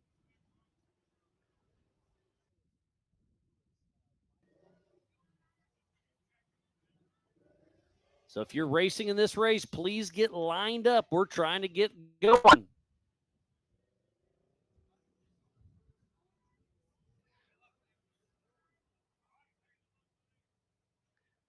Nick Anderson's getting suited up and getting in the car. I'll get lined up here in just a moment.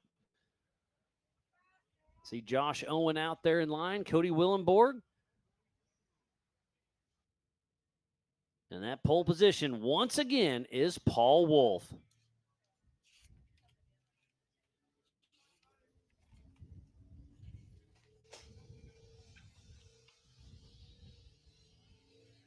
And just like that, the wind does pick up just a little bit. We'll see what happens. This could get a little rowdy. And the wind does turn around on me. Sitting in first in the Ultra4 USA Eastern Series points is Nick Anderson. Then it's Adam Brown, Paul Wolf, Cody Willenborg, and Patrick Murray. So this race will definitely play its factor on here. And then we still have the Joker back at the Beach Bend Raceway. And the wind's picked up. Got to do some housekeeping real quick.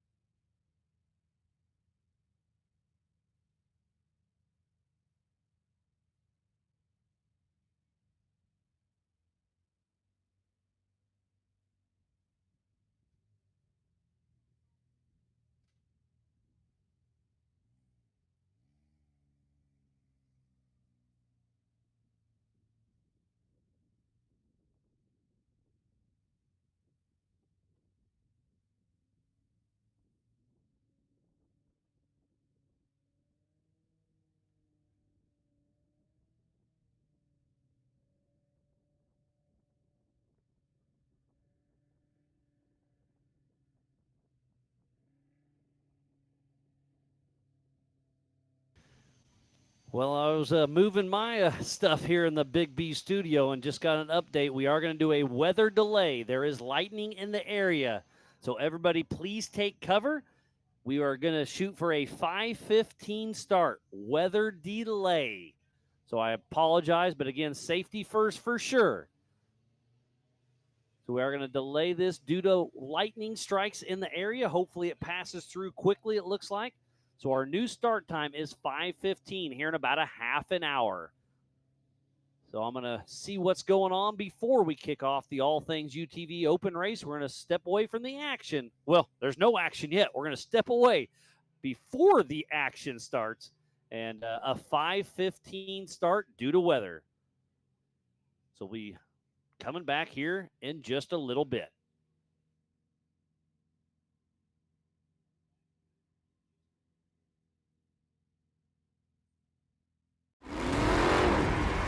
Over 25 years of off-road racing dominance. Proprietary patented race technology. Proudly made in the USA. Unparalleled customer service and support.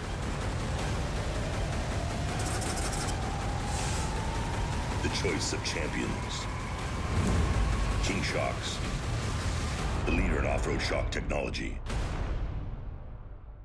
We don't take these lightly. They're not practiced or anything like that. We're here to try to win. You know, we're getting bigger car counts. It's a new track. It's a cool venue, and it's a different change of scenery. That's what ultra for it. But then when the green flag drops, it's all out battle. Mad Max and Thunderdome.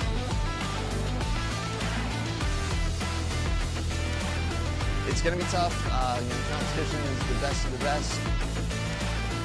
For me, it's just a place to go release some anger and have some fun with my kids, and it's like fist fighting in a goddamn race car. Before racing to me is a way to get out with friends. It's where we spend time together. It's where you get your blood pumping. I'm excited. I have a lot of confidence on where Ultra 4 is going to be.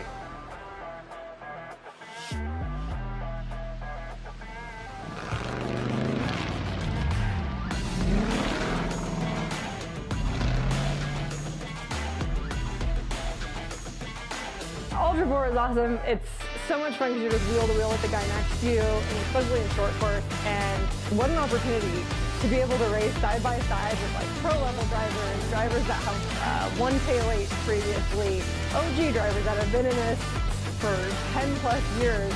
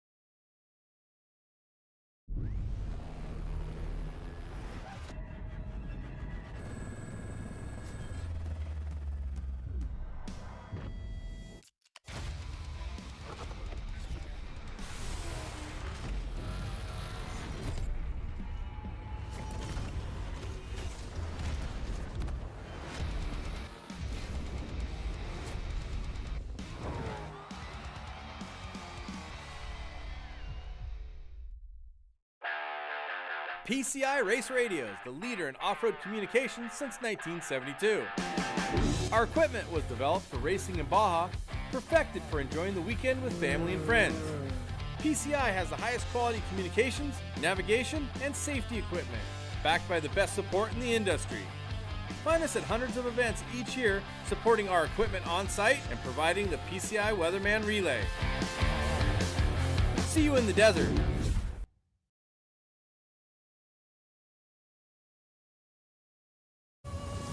Tested and proven in some of the world's most rugged environments, the all-new Warn Xeon XD and XP line of vehicle recovery winches have arrived, redesigned from the ground up. Warn Xeon XD and XP represent the ultimate in performance and durability on the market today. You'll have the confidence to go farther, and most of all, go prepared.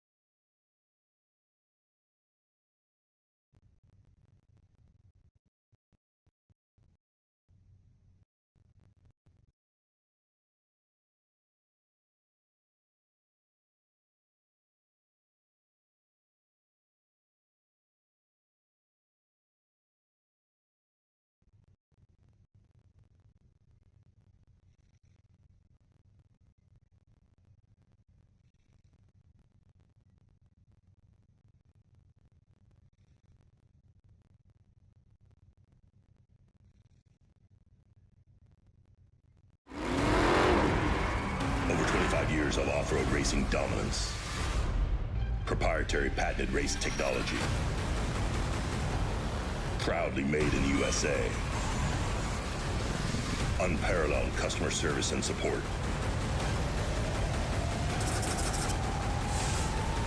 The choice of champions. King Shocks, the leader in off-road shock technology. We don't take these lightly. They're not practiced or anything like that. We're here to try to win. You know, we're getting bigger car counts. It's a new track. It's a cool venue, and it's a different change of scenery. That's what all the for it. But then when the green flag drops, it's all out battle. Mad Max and Thunderdome.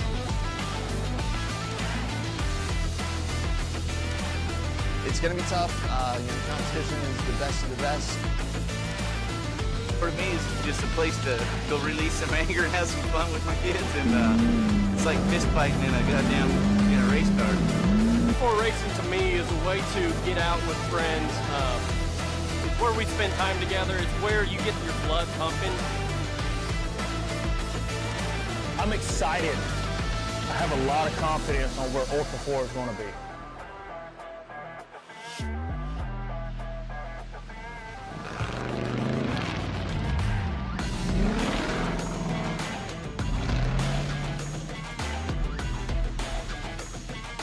Ultra 4 is awesome. It's so much fun because you're just wheel to wheel with the guy next to you, and especially in short course. And what an opportunity to be able to race side by side with like pro level drivers, drivers that have won tailgates previously, OG drivers that have been in this for 10 plus years.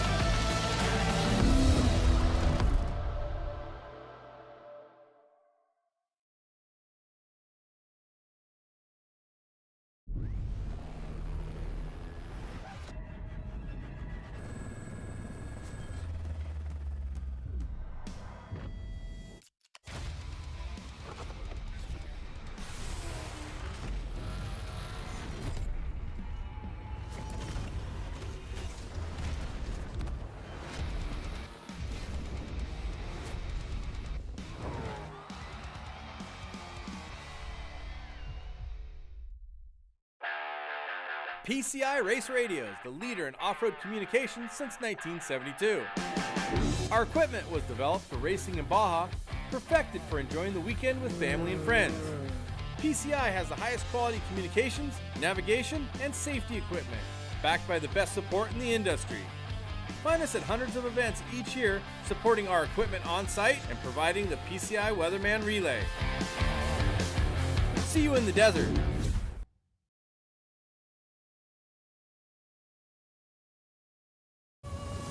Tested and proven in some of the world's most rugged environments, the all-new Warn Xeon XD and XP line of vehicle recovery winches have arrived, redesigned from the ground up. Warn Xeon XD and XP represent the ultimate in performance and durability on the market today. You'll have the confidence to go farther, and most of all, go prepared.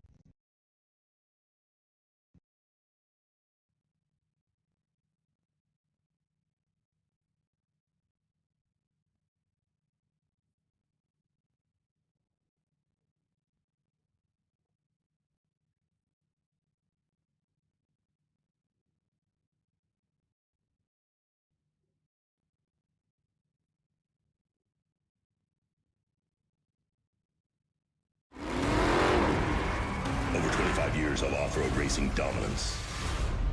Proprietary patented race technology. Proudly made in the USA. Unparalleled customer service and support.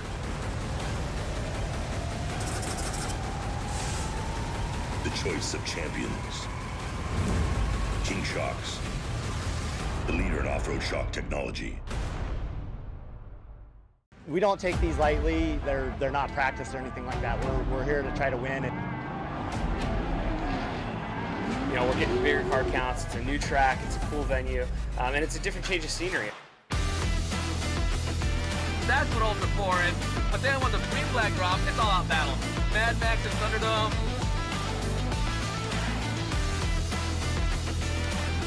It's going to be tough. The competition is the best of the best. For me, it's just a place to go release some anger and have some fun with my kids, and it's like fist fighting in a goddamn race car. Sport racing to me is a way to get out with friends. It's where we spend time together. It's where you get your blood pumping. I'm excited. I have a lot of confidence on where Ultra 4 is going to be.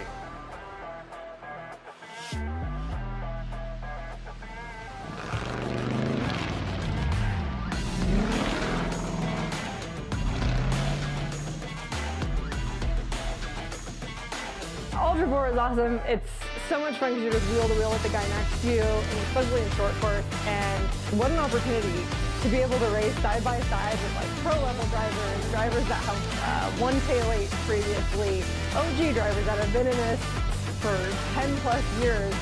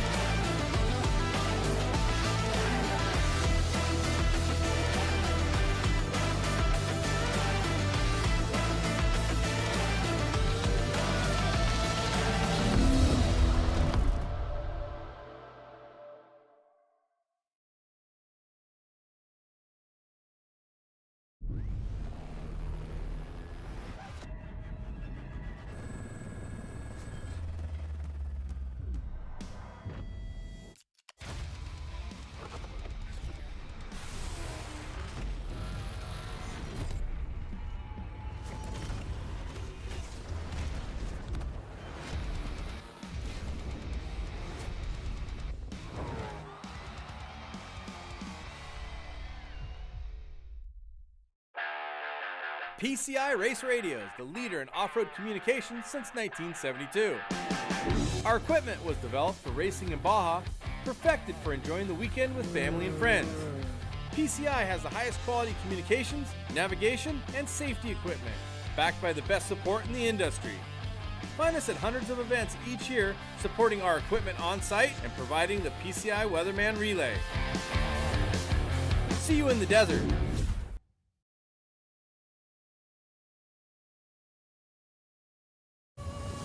Tested and proven in some of the world's most rugged environments, the all-new Warn Xeon XD and XP line of vehicle recovery winches have arrived, redesigned from the ground up. Warn Xeon XD and XP represent the ultimate in performance and durability on the market today. You'll have the confidence to go farther, and most of all, go prepared.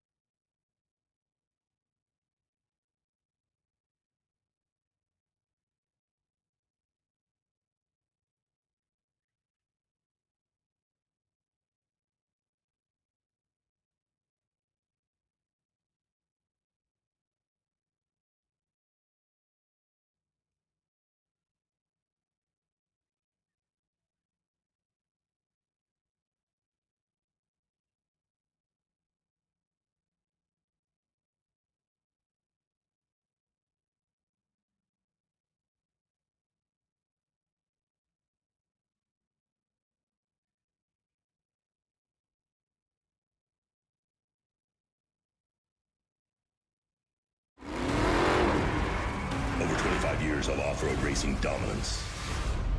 Proprietary patented race technology. Proudly made in the USA. Unparalleled customer service and support.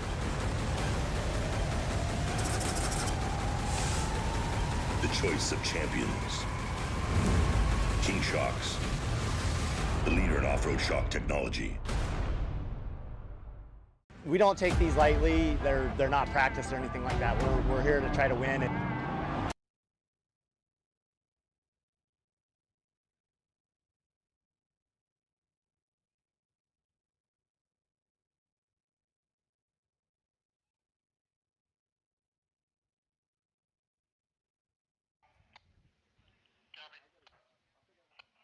Welcome back to the 2025 All Things UTV Teardown in Tennessee. I am Miles Hasquist, and we're about 10 minutes away from starting this race. The lightning rolled through. We had to take a little time out, so I do apologize for the delay, but it sounds like a 5:30 start time is what we're shooting for.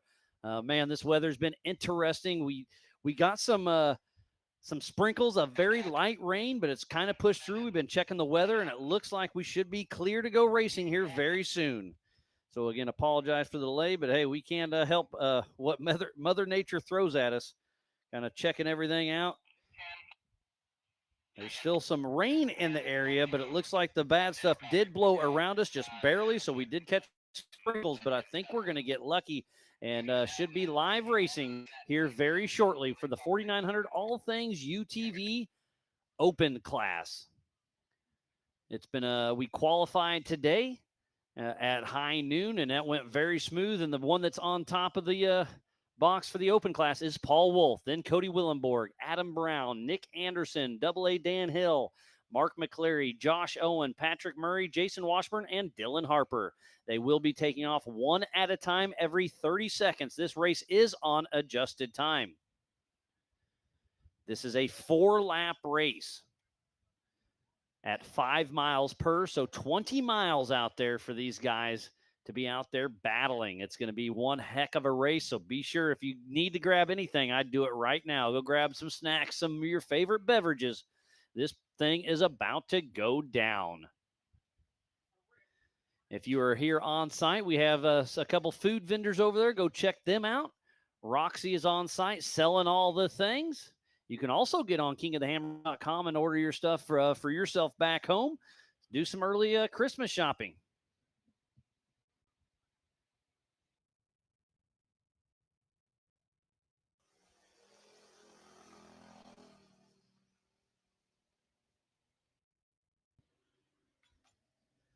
So our cars are starting to get lined up. Over 25. See Adam Brown and Philip McGilton head that way. So again, a 5:30 start for this next race. So I wait for everybody to get here in line. We're going to step away for a hot 5:30 race course as long as everything goes smooth. So we'll be right back after this.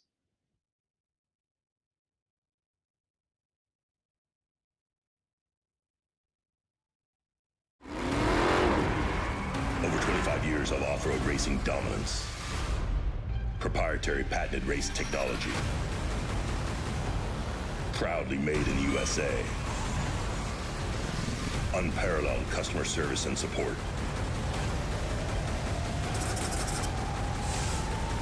The choice of champions. King Shocks, the leader in off-road shock technology. We don't take these lightly. They're not practice or anything like that.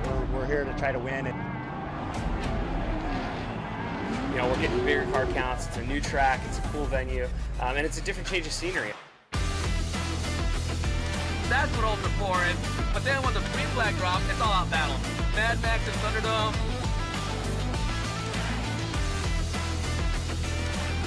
It's going to be tough. Competition is the best of the best. For me, it's just a place to go release some anger and have some fun with my kids, and it's like fist fighting in a goddamn race car. Before racing to me is a way to get out with friends. It's where we spend time together. It's where you get your blood pumping. I'm excited. I have a lot of confidence on where Ultra 4 is going to be.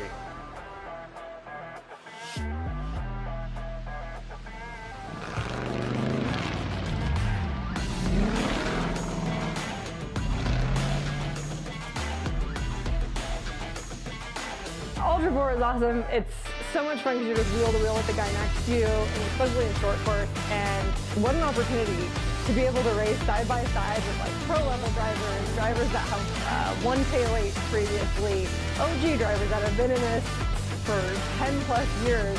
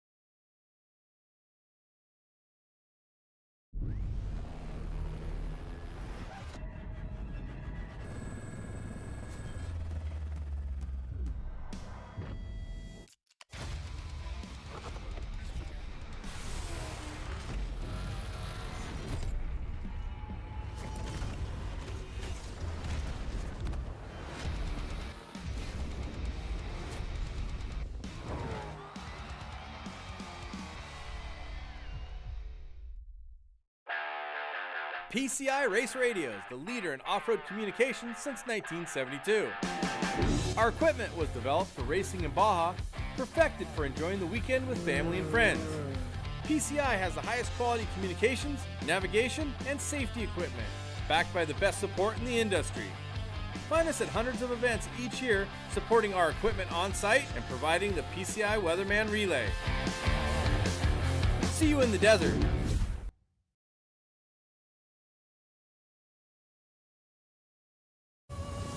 Tested and proven in some of the world's most rugged environments, the all-new Warn Xeon XD and XP line of vehicle recovery winches have arrived, redesigned from the ground up. Warn Xeon XD and XP represent the ultimate in performance and durability on the market today. You'll have the confidence to go farther, and most of all, go prepared.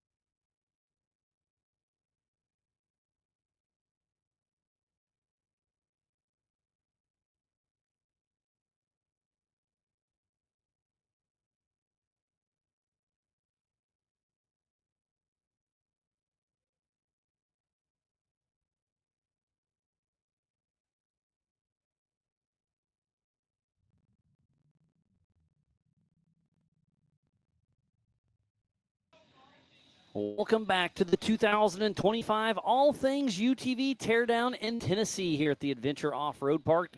We are about to get started with the Open UTV race presented by All Things UTV. We're getting everybody stacked and loaded.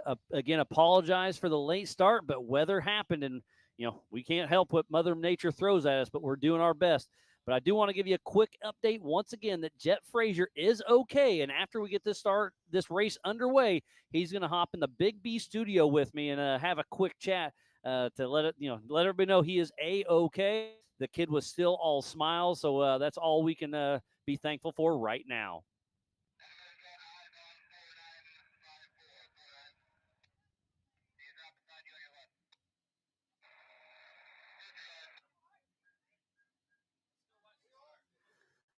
We are about to kick off right here. And we got our drone right there just walking around, checking everything out. Jack with Believe Cam will be flying the rest of this race. Obviously, the sun's going to start setting. This is a 5-mile lap, 4 laps in total. This is a Grand Prix finish. So once the checkered flag comes out for our leader, nobody else can go out for another lap.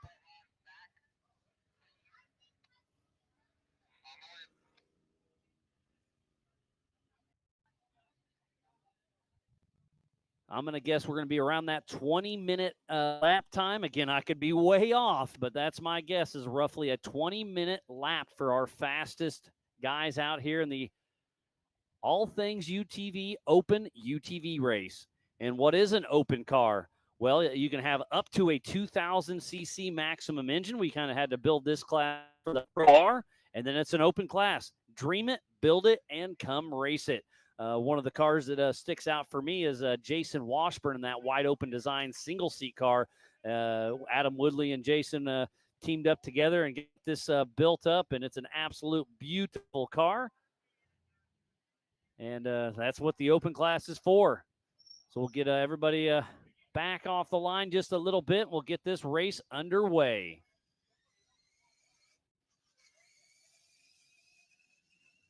This is our third race in the Ultra 4 USA Eastern Series.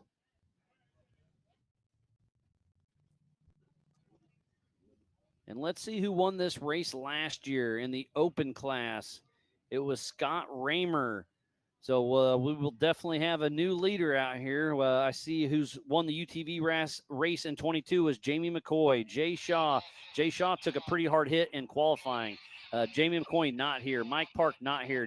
Jeremy Blackburn and Aaron Lynch, who took on the stock class last year, 1 and 2, they're out here battling. So that'll definitely be an interesting battle out there. So, man, this is going to be interesting for points as well, because Nick Anderson and Adam Brown are pretty close in points. And then Paul Wolf had some bad luck in Bowling Green.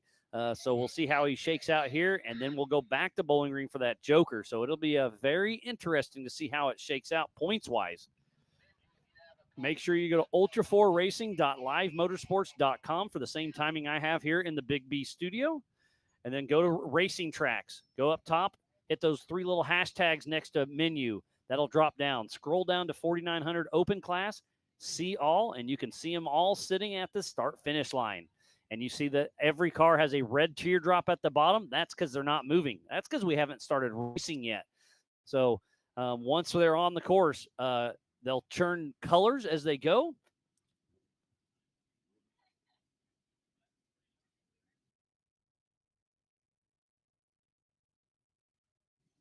And then once they're going, if you see red, that's not a good thing. I'm in communication with Racing Tracks, Race Ops, and we'll see how this all shakes out. But be sure to get on the YouTube, Racing Tracks, and the timing there at ultra4racing.livemotorsports.com. And that pole position, it's the 1018 of Paul Wolf. I had a smoke around earlier.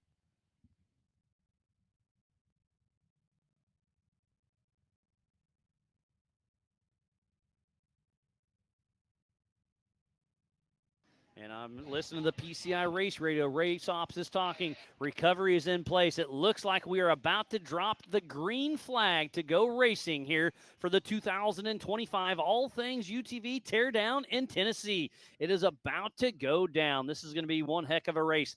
4 laps, 5 miles per lap.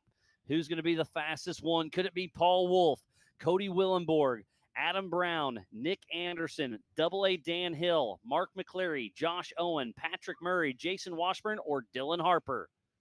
This race is on adjusted time. They take off one at a time every 30 seconds. We do have a couple cameras out in the woods, but the service is a little spotty, and it's getting dark in the woods because it's obviously already 5:30, so we'll see if we get much action or not.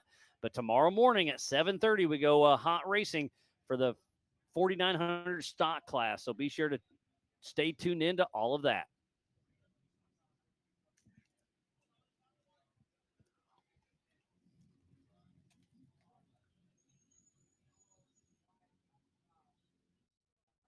Looks like K5 Racing and Ray Kempton are tuned in. Katie Dickey is rooting on Dan Hill. Michaela's rooting on Nick Anderson. Custom Splice, Todd Stoffer's tuned in as well.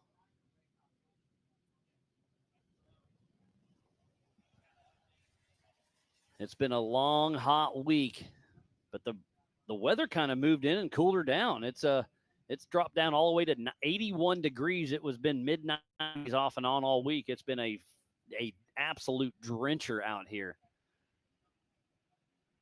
Brian Trotter, our Ultra 4 USA race director, is walking the line, making sure everybody is A-OK.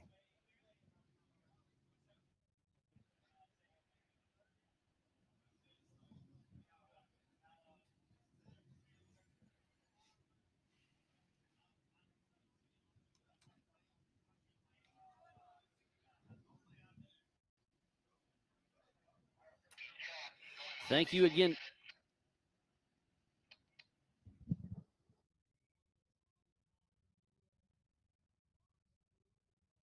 Just got the official 1-minute warning from Brian Trotter, our Ultra 4 USA race director.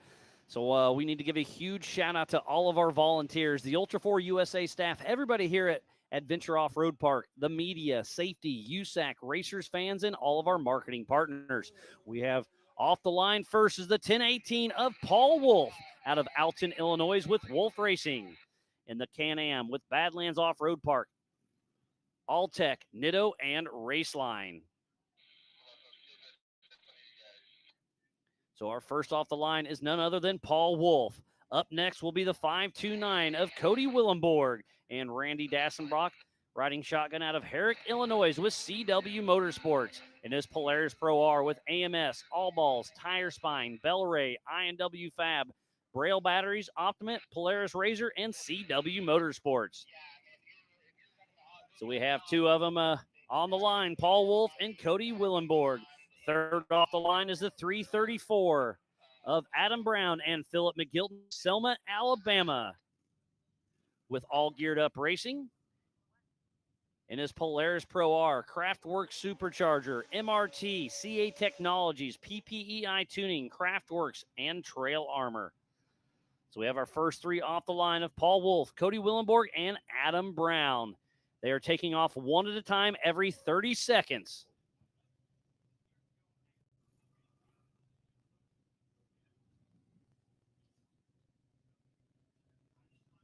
So off the line next will be the 3402 of Nick Anderson and Anthony Denny out of Canton, Georgia with Anderson Racing, and that Can-Am Maverick R with Metal FX, CT Raceworks, UTV Race Shop, Infinite Off-Road, Evo, Tire Spine, and PRP.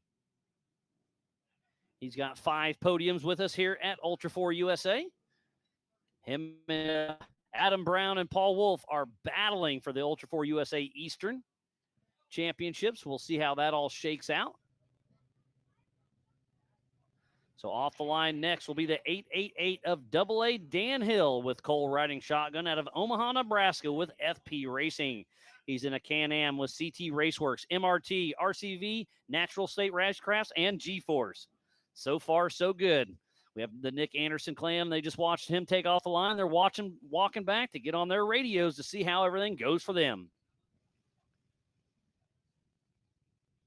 So off the line next will be the 717 of Mark McClary and Tyler Nolak out of Reddick, Florida with Turned Up Racing. And that Can-Am with CA Technologies, Wayland Speed, Raceline Wheels, Morimoto Lights, Demon Power Sports. He's got a couple podiums with us as well. His first Ultra 4 USA race was Visions back in 2023. So Mark McClary is out and running.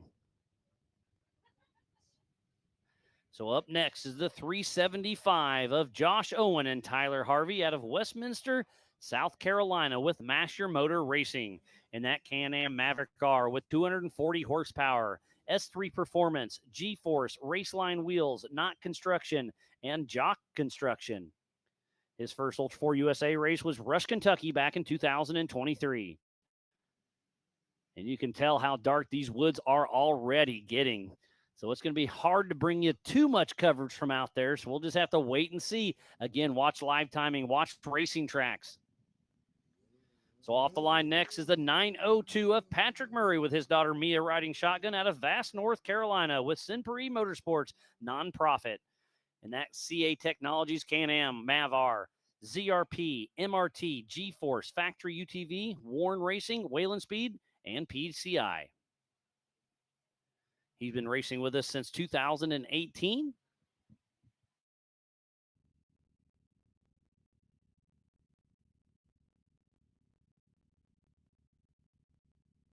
And next off the line is the number 98 of Jason Washburn in a single seat wide open designs car out of Watrous, Tennessee with Late to Register Racing.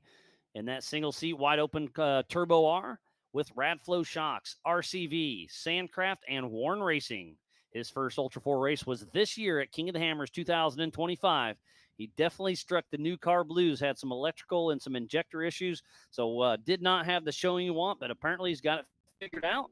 And last off the line, but certainly not least, is the 4954 of Dylan Harper out of Columbia, South Carolina with Harper Enterprises. He wants to thank his wife, poor son Jack, Dylan Moto X, Bikeman Performance, PRP, Reckless Racing, and MRT Tires. So we do have all 10 cars out on course. They took off one at a time every 30 seconds. This race is on adjusted time. I am guessing a 20-minute lap, but we haven't seen a race lap since 2022, so I'm doing my best guess, and this course is gnarly. So we'll see how it all shakes out. Looks like we have Caden Berger over here with Brannick Motorsports. He qualified earlier, and we'll get him in the Big B studio here in just a moment and give us a rundown on how his weekend is going so far. Caden, how you doing, buddy? Not bad. Yourself, Miles? Oh, I'm doing great.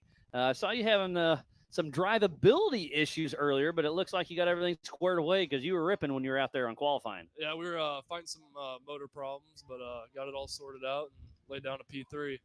That ain't too bad.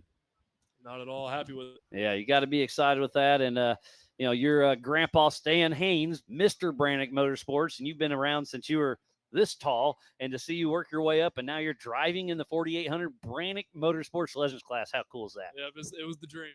And your mom is Nicole, and your uncle is Brandon. So Nick, Brandon and Nicole. I love how Stan came up with that name, and it's really stuck. And you guys have been around for a long time, been supporting Ultra 4 since almost the very beginning. You were a young tyke. You probably barely remember that, don't you? Yeah, I was around XRA days. Oh. Just around a few races. That's where I met old Stan, is back in XRRA, and he's been a part of the off-road community ever since. And, all American-made parts with Brannick. Kind of give us your 10-cent tour on what Brannick Motorsports actually is. We out here just supporting the sport and build strong parts. Well, what parts do you have? You have axles, U-joints? Yeah, axles, U-joints. Those are big ones. And then we do suspension parts like the links and the trailing arms you see on cars. We'll make just about anything. Yeah, I saw on your uncle Brandon's at JK, you have some trailing arms on that. A lot of our racers run your axles, your U-joints, your trailing arms. I've seen even Timmy Cameron with rock mounts and running some of your stuff. Yep, Timmy puts a good beating on our parts. Oh, yeah, if you're going to test it with Timmy Cameron or right here at Ultra 4 USA. And you're testing them pretty good, too, yourself, aren't you? Oh, yeah. No, it's been a good race. We are just been racing for just over about 3 minutes now. Well, 5 minutes now, sorry. So we'll see how it all shakes up as they come through. But again, limited cameras out on course. I do apologize, but with the terrain and everything, the rain moving in, it's getting dark. It is what it is. I was just talking to my buddy over here. I would not want to run this course in the dark. It'd be tricky because even the daylight, it's dark in there. Oh yeah. So once it's actually dark, it's pitch black in some of those spots, and that kind of hides some of the puddles and stuff that you don't really know. And then you're driving by braille. Yep. Hopefully not too bad, right? Yep. Oh, and there we have Benji out on course. We got a couple of our cars. That looks like it's Jason Washburn, I believe.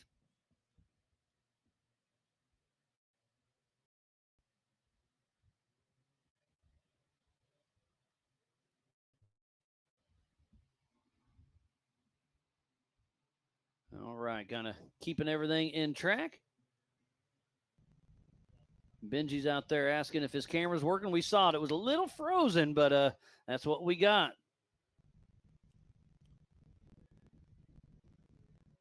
So what? So you guys race tomorrow at 12:30. Part of the Brannick Motorsports Legends class, but you have 3 classes racing at the same time. It's going to be interesting. You said you were P3, correct? Yeah, P3 out of 5. So that ain't bad. And you got that 5th car. I saw you. Yeah. You hopeful, and Jesse Schumann showed up the last time. So at least you got a decent car count out there to go play around with. And I believe that P3 in class overall, correct? Yep. Yeah. So you'll have a couple up front. Who snuck it out on you? It's Jeff and then Jesse Oliver. Yeah. Okay. Jeff Martin, Jesse Oliver. So and both Corey them. Day. And then Corey Day got you too, huh? No, he's behind. Oh, behind you. Okay. I was gonna say you're gonna let a stock car beat you? I wouldn't let that happen. Oh, you might have to. He's been close to me a few times. No, it'll be a lot of fun. Again, this is the All Things UTV Open Race during the 2025 All Things UTV Teardown in Tennessee here at the Adventure Off-Road Park. And hearing some chatter over the PCI Race Radio, trying to keep up to date with everything. But I'm going to run over to Racing Tracks real quick and kind of see where we're at. It looks like Cody Willenborg is way out front. But you got to click on each number. So Paul Wolf updated at 38. So that's a 9-minute-old update. With all the trees out there, the Racing Tracks doesn't always ping correctly, but we do have the raw data. So once they get into better service, it will ping, and all of a sudden they'll jump way up on course. But Cody Willenborg is out there moving at 27 miles an hour. And I think on this course, 29 miles an hour is moving pretty good. That's fast. This is a Grand Prix finish. So waiting for some of these guys and gals to pop up. But again, the trees are so heavy out there that it's going to be tricky for all of us to keep up with what's going on. So anything new and exciting? Nothing real new and All exciting. right. Well, that's not a bad thing. No. It's going to be a great weekend. I'm hoping the weather holds up. I don't know. I was nervous. The thunder and lightning came through heavy, but we just got some sprinkles. Like it didn't affect anything. Just delayed, for safety reasons with the lightning. It delayed that a little bit. And then tomorrow morning we start at 7:30 a.m. for the 7:30 a.m. for the stock class. We roll straight in the pro mod, and your race should be around that 12:30 mark. Yep. And then hopefully, if we can keep on schedule, 3 o'clock we'll kick off the 4400s. You're racing 4 laps tomorrow. The stock class is racing 3 laps. Pro mods will be 4.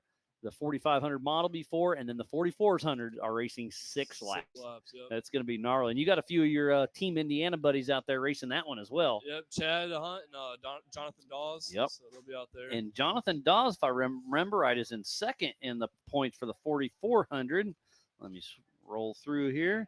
Yeah, so in the 4400, it's Philip McGilton, then Jonathan Dawes, then Paul Wolf, and then Roger King. Well, let's switch to yours. So you're sitting 3rd in points right now. So we'll see how it all shakes out, huh? Yeah, it should be second after this race. Oh, we let it down. All right. All you gotta do is get in where you fit in, right? That's exactly right. Yeah, you missed Pennsylvania, correct? Yep, we're fighting axle housing issue after well, hammers. It's yeah. all bent up, and that was a quick turnaround, that's for sure. It was shot in the dark. Oh yeah.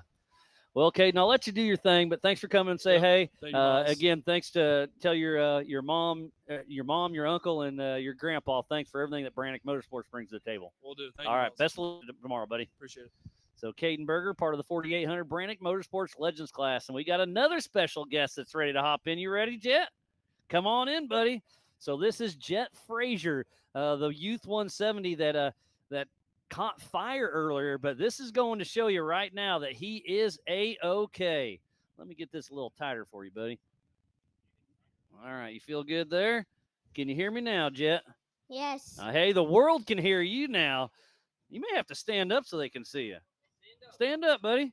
Hey, you're almost as tall as me now.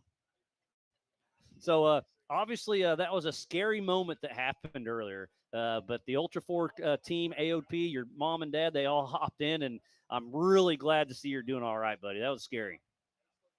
Yeah. But you're here. You made it. Up until that fire, were you having fun?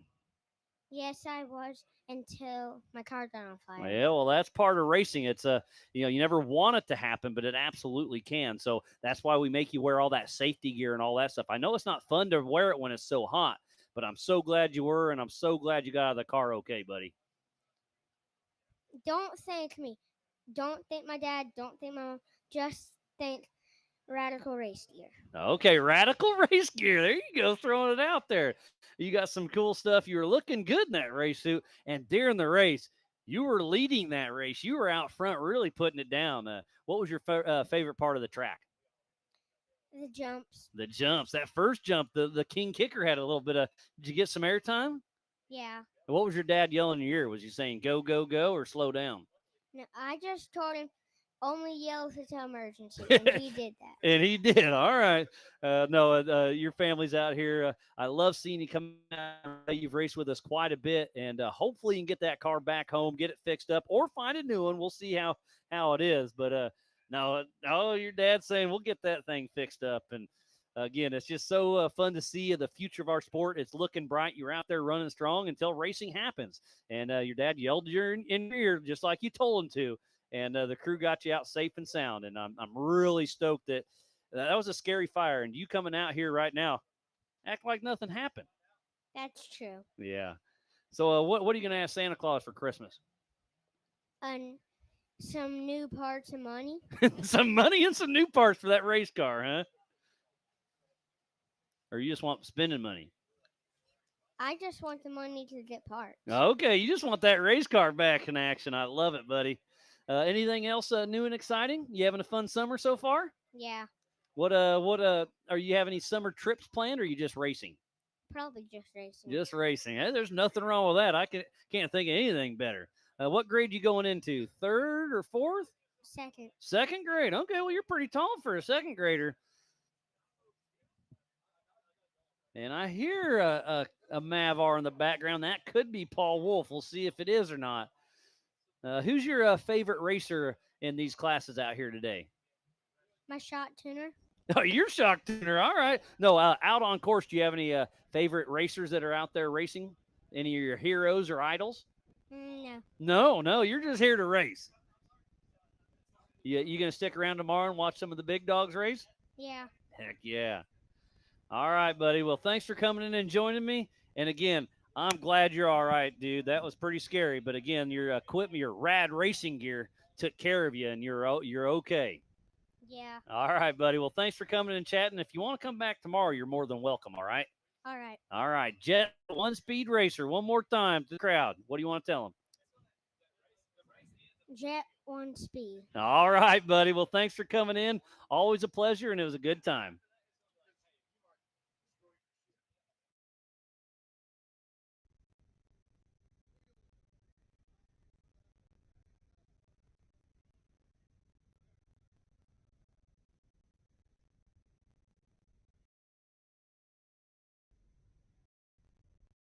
Switch back over to racing tracks. If I hit the right button, go to menu. Next to that, the 3 hashtags. Scroll down to UTV Open. Click that. Show all. And again, man, the cell coverage out here is spotty, so we'll see how it's all working out.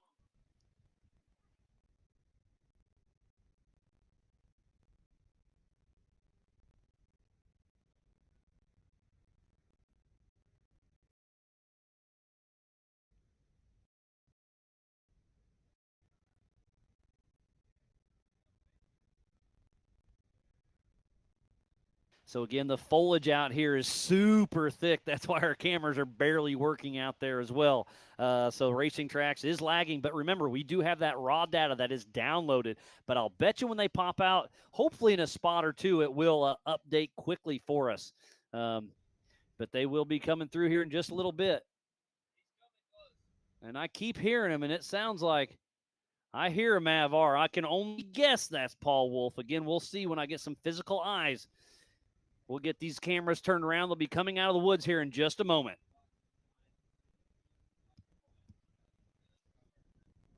And I hear at least one, and we'll see who it's going to be.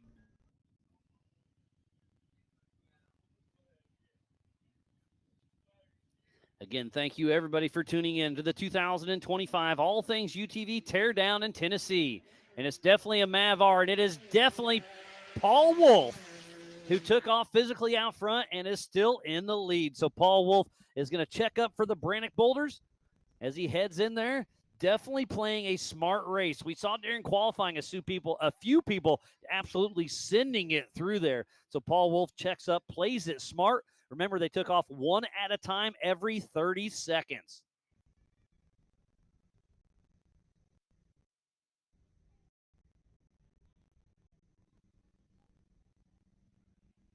So who's going to be next on the list? Is it going to be Cody Willenborg, Adam Brown, Nick Anderson, Dan Hill? Paul Wolf's car looked like he was doing good. They're going to do the entire Monster Energy short course. And where the checkered flag was for the Youth 170 is where the hot pits start. And it is 25 miles an hour.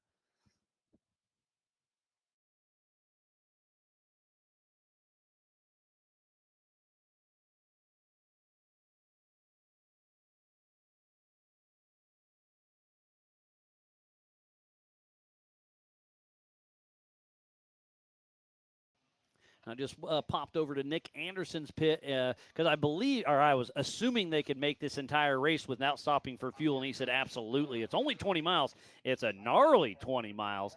But Paul Wolf, our physical race leader, is coming by at 25 miles an hour through the PCI hot pits. And I'm just kind of giving a visual on the card. Everything's looking good. He is just cruising.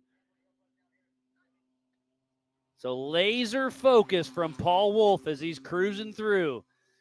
As soon as he gets to that All Things UTV start line, it is back to wide open throttle. And there he goes. He's taking off. So Paul Wolf, our physical race leader, and already leading this race on adjusted time because I still haven't seen anybody come through yet. So Paul Wolf's first lap was 19:09. So my 20-minute guess wasn't too far off. Obviously, he has no lap traffic on that first lap. We'll see if anybody's out there on course having some issues.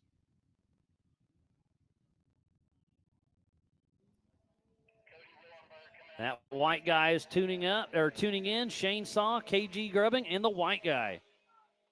So that is the 334 of Adam Brown. So where is Cody Willenborg? He was physical second. So right now,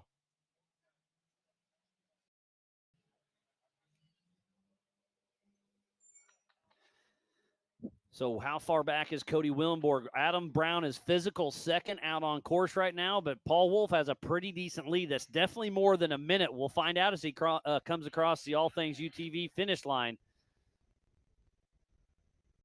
And I hear some more rumble in the woods. Who's it going to be next here for the 2025 All Things UTV Teardown in Tennessee? And it is Cody Willenborg, who moved from second to third.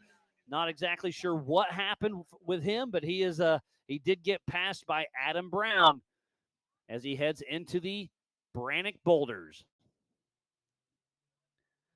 So we'll get a time for Adam Brown here in just a minute. He does have Philip McGilden riding shotgun with him. Philip wanted a little, seeing the track at race pace. There's nothing like it. So it's a huge advantage for him during his big 4,400 race later on.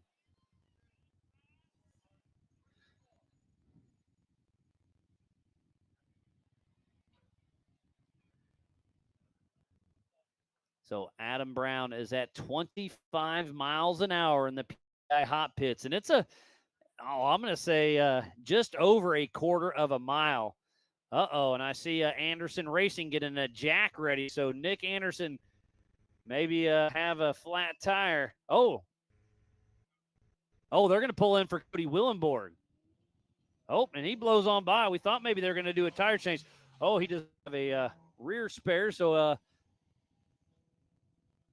they're ready just in case. Willenborg does not stop. Sorry, that was Adam Brown. They're ready for Cody Willenborg. I apologize. Adam Brown was the one that just cruised by. They are ready for Willenborg. So that's how Adam Brown, that's how Adam Brown got around Cody Willenborg. Is Willenborg must have had a flat tire, so they're ready to swap it out. So tough break for Willenborg. So Adam Brown's lap time was a 20-minute, 45 seconds. So on adjusted time, Paul Wolf is already leading this race by a minute 38.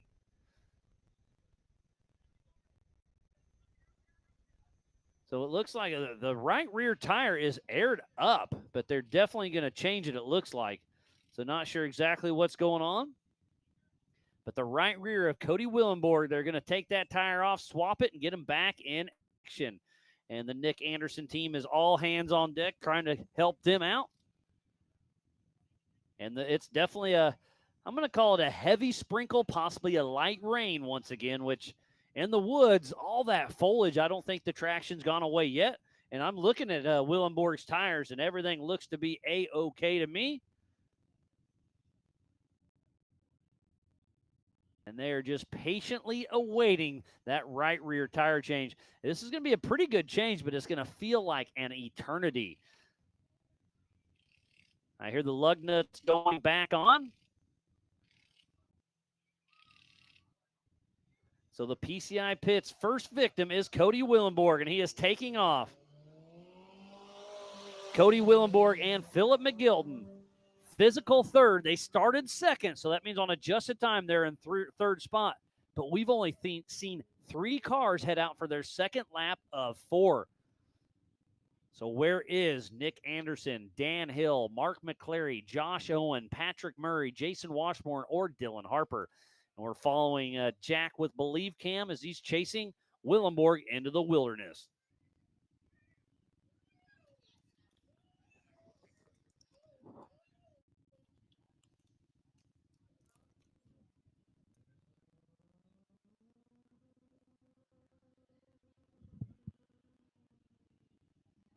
And it's turned to a sprinkle, to a light rain for sure. This could make this track very, very interesting. But on the positive note, it is a crisp 81 degrees. The wind is coming through. It feels very, very nice here in the Big B studio now. This is a 5-mile lap, 4 laps in total. Our 3 leaders are on lap number 2 of 4.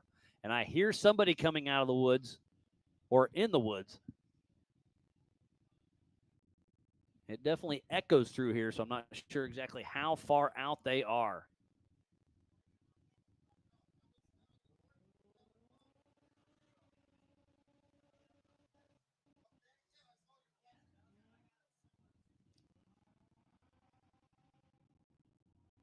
So if you get on racing tracks, you can see the teardrops, or the teardrops are turning to yellow. That means they are on their second lap. And I do see the 375 of Josh Owen taking off. So that's physical 4th place. And I hear some more thunder rumbling in the background. But it looks like it's going around us, so I think we're going to be okay. We're just on the edge of it. Again, it's just a light rain helping keeping the dust down, and I don't think it's going to be getting too wet out there on course.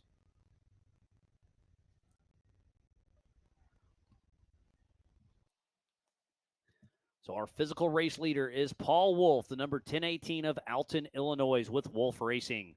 And that number 2 spot is Adam Brown with Philip McGilton out of Selma, Alabama, with All Geared Up Racing.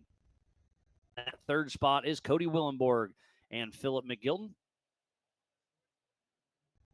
with Cody Willenborg with Randy Dassenbach. Philip McGilton is riding with Adam Brown. Sorry about that. And then in 3rd place is Josh Owen and Tyler Harvey out of Westminster, South Carolina, with Masher Motor Racing.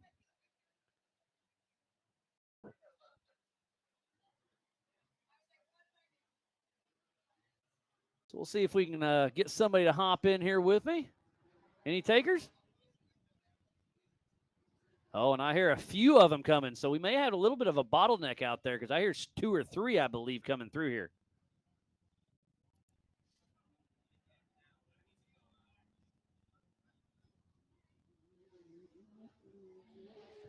And I see Nick Anderson. That's 5th position.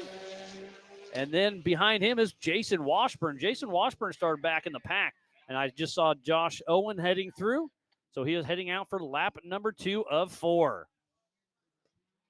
So Nick Anderson. Oh, I see the Anderson team out there scrambling a little bit, getting ready. Looks like they're getting a tire ready just in case. The PCI pits are getting exciting. They got an impact in hand. They got the tire and the jack ready to go.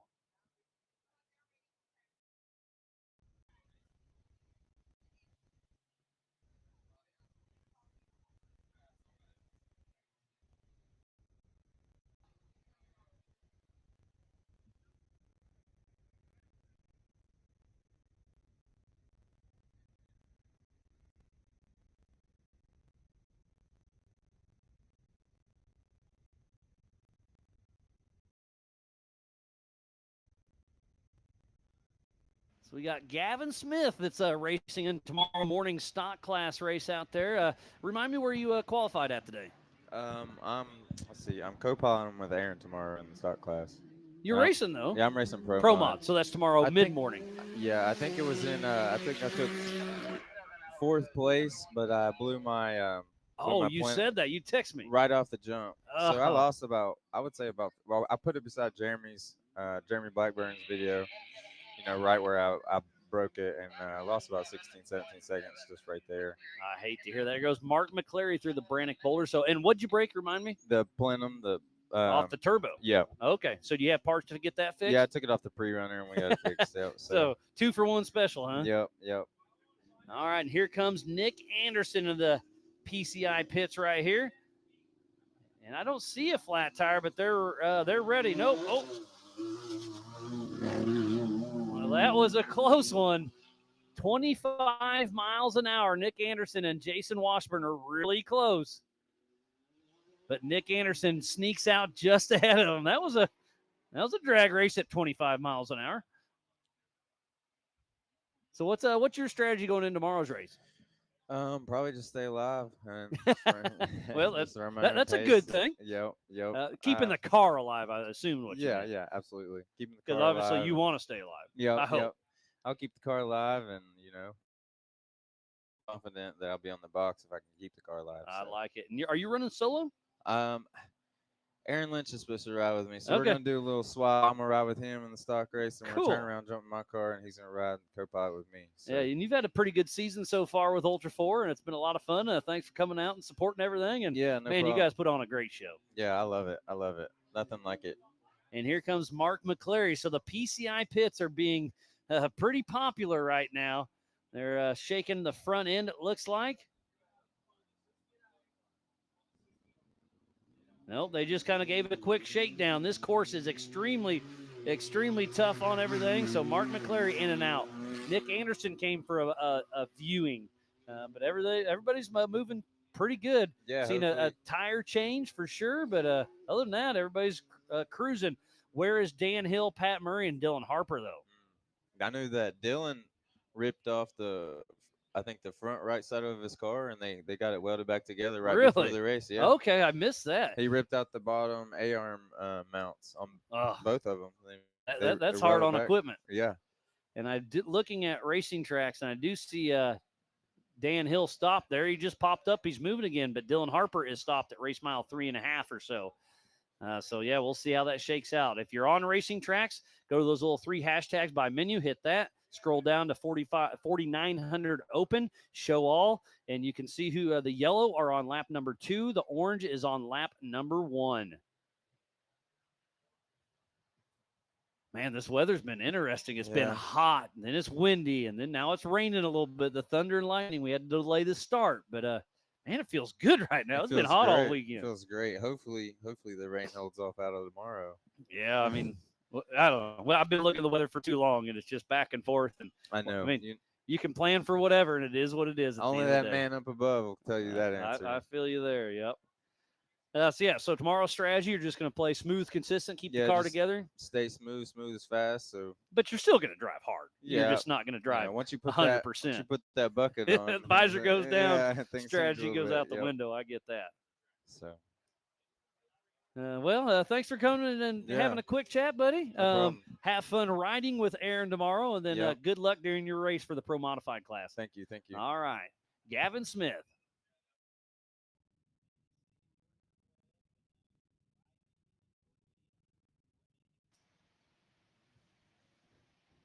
So I do see Dan Hill stopped once again, but again, these pings with all these trees, not exactly sure, what's going on out there, but so far so good.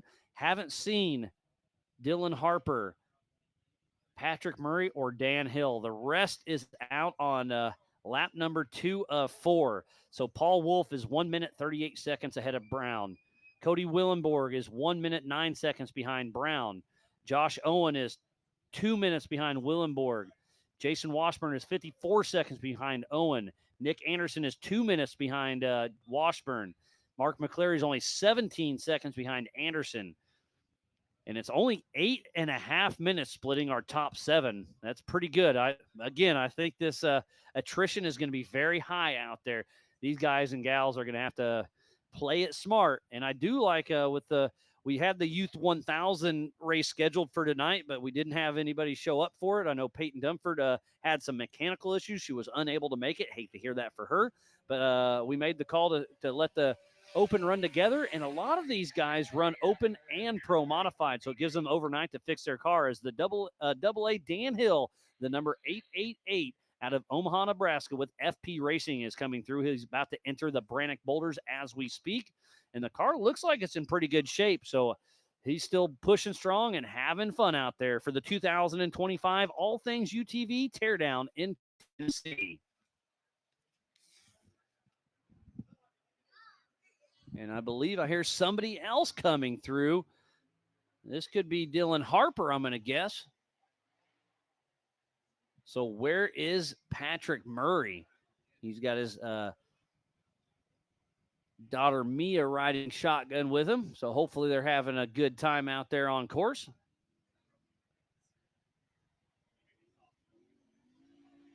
Definitely sounds like Dylan Harper. And it is. The 4954 of Dylan Harper out of Columbia, South Carolina with Harper Enterprises is still moving. So we only have missing one car of Patrick Murray. Where is he at? Hopefully he can keep moving. This coverage of Ultra 4 USA for the Teardown in Tennessee is presented by All Things UTV and is brought to you by our official sponsors, G4 Suspension Technologies, Warren Racing, PCI Race Radios, and by NorCal Rock Racing.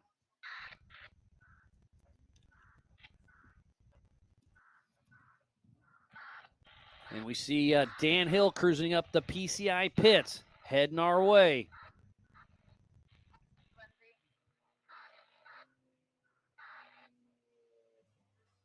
"25 miles an hour through the PCI pits." So the 888 of Dan Hill is heading out for lap number 2. I missed who it was.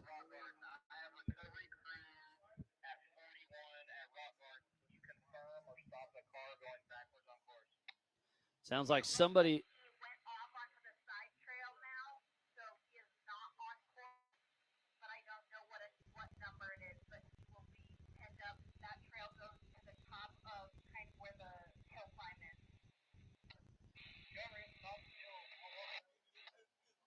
So I'm listening to the PCI race radio, and somebody's got no front-wheel drive. They are off the course. Not sure who it is.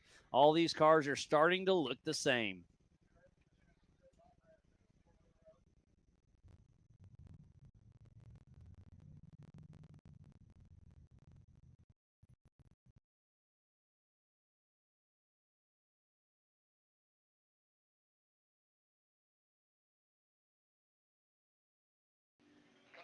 So I see Dylan Harper at 25 miles an hour through the PCI pit, still moving. So Dylan Harper out there trying to chase him down.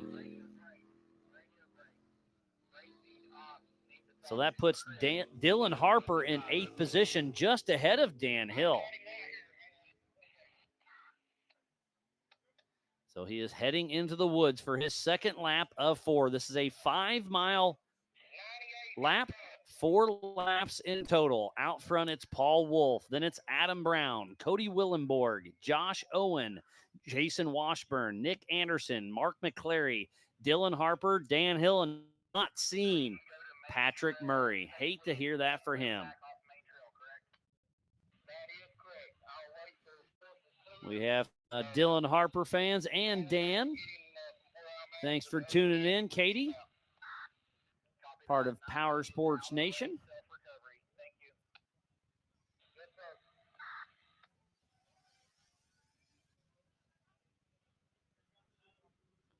Oh, and I hear another one. Is this going to be Paul Wolf or is it Pat Murray? They're both in Mav R, so the sound is definitely a Mav R. Did Pat Murray get back in action or is it a Paul Wolf? Let me switch over to timing, see if I can see that.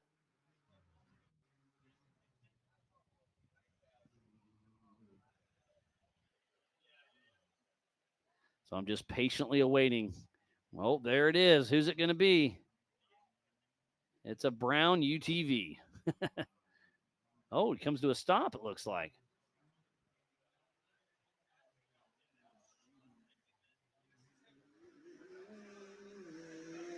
So it is Pat Murray, right? Yes, it's the 902 of Pat Murray. Obviously had some issues.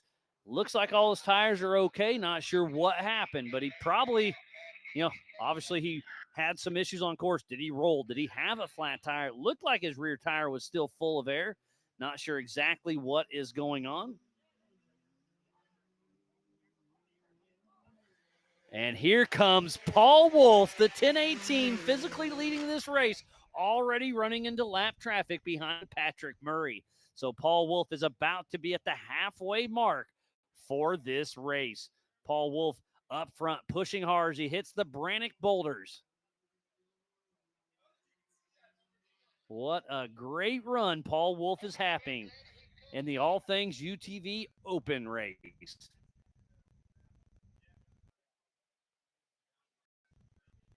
Again, I do apologize for the lack of cameras out in the woods, but couldn't get Starlinks to connect. The cell service is spotty. We're going to keep trying to see if we can tech those, but I spent quite a few time. I know Team Indiana's been out on course trying to help us out. We'll see if we have better luck tomorrow. But the sun's going down. It's getting dark out there. We're doing our best and still having some fun. And we are racing for the 2025 All Things UTV Teardown in Tennessee. I am Miles Hasquist, and we have got a great team helping us here with Ultra 4 USA.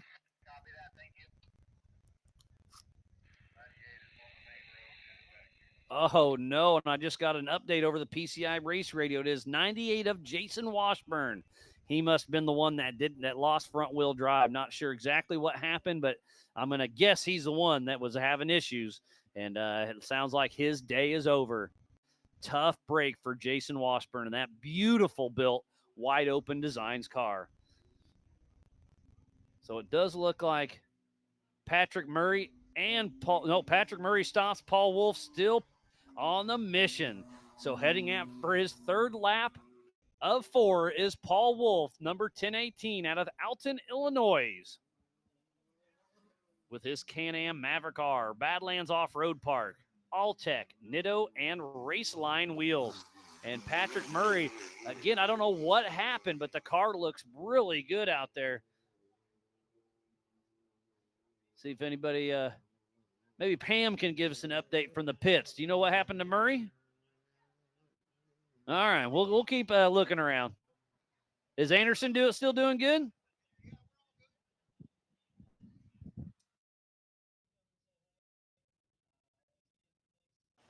So Anderson Racing says all good, just trying to work his way to the front. So it's Paul Wolf 1, then it's Adam Brown, Cody Willenborg, Josh Owens, Jason Washburn, which we hear is out. Nick Anderson, Mark McClary, Dylan Harper, Dan Hill, and Patrick Murray. And everybody except for Washburn is still moving, to my knowledge.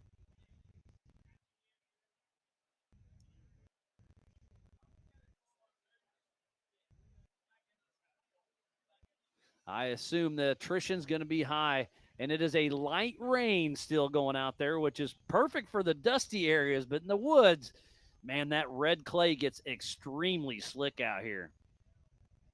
Travis, you want to hop on for a minute? All right, no worries. Patiently awaiting some of his buddies to come through.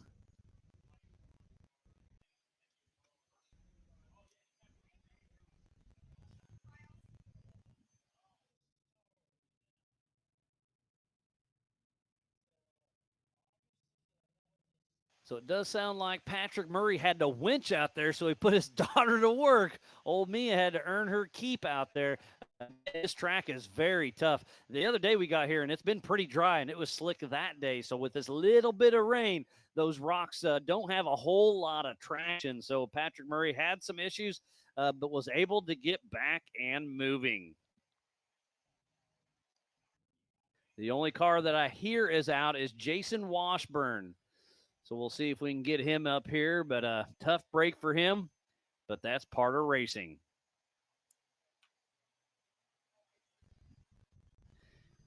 You give a huge shout out to Monster Energy, Warren Racing, Brannick Motorsports, All Things UTV, NorCal Rock Racing, Rock Crawler Suspension, Freight Factory, Spider Tracks, Factor 55, PCI Race Radios, G-Force Suspension Technology, Metal Cloak, Maxxis Tires, and King Shock. So please support who supports the sport. We would not be where we are today racing for the 2025 All Things UTV Teardown in Tennessee.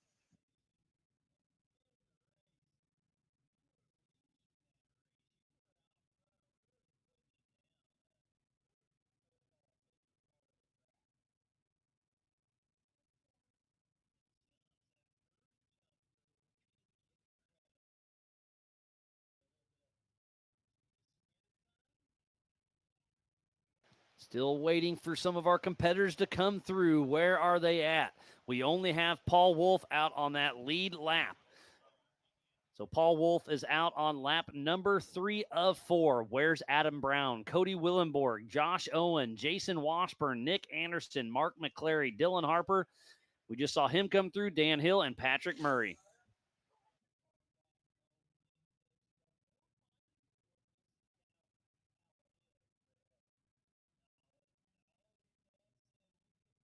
So just got an update from Anderson Racing. Sheared the bolts off the steering rack. Nick Anderson is out of the race. So the attrition is starting to set in heavy. But I was like, you can be able to race tomorrow mid-morning? He said, oh, yeah, we got more parts in this trailer that we can do with. So Nick Anderson out of the race, but we'll be back ready to race tomorrow.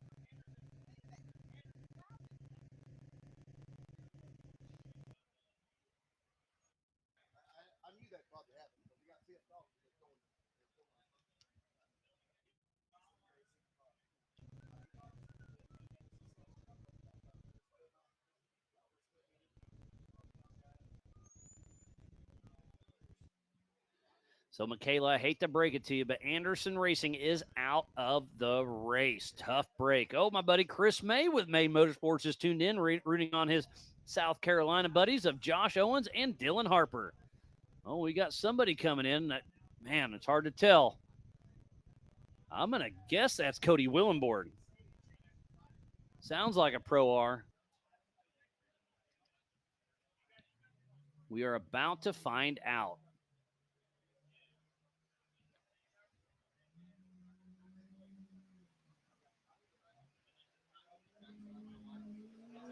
And it is Cody Willenborg moved back into second position. So the 529 of Cody Willenborg is pushing strong. So Cody Willenborg in P2 right now. So what happened to Adam Brown? We know Cody Willenborg had a tire issue of some sort, and it looks like they got tires ready again. And it's a, like I said, it's a light rain. It's not raining hard, but it's definitely a rain, which is going to make this course slicker and slicker tonight. Oh, this is going to be an interesting race. And then we still get a race all day tomorrow.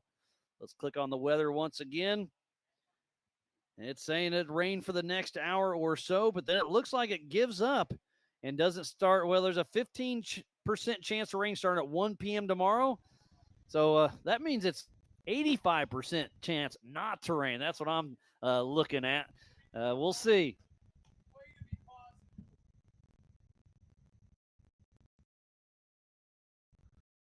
But we're on the East Coast, and you never know what's going to happen. Again, this is our third race in the Eastern Series for Ultra 4 USA. And in this class, it is Nick Anderson, Adam Brown, and Paul Wolf in the points chase. So we'll see how that all shakes out.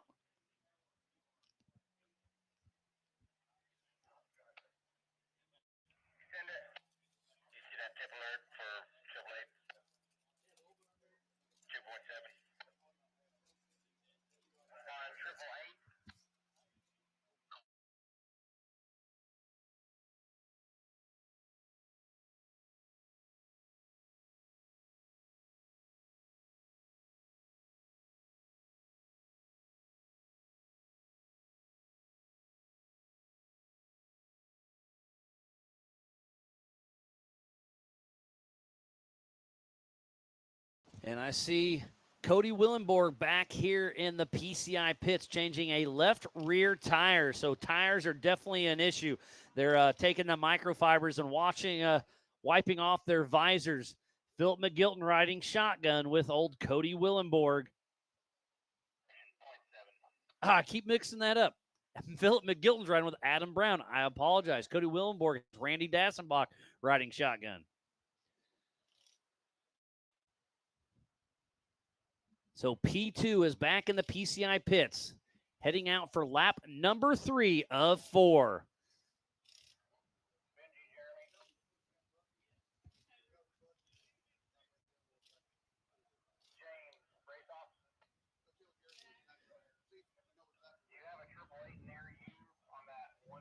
All right, well, it looks like Cody Willenborg and Randy are taking back off. Cleaned their visors, got a fresh left rear tire.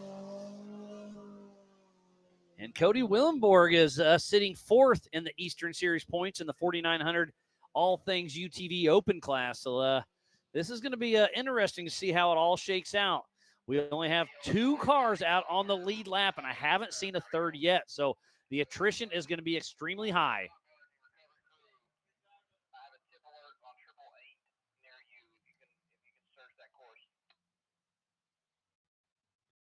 So Dan Hill has a tip alert. The number 888 of Dan Hill, tip alert at race mile 0.7, which is over by the Bounty Hill, if I'm not mistaken. That's a gnarly climb. So I definitely am not surprised by that.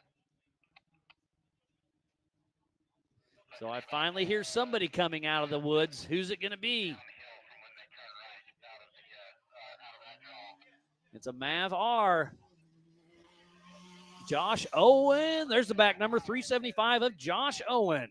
So he moved from 4th to 3rd. Where is Adam Brown? We know Jason Washburn is out. We know Nick Anderson is out. Where's Mark McCleary? Dylan Harper. Dan Hill is sitting on his side. Pat Murray had to winch, but is back in action. So Josh Owen, physically 3rd and on adjusted time right now. So our leaderboard at the halfway mark is Paul Wolf, Cody Willenborg, and then Josh Owen.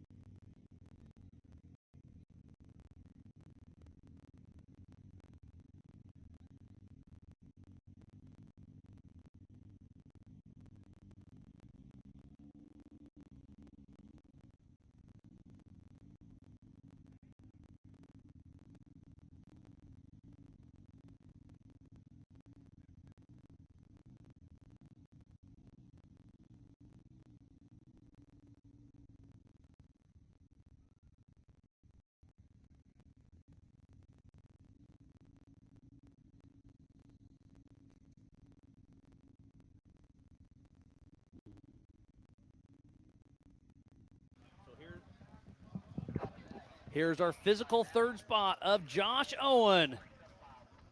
Still cruising along the number 375 out of Westminster, South Carolina with Masher Motor Racing. And that Can-Am Maverick R, S3 Performance, G-Force, Raceline, Knott Construction, and Jock Construction. So our top three are Paul Wolf, Cody Willenborg, and Josh Owen. Where is Adam Brown? Where is Mark McClary? Dylan Harper, we know Dan Hill's on his side. Patrick Murray had to winch earlier, so he's a little off pace, but back in action. And the heartbreaker of Jason Washburn and Nick Anderson are out of the race.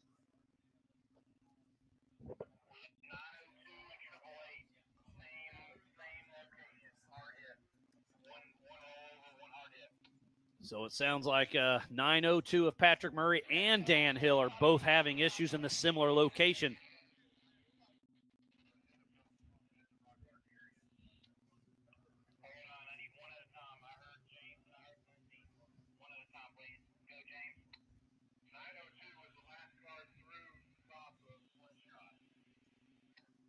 So it sounds like Patrick Murray did clear one shot.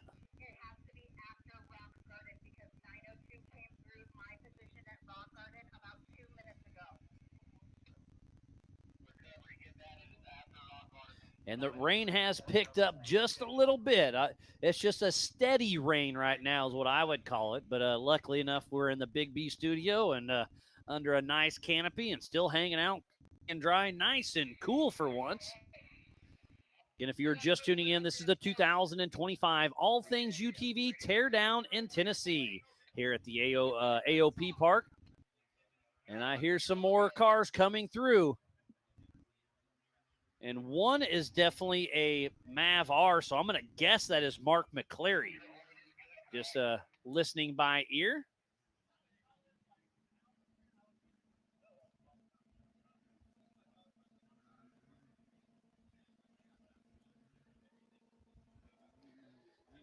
Waiting for a visual. And it is the 717 of Mark McClary, moving from 7th place to 4th. So great run by Mark McClary. And he is racing that same car tomorrow mid-morning in the Pro Modified class as well.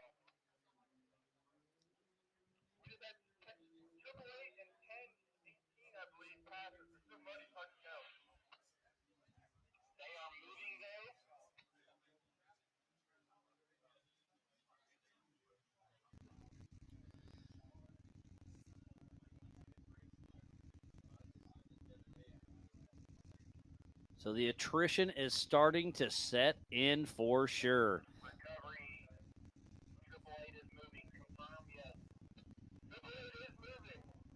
No, sounds like Dan Hill at 888 is back in action and moving once again. Again, not exactly sure what happened, but this course is probably getting slick out there.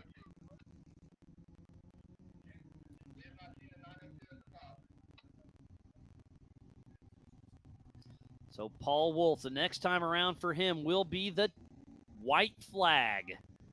So he is on his third lap of 4. It is a 5-mile lap, 20 miles in total. This race is on adjusted time. They took off one at a time every 30 seconds. And I got a physical eye on Mark McClary, who's in 4th position. Only 4 minutes behind Josh Owen. So we still have a race on our hands. Getting thumbs up from his camp. So Mark McClary is still cruising at 25 miles an hour through the PCI hot pits. He'll cross the start line and hit the gas, and he is back in action.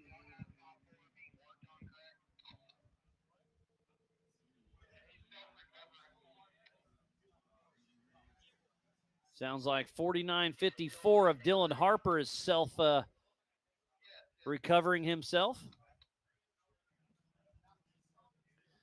And again, the wind feels really nice in here.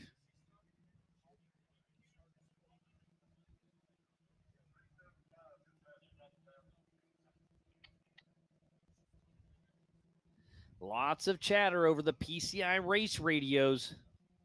The recovery crew here at Adventure Off-Road Park got their hands full.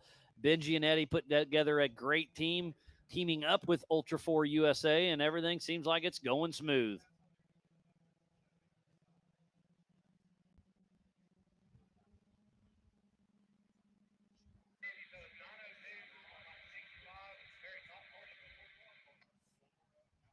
Still waiting for a few more cars to come through. Haven't seen Adam Brown. We know Washburn's out. We know Anderson is out. Heard Dylan Harper was having some issues. Dan Hill was tip alert, but back and moving. And Patrick Murray also. So it sounds like the only two that are out that we are aware of is Jason Washburn and Nick Anderson.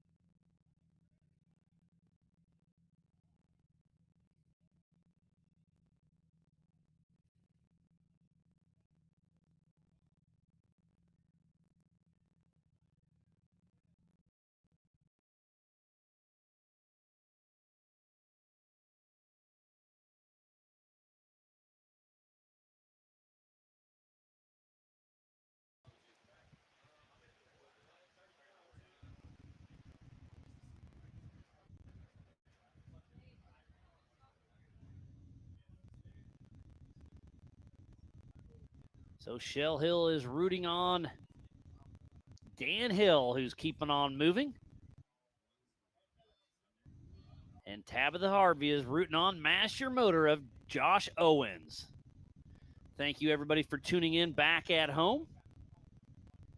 It's been a wild weekend of weather, and it's thrown a little bit of everything at us, but we're taking it in strides.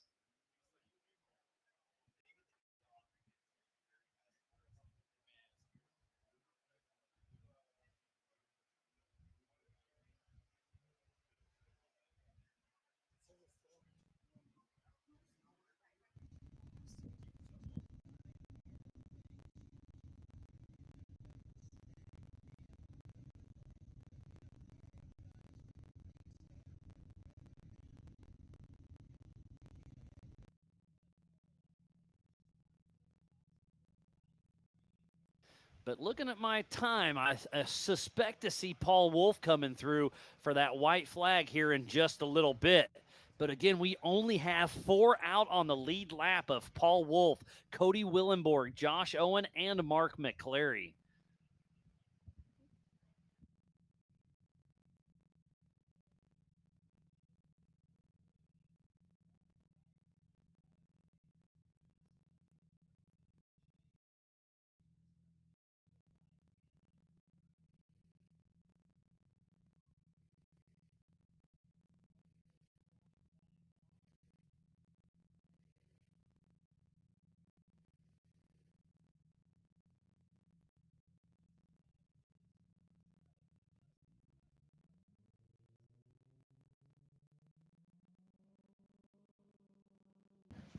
So joining me in the Big B studio is Zach with Anderson Racing. You're Nick's crew chief and steered the bolts off the steering rack. I mean, there's no really preventative maintenance for that. That's just bad luck, right? Yeah, pretty much. We think we got the best material in there. We go with the hardest bolts, custom bolts, keepers, flags, dampeners, about everything you can. These Mavars are just so big and heavy in this course.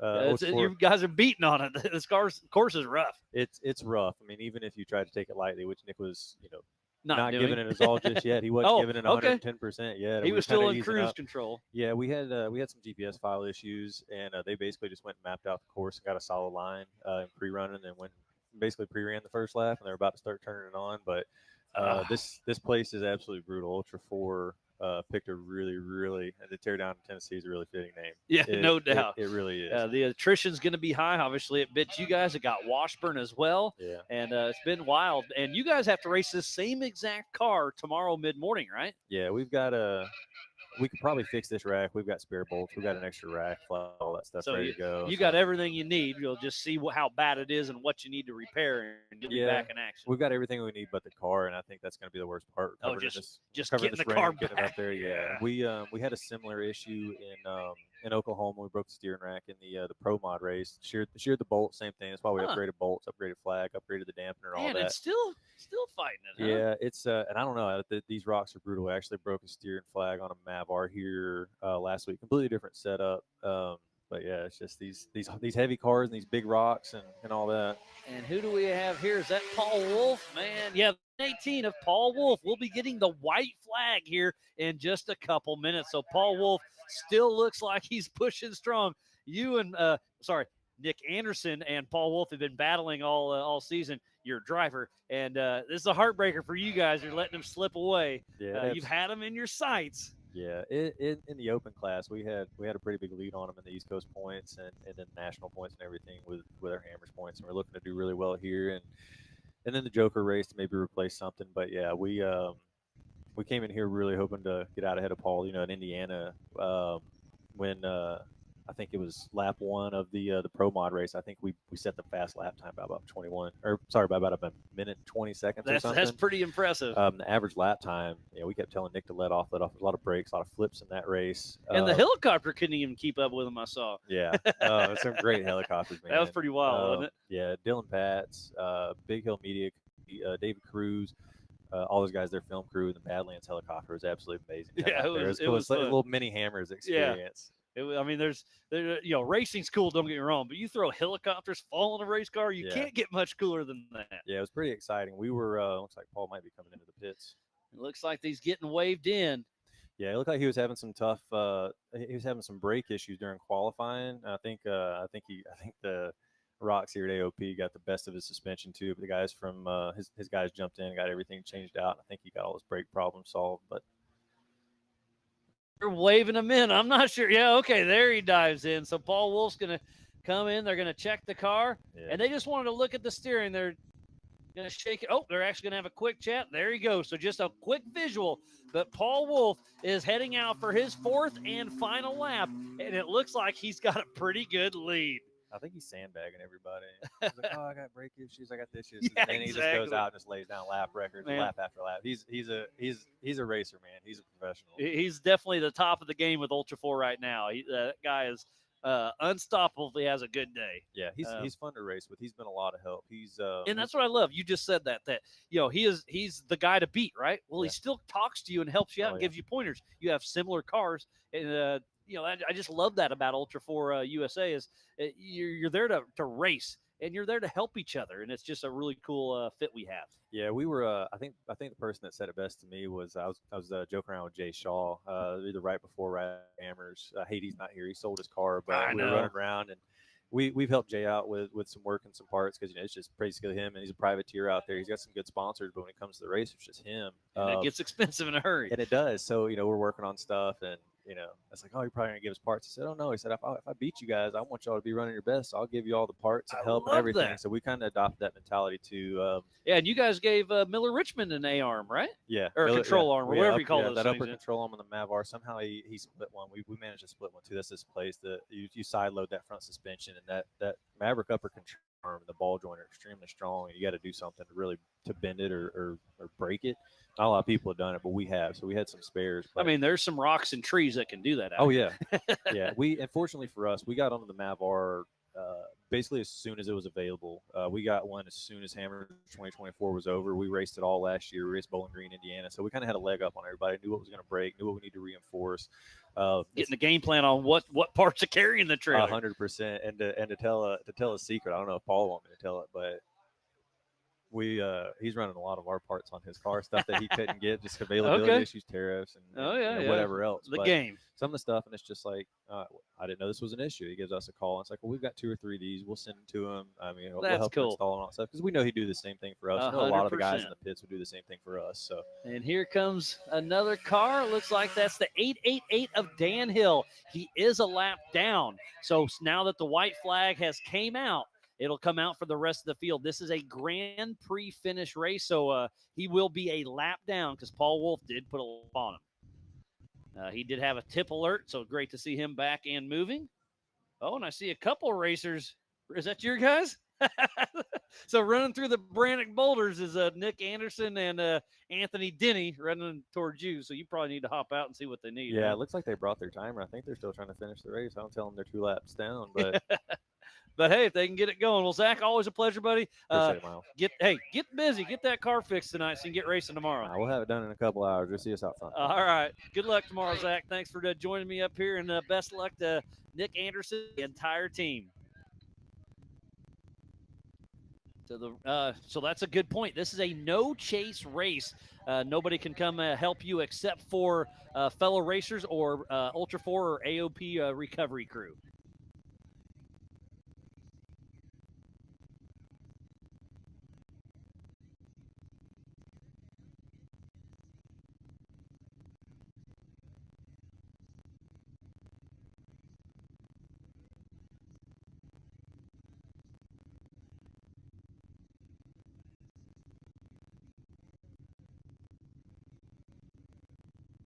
So Jeremy Dickinson brought up a great point that if Paul Wolf actually breaks on this lap, people can get by him.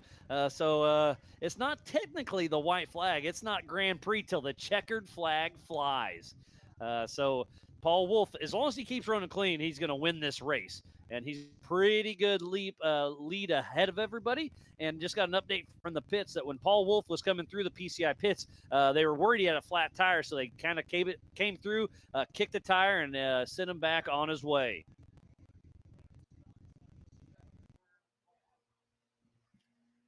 So let's see David Uptain and Anthony over there. Anybody want to come say hey? You definitely don't have to, but... So Anthony shoved old Uptain over here. We'll have a quick chat with him. Great to see MRT Tires here on site, helping support Ultra 4 USA. So David Uptain, it's been a bit. How you been? I'm doing good. How are you, Miles? Oh, I'm doing it great, man. The weather's thrown a little bit of everything at us this weekend. It's been hot. And now it's like, man, it just feels nice out. Well, you know, Pam and I were talking about this just a little while ago. Of all the years of off-roading, this is par for the course for AOP. Yeah, no doubt, man. It always throws everything out there for us. But hey, as part of the game, this is off-road racing. This isn't that roundy round stuff where you just give up at the end of the day if it starts raining. Oh no, I absolutely love it. A wet AOP is a fun AOP. That's for sure. It's a wild one, that's for sure. But we had one year, and we were just talking about. I think it was my first year with MRT 3 years ago. It was here. Here. Yeah, you actually showed up early and helped us. Yeah, I remember that. Sure did. Yeah. And we didn't get rain that year. And I'm talking about, I've been off-roading for 40 plus years. You're not trying to show your age or nothing. I'm I got a few grays. But yeah, I don't know that I've ever been here other than that one time that it didn't rain at AOB. Yeah, it's summertime in the South. It's the East, buddy. It's anything can happen. We are just barely in Central Time, Eastern time zone, just I think a half hour away, right? It is. Yeah. Over in Chattanooga. Yeah. Yep. So yeah, it's wild. It's been a great weekend. And how's MRT been doing this season? I've been doing really well. Seems like you guys been busy. Yeah, that's one of the things I love about Ultra 4 is a lot of the support that we give is to the Ultra racers, and I believe we have probably about half the field here today. Really? With UTV drivers running our tires. Pretty impressive. Yeah, one of my local buddies, Billy Baker's worked for you guys for the last couple of years, so we don't see each other near as often as we should, but it's great catching up, and good to see you guys landed a good dude there. Yeah, absolutely. Billy does a great job. If anybody's on social media, sees our cool posts. He's a fantastic photographer. It's not you, and it is definitely not me. I like to say that I'm the star of the pictures. Yeah, there you go. I'm the talent in front of the camera. But Billy does a really good job for us. Marketing genius and a great photographer, and very loved in this industry. Well known and loved in this industry. And that was one of those things that I pushed. Trying to get him to quit his job and come to work for us for about a year and a half. Well, it worked out and eventually. It finally did work out the planet's line, and he's just a great guy. Love Billy to death. No, great time out here. It's a lot of fun, and you sticking around tomorrow as well, I assume. I am. I think me and a coworker over there, Muncie, are gonna go out and hit some Mexican tonight. All right, nothing wrong with that. Yeah. Come back for the race in the morning, and I'm gonna go home and continue on getting some work done. I get that. Because I'm only 2.5 hours from here, so this it's easy. This is local to me. This is really close for me. Yeah, that makes it nice. Davis, Oklahoma is about 4 hours for me, and that's the local race for myself. Oh yeah, See, out here's like 11 hours, and that's one place I haven't been. I haven't been to Davis, Oklahoma, and I've been wanting to go. It's a really good bad. place because it's got the rocks, it's got the high speed, it's got a little bit of everything. It's got the creeks. Love Davis, Oklahoma. You need to make that one. And that's what I love. My background's always been rock crawling. Did a little bit of racing several years ago and found out that I'm very mediocre at it. So Well, I chose to support the racers instead of be one of them. I get that. But I do love the rocks. That is the one thing that I crave more than anything, and travel the country in seek of new challenges. Yeah, no, that's what Ultra 4 is all about for sure. Is testing all the equipment to their limits. So I'm glad to see MRT stepping up and testing their tires out here with Ultra 4 USA and King of the Hammers and everything else in between. And I've always felt as Ultra 4 is the premier race series in the nation. It's the most challenging to me. I have raced tricky. Ultra 4. I have raced King of the Hammers. I have raced Best in the Desert. But if you want to challenge your machine and yourself, Ultra 4 is where it's at. And I always think about how you always say to finish first you must finish. Yeah, well, the other thing about it is to finish, you need to compete. So there's a lot of people that that if you want to compete, go out and build your rig, get the safety requirements, come out here and run the stock class, man. There's nothing like it, pulling up on the starting line especially for the very first time. Yeah. And you can go to your local Can-Am dealer and buy a brand new machine. Like you said, put the safety equipment on there, and you can race the stock class and basically a stock car with the safety equipment. It's not that big a deal. It doesn't take that much to come out and run the stock class. That's where a lot of it is weekend warrior stuff that you're going to do anyway. Cages, harnesses, some and seats. they finance them. Oh, I don't recommend that. Yeah. Well, the big thing is make sure it's insured. No doubt. And don't make posts. Well, too late. It's on live here. Well, Dave, it's always a pleasure seeing you. Good to see you, Miles. Glad to Appreciate see you. Always a good time, and thanks for all the support, buddy.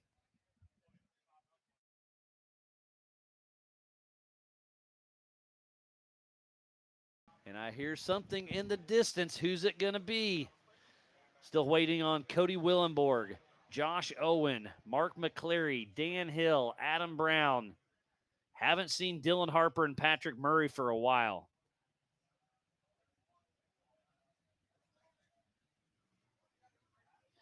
Yeah, sorry, Shane. Saw Jason Washburn is out. I believe I heard front wheel drive does not work. So Jason Washburn is out of the race. So is Nick Anderson. Those are the only two confirmed that I have heard about. But I'm still waiting to see Dylan Harper and Patrick Murray. Haven't seen them in a bit. And also Adam Brown, actually. He was running up front and haven't seen him in a bit. So those are the three that are in question right now. But the ones that are out are Nick Anderson and Jason Washburn. But out front, who took the pole position, is Paul Wolf and has not been passed yet. Is this going to be Willenborg or Josh Owen? That's a Maverick car. It looks like Josh Owen. Man, I can't tell. Yep, 375 number plate on the back of Josh Owen. So Josh Owen has passed Cody Willenborg as well. So Josh Owen having a great showing. So this will be the white flag for Josh Owen. I'm flipping back through here. Josh Owens took off in 7th position, so has made it from 7th all the way to 2nd. Great run for him. But remember, to finish first you must finish. Is Paul Wolf and Josh Owen going to be able to hold it together on this 4th and final lap? It's only 20 miles, but it's 20 of the most gnarly miles you can find out here, especially here at Adventure Off-Road Park.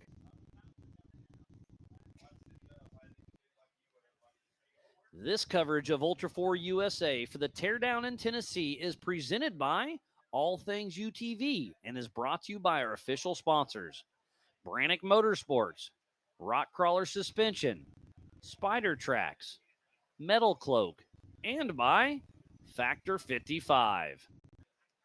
So please support who supports the sport. Whether you're building a mall crawler, a race car, a tow rig, or anything in between, go check out all these amazing marketing partners that make this possible. And crossing the line Heading out for lap number 4 is Josh Owen, and Paul Wolf has a 10-minute lead. Paul Wolf has been averaging about a 23-minute lap. His fastest lap was a 21:24.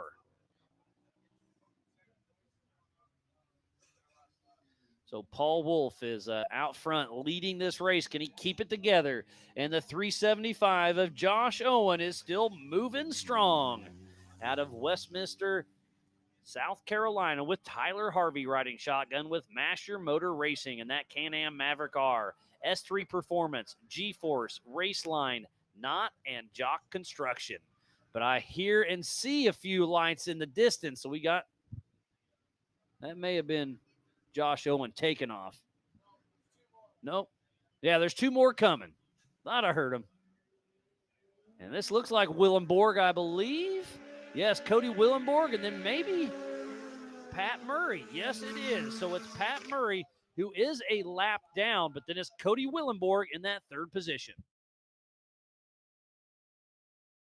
And Willenborg has another right rear flat tire. So the attrition has been very tricky out there. So lots of broken parts out here. We'll see how it shakes out. But Willenborg, who is in that 3rd position, Pat Murray is a lap down. We'll see if he can get back out there and running. But that'll put Pat Murray up to 6th position, I believe.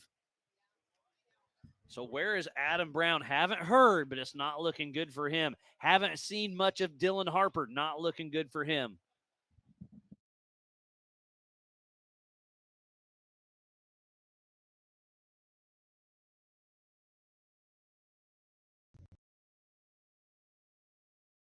So, yeah, just getting a hold of on the PCI Race Radio race-offs. Jeremy Dickinson is confirming only Washburn and Anderson are officially out, but haven't seen Dylan Harper, haven't seen Adam Brown. Dan Hill's been a bit, Mark McClary been a little bit, and Cody Willenborg will be coming into the PCI pits here in just a minute. And Willenborg is 5 minutes behind Owen.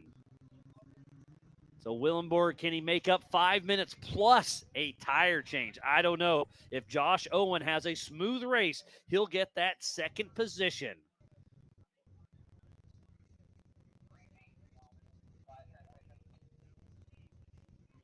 So the right rear flat tire for Cody Willenborg and Randy Dassenbach. And it looks like Pat Murray is coming into the pits as well. Looks like they're just kind of giving the whole car a little shakedown. They're wiping off everything they can. And Patrick Murray and his daughter Mia out there still having fun and moving. He's a little bit worried about something in the front end, I can tell. He's turning the steering wheel back and forth, making sure everything is working okay. And Willenborg is just shaking his head after they're changing another tire.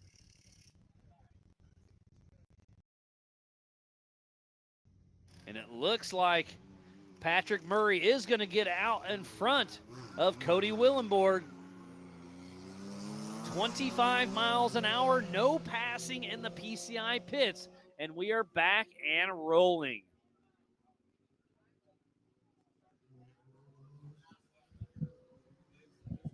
And Willenborg gives Murray a little horn. Patrick Murray is a lap down.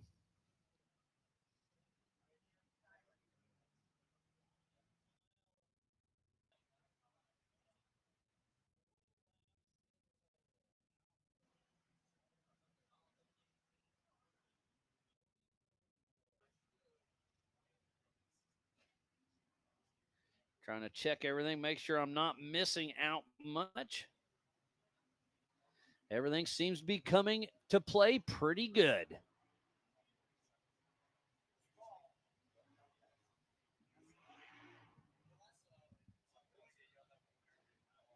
Definitely sounds like a Polaris coming this way. Let me see, who am I going to guess this is going to be? This could be Dylan Harper would be my guess, just ear-wise. And yes, it is. It is Dylan Harper 49.54 out of Columbia, South Carolina, with Harper Enterprise still moving. This will be finishing. He is on lap number 2, so he'll be heading out for lap number 3. So Dylan Harper cruising through the Brannock boulders. So again, the cars in play are, where's McCleary? Where's Dan Hill? Where is Adam Brown? Those are the only cars that I haven't seen for a while. Are they still moving or not? Again, the foliage here is extremely tough to tell what is going on.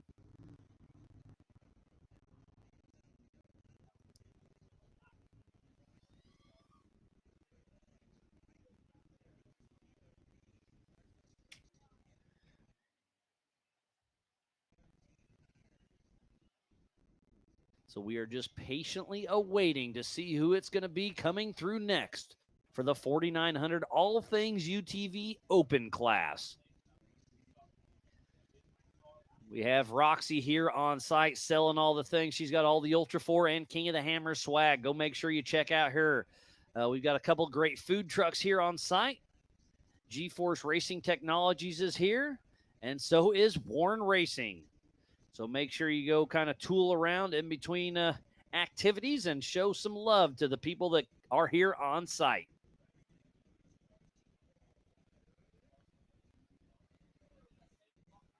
Oh, Brody Owen is updating me. It's Mash Yee Motors Racing. I'm probably still gooping that up. I'm sorry.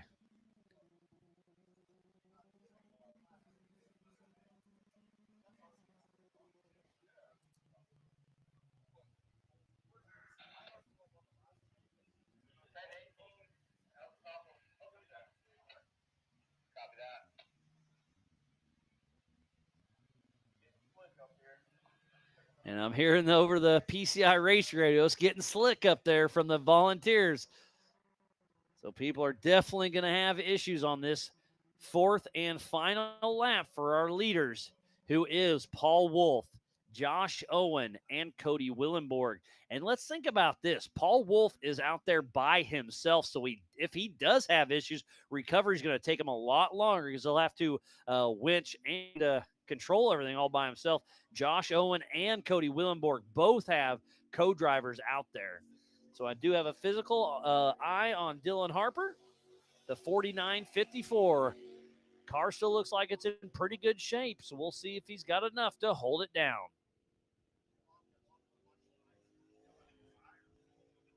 I'm sure those hills out back are getting slick. These climbs, you just have to come here to see it for yourself. They are absolutely insane. They are long. They are hard. They've got big rocks, lots of trees. And this dirt here is like nothing else. It's this red clay down here.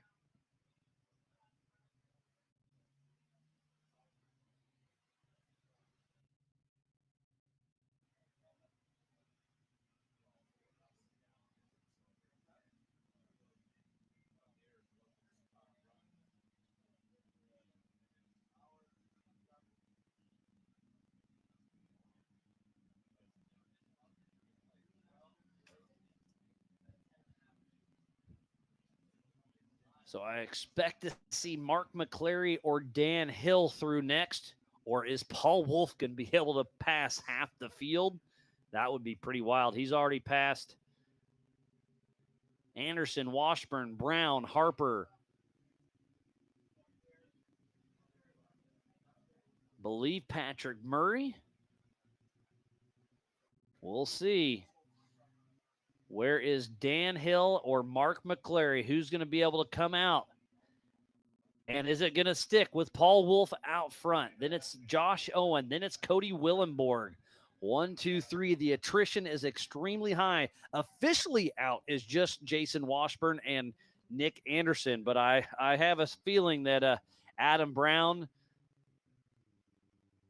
I haven't seen him for a bit, so I assume he's having a rough day out there. Just saw Dylan Harper, just saw Pat Murray, but I haven't seen Mark McCleary or Dan Hill for just a little bit. So we'll see if we can get it rolling.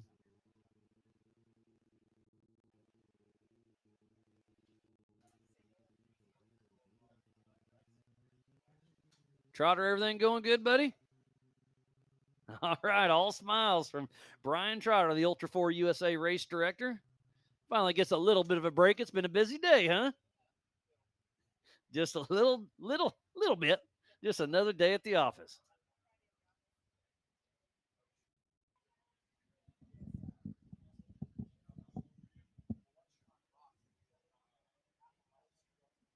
I'm going to see if I can get him over here. Yeah, Trotter's got a little bit of a break, so might as well put him right back to work.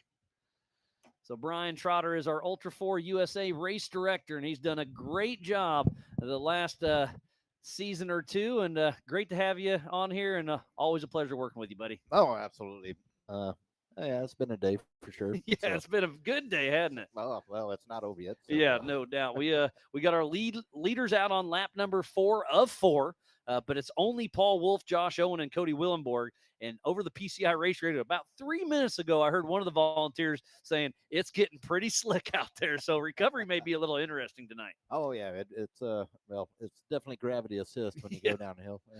Yeah, if you know what goes up must come down, right? Yeah, and a lot of times it won't be voluntary going down. So or you meant to. Oh well, yeah. I mean, obviously you mean to do stuff, but yeah, no, but it will. The conditions here as soon as that. I mean, it's oh shoot! As soon as that clay gets on any kind of rock, it turns to ice slick. almost. Oh yeah, so it'd be a fun race for sure. I mean, these guys are going to have to, they can. When it was dry earlier, they could get after it, and not necessarily, obviously you got to drive with some caution, but now they definitely have to pay attention to where they're placing tires and how it's going to react for them. So it's a, for me, it would be a complete different train surface. Oh, for sure. So. And you've raced a little bit of everywhere. You're a pretty good navigator over on the right seat. You've raced with Ricky Johnson, Tom Ways, and a pretty good list of names out there. And to come full circle and back here with Ultra 4 at King of the Hammers and everything, it's cool to have you on board. No problem. It's I've sat over in the victim seat and told the guys just go that way as fast as humanly possible and don't mess. Be fine. So and sometimes it works out. Well, sometimes, yeah. Sometimes it doesn't, but we won't talk about that. But, yeah, it's all part of it. But no, it's coming back to Ultra 4 or racing Ultra 4 is just a different type of racing altogether. Flat open desert is one thing. Race down in Baja, it's it's a different style to begin with. Oh, and then some. Yeah, Ultra 4 is what I like about it is just not just King of the Hammers, but traveling across country, you get to see different terrain types, different we've got different rock, different dirt, just how these machines can, the capabilities of all the platforms that we run here. So it's pretty cool to see that, be able to be a part of it. I call them the Swiss Army knife of off-road because they don't just run desert. They just don't rock crawl. They do a little bit of everything and do it well, and it's a lot of fun. And like you were saying, we get to see a lot of cool parts of the country, and every once in a while you get to see some cool animals out there on course. Oh yeah. I mean, there's I've heard of the Cupacabra of Moab. There's a bird that's about that big. It attacked a buddy. He got very frightened, but he was all right. I heard. Yeah, right? yeah. Okay. After some therapy and some counseling, he made it back. So well, thanks for counseling me, buddy. Yeah, no problem. But the animal types. I mean, run across all kinds of snakes, good bad snakes. Oh yeah. Tarantulas. See all kind of tracks when I get to go out and build course or look at things, and so yeah, it's a. Dude, the best part of the job is that to get out in the woods, get out in the sticks, and just do it. Yeah, I've done some of the best off-roading ever that nobody got to see, but I mean it's tough. and you've lived to show it. Yeah, it's a tough job. Somebody's got to do it. Oh yeah. So no, it's a great time. And up next, we'll be heading to Sturgis, South Dakota, Daring Bike Week, and that track they've almost doubled it in length. They've got some extra spectating there as well, so I'm pretty excited to get up there and check it out. That's going to definitely be an interesting one. Should if you're in the area, definitely make the migration there because it obviously with bike Cupacabra. Well, RDP's listening to us and giving us a hard time. Yep. Hey, I miss you, buddy. I wish you were here, but wish you best of luck to you and your new family. You've got the boy already. You got a new one coming, and Yep. Yeah, excited for you back at home, and thanks for everything you do behind the scenes. You have heavily been missed this weekend, that's for sure. Absolutely. So I hope you have a healthy kid here in 2 days, not tomorrow, 2 more days, and then everything goes smooth and you'll join us in Sturgis, I hope. Yeah. There might be some decisions made that is out of Ryan's and control, it's but fine. It's all good. Absolutely. Yeah. I mean, we'll give them a Yeah. bunch of crap for it, but 100%. yeah, But yeah, we all yeah. understand. Family's first. For sure. Yeah, and speaking about family, you brought your family out to Davis, Oklahoma, just man, I guess a couple months ago now. Right. And that We're was a just lot of south fun. south of Davis, so they got to come up and actually see what. Well, I call work. But no, they come out and then they know how much enjoyment I get out of it. And then they actually get to see it. They've been able to come out and watch me race a couple of times in short course out in Southern California when we lived out there. And then, so they understand it. They just haven't gotten well. I haven't forced them to come out. Yeah, no doubt. I mean, I've got my wife Kim, love you, but excuse me. You know, she'll start being traveling with me now, which youngest kids graduated high school, so yeah, you're almost free nesting, huh? Yeah, almost. But no, they know that I enjoy working, and it's kind of hard to call work when you love it. So I do love it too. Don't get me wrong, but it is work. But Yep, it's fun it's work. work. And you know, some days are better than others. But at the end of the day, when I look back after a long race weekend, you know, a couple days has been hot. This sucked.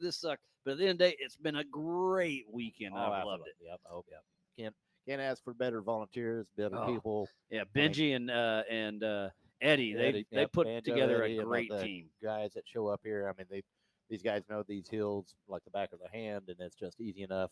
All you have to do is, you know, any part of the world you go to, you got to figure out the dialect. So it's been fun trying to figure out Eddie's dialect. So. Well, we got James, our interpreter. Yeah, thankfully we got James to interpret for us. So, I mean, I like to call him Banjo Eddie because it's a bang bang dong ding. And like, all right, cool. I think I'm picking up what you're putting down, Eddie, for the most part. But again, what a great group of guys they have out here. Oh, absolutely. Couldn't do stuff like this without them. Listen to the PCI Race Radio. Somebody's broke. Oh. All right. Well, Trotter, it sounds like you got work to do, buddy. Well, always a pleasure. Good hanging out, and get to work. Oh, yeah. All right. Time's over. Yep. Have a good one. And I see Jason Washburn now here that's in this race, but obviously is out of the race. Hate to see that for you, buddy. Sounds like you lost front-wheel drive. Is that what I heard? Yeah, the front diff came apart over in the bottom of 41. Didn't you do that at Indiana too? Yeah, this is 2 in a row. Well, we got to stop meeting like this. Yeah.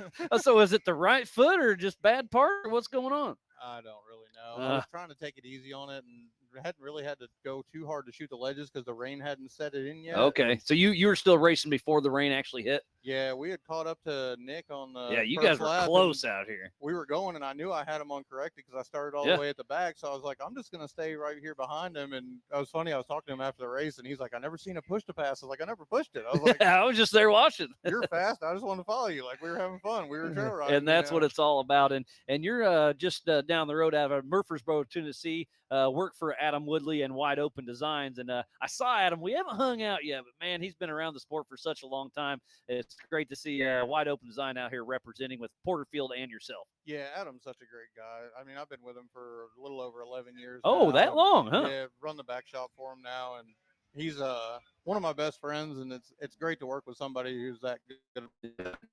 And what you guys come up with at shop, I mean, one of the first Wide Open Design cars you raced, was it Doc Nazir, right? Yeah, Doc. Man, I love those cars. Just the rolled tubing just looked completely different than everything else. And obviously you guys are heavy into rock bouncing and just trail riding in general. And then that new trail car that's a Jeep that thing's awesome too, right? We've got a couple really sweet JKs that we're getting ready to release to the general public. They're getting finished up in the shop right now, and it's pretty mind-blowing to take and build street rods that you're going to hit a tree with. But. Yeah, no doubt. Yeah, it's a show car that you go out and beat up.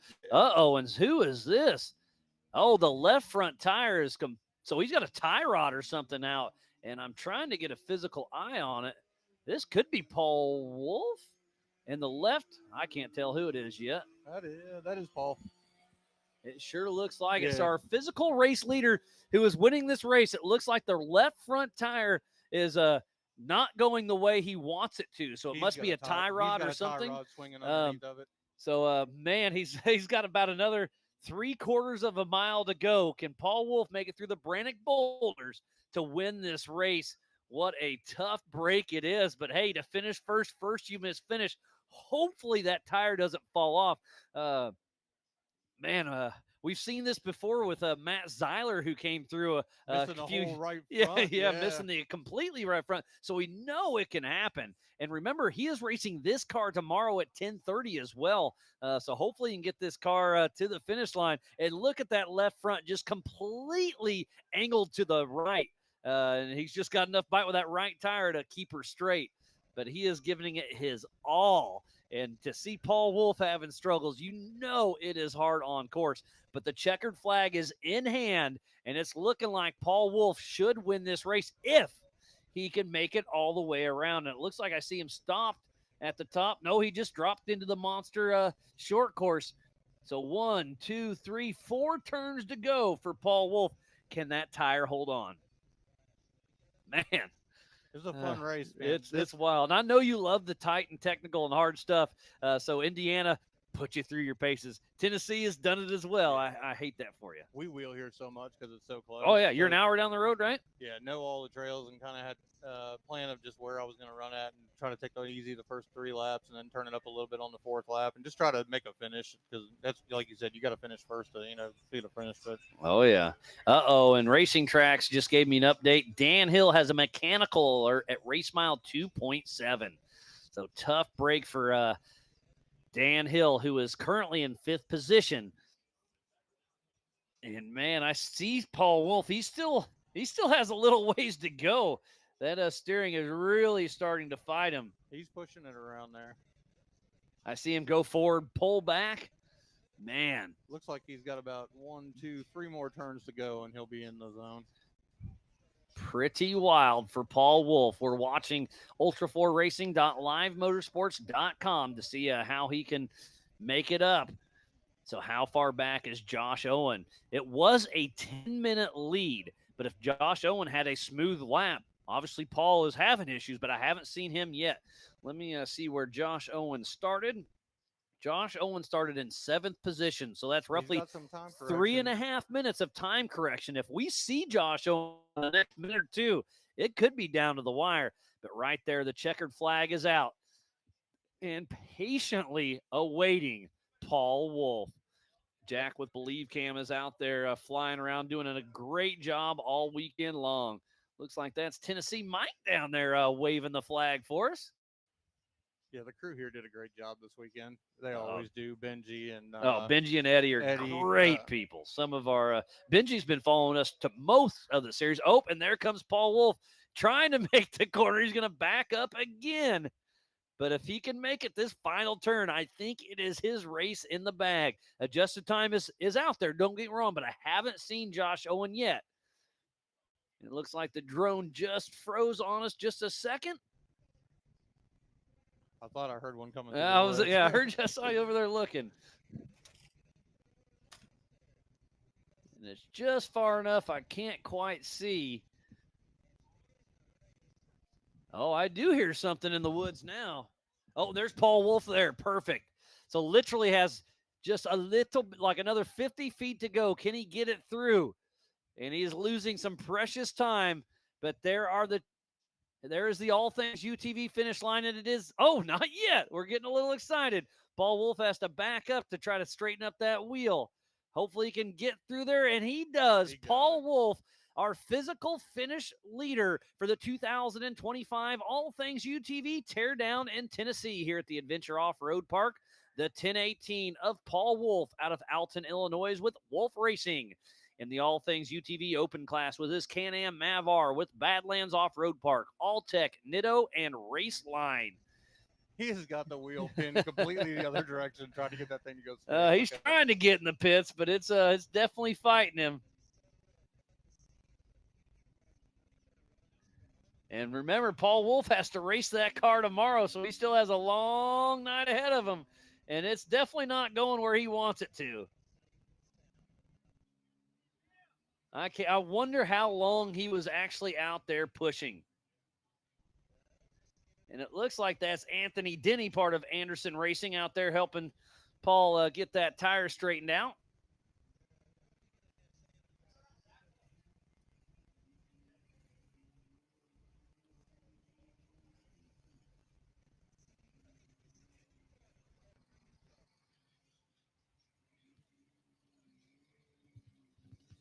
They're gonna have a fun day tomorrow. It's Man. definitely there now. Yeah, so it'll be interesting what it does overnight. The rain has stopped. Let's see what it's looking like on the weather. Yeah, we're gonna stick around and help Cody Hardesty and Kevin Porterfield and Philip McGilton and them. Oh, I'm glad to hear that. Do some pit work with them tomorrow, and hopefully we can get at least one or two of them up there in the podium spots. Cody Hardesty is one of those, I'm going to call him a dark horse. He doesn't race a whole lot with us, but he definitely does. And this is his style of racing, the tight trees. I think he definitely has a shot. Again, you don't recognize the name very well. He's been around for a while. Don't get me wrong. About but a little over a year off. And, yeah. Cody's always been fast here, and he's having a lot of fun this weekend. Like he's having more fun in the car than I've seen him have in a long good. time. I'm glad to hear that. All smiles, and he's got Wizzo riding with him in the passenger seat, keeping Yep. calm down. Chris Wyant with Diddy's Big Block. Yeah, they're looking to have some fun tomorrow. Car's fast, running good, and doesn't seem like it has any issues tonight. So how far back is Josh Owen and Cody Willenborg? They're the only two out there on the lead lap. We haven't seen Mark McClary. Had a mechanical alert from Dan Hill. Patrick Murray has had issues. Dylan Harper was out there. Haven't seen Adam Brown. Not officially out of the race, but not looking good. And then officially out of the race right here is Jason Washburn and also Nick Anderson. Tough luck. Yeah. So you're going to get the car back home and get it fixed, and what's the next race for you? We're going to see if we can squeeze one more in this year. We're talking about doing some show stuff later this year. Maybe Okay. SEMA and PRI with it with a couple of the Get her partners. shined up a little bit. Get some powder coat on it. Yeah, Get it no cleaned up doubt. and fix some parts and try to get it back together. I might try to shoot in the race up there at Kentucky again. the Oh, Joker Bowling race. Green? Yeah, Yeah, that's a fun one. It's so close to home. And Yeah. short course is such a good time. But And your car is set up. You got the visibility for it. I think you could do really well there. we'll drop a bunch of the weight, take everything off of it, and get it lightened up, and go up there and maybe play with the boys one more time this year. And that's during LS Fest. So that's definitely going to be a fun one to watch. Might take a truck or two up there, one of those, something from the shop to show off. And Oh, yeah. You go guys play like around. showing off for sure. And then And start when getting ready is for that Hammers one? next year. Man, all my papers are getting wet now. There we go. I think that one's September. September 5th and 6th. So I'm not like getting rained on. It's just it's the air is so heavy. Yeah. Man, it's crazy. Hopefully we have better weather for the next Kentucky race than we did last time. Oh man, we snuck it in, but it was not good. Such a good call by Ultra 4 to push Yeah. everything forward the day, because the next morning, like leaving out and headed back to Tennessee, and it's a short drive. It was a but monsoon. It took 2 hours to get home, an hour drive, because you couldn't see in front of the truck. Yeah, So and it'd it's been one of terrible. those things that's such a hard call, and it's never the right call. It never is. It was But this time we got lucky. Goodby made the call, and we pulled trigger, raced everything on Friday, and got it in. And then the it opened up overnight, and each corner had 2 or 3 feet of water was in it. bad. So I wasn't sure we were going to get the race tonight with the lightning. I was coming in. nervous. Yeah. I know Trotter's trying to keep everybody safe and wouldn't throw a green flag, and then the lightning just kind of pushed off, and it was like, we can go. Yeah, well, I hear somebody coming, and it's definitely a Mav R, so I'm going to guess this is Josh Owen. How's he doing on time? He'll be in second for sure. On adjusted time, Paul Wolf should have it, no problem. Yeah, it's been at least But 5 again, minutes. this is unofficial. Sounds like he may be having some issues as well out there. But there he comes. Yeah, that does look like Josh. Josh Owen with Mashia Motors Racing. And that Mav R number 375. Out there pushing strong out of Westminster, South Carolina. And that Can-Am Mav R with S3 Performance, G-Force Racing, Raceline Wheels, Knott, and Jock Construction. Uh-oh, and the drone took a little mud to the face from old Josh. We'll get that flown back and cleaned up. But, man, Jack has been a trooper with that FPV Believe Cam drone, doing a great job. It was real good talking to you, Miles. All right, Jason, always a pleasure. Good seeing you, and thanks for hanging out tomorrow and giving your buddies some support.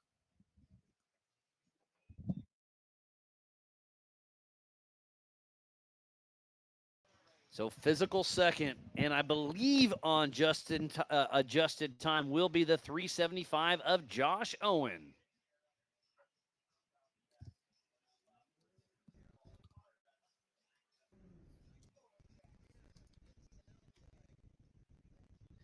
It has been a long but good day out here for the 2025 All Things UTV Teardown in Tennessee here at the Adventure Off-Road Park, and we are waiting for the checkered flag to fly for Josh Owen. He is down to the Monster Short Course, so we should see him coming up and through here any moment. And then hopefully Cody Willenborg is still moving.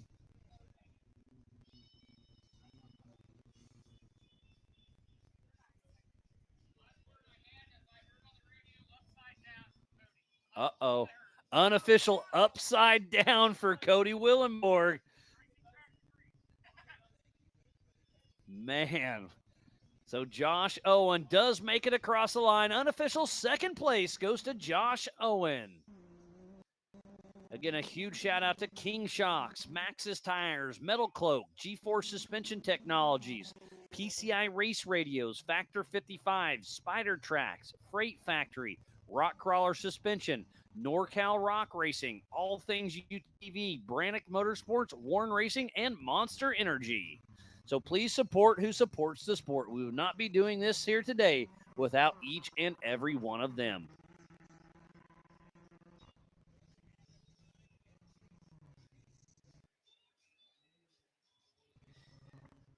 So Mark McCleary will be a lap down, and the checkered flag has already flown. It is a Grand Prix finish, so even if Cody Willenborg is upside down, that should lock him into that third position, because nobody else is out on that lead lap.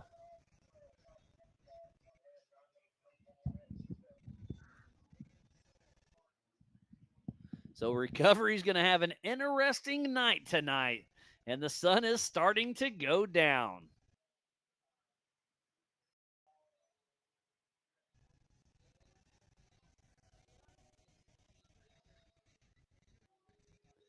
Thank you again for everybody for tuning in to the 2025 All Things UTV Teardown in Tennessee here at the Adventure Off-Road Park. I am Miles Hasselquist, and we are towards the end of the All Things UTV 4900 Open UTV race. Paul Wolf, unofficial 1, and Josh Owen, unofficial 2. And that may be the only people that finish all 4 laps. I'm hearing unofficially Cody Willenborg was upside down at one point.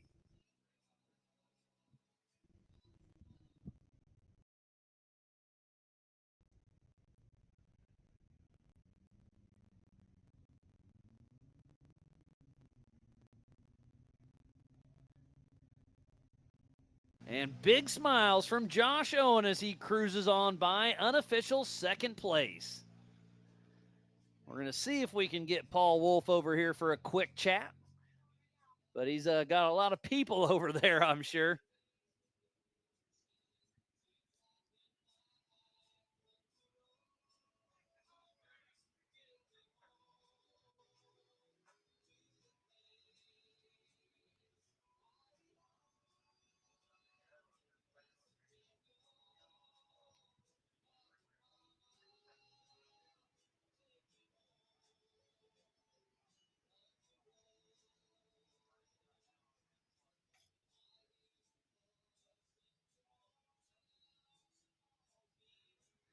So let's run through the rest of this season this year. Up next, we'll be heading to Sturgis, South Dakota during Bike Week at the Buffalo Chip Motorsports Speedway. August 1st and 2nd during Bike Week.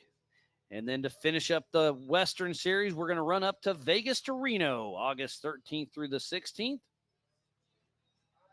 And then our first Joker race of the season will be at the Big House, Crandon, Wisconsin, over Labor Day weekend for the Crandon Ultra 4 Short Course World Championships. And then we'll go to LS Fest there at the Beach Bend Raceway for the Eastern Joker, September 5th and 6th there in Bowling Green, Kentucky. And then for the Western Joker, back to NorCal Rock Racing, September 19th and 20th there in Rancho Cordova, California. And they'll wrap up the year for the 2025 Ultra 4 USA Nationals there at the Laughlin Desert Classic, October 16th through the 18th. So we still have quite a bit more racing yet to go. It's been a busy but fun year for sure.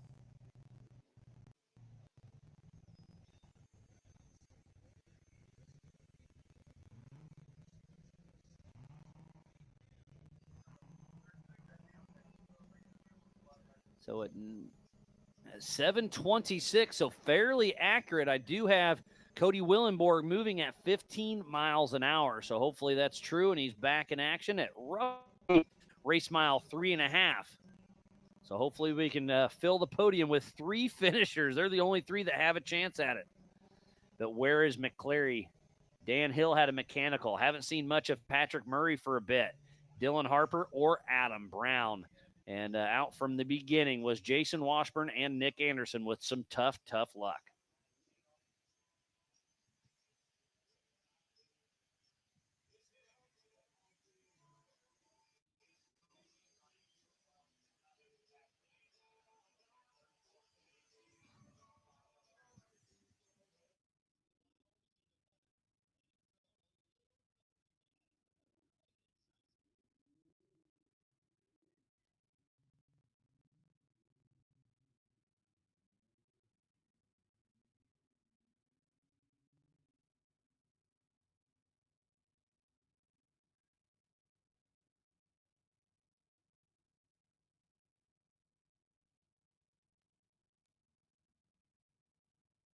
And just heard over the PCI race radio, Dan Hill is officially out of the race and is self-recovering. So tough break for Dan Hill.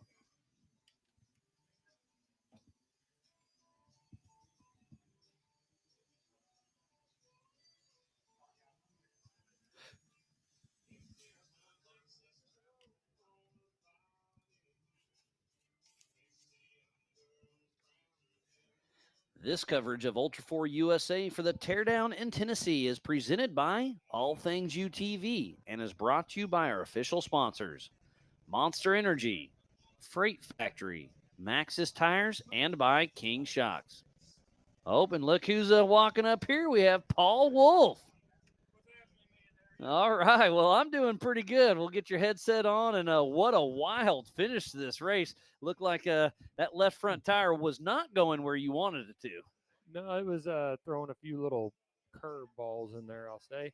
No, it was good, though. The race that was gnarly, man. That was a rough race with the rain coming down. Everything like so each lap, I'm sure it just got slicker and slicker, right? It did. It got worse and worse, and guys are dragging mud up on the rocks. So we're on the East Coast, so the rocks are already slick to begin with. But they're getting slicker up on up. Yeah, huh? yeah. I mean, it went from luckily I used to do rock bouncing, so You know how to throttle down and just go for it. and huh? that's what you have to do. It's a little tricky with the Maverick R and the sequential transmission because you have to take off in first gear, even though really you want to like Be in second or gear, third, yeah. to get the wheel speed up to get to hit stuff. So it's a lot of like judging where you're at and short shifting it into second as soon as the car would let you. And once it did, throttling into it hard and shooting it. The last lap was real tricky, not just because of the tire, but prior to that, rock bouncing up some of the ledges because they got rained on. They're super wet. A lot of mud tracked up. A lot of guys are winching, pulling cable. So a lot of it was just get up to it and just kind of one-shot it and hopefully make it. I had to back up a couple times and shoot things 2 or 3 times, but we made it.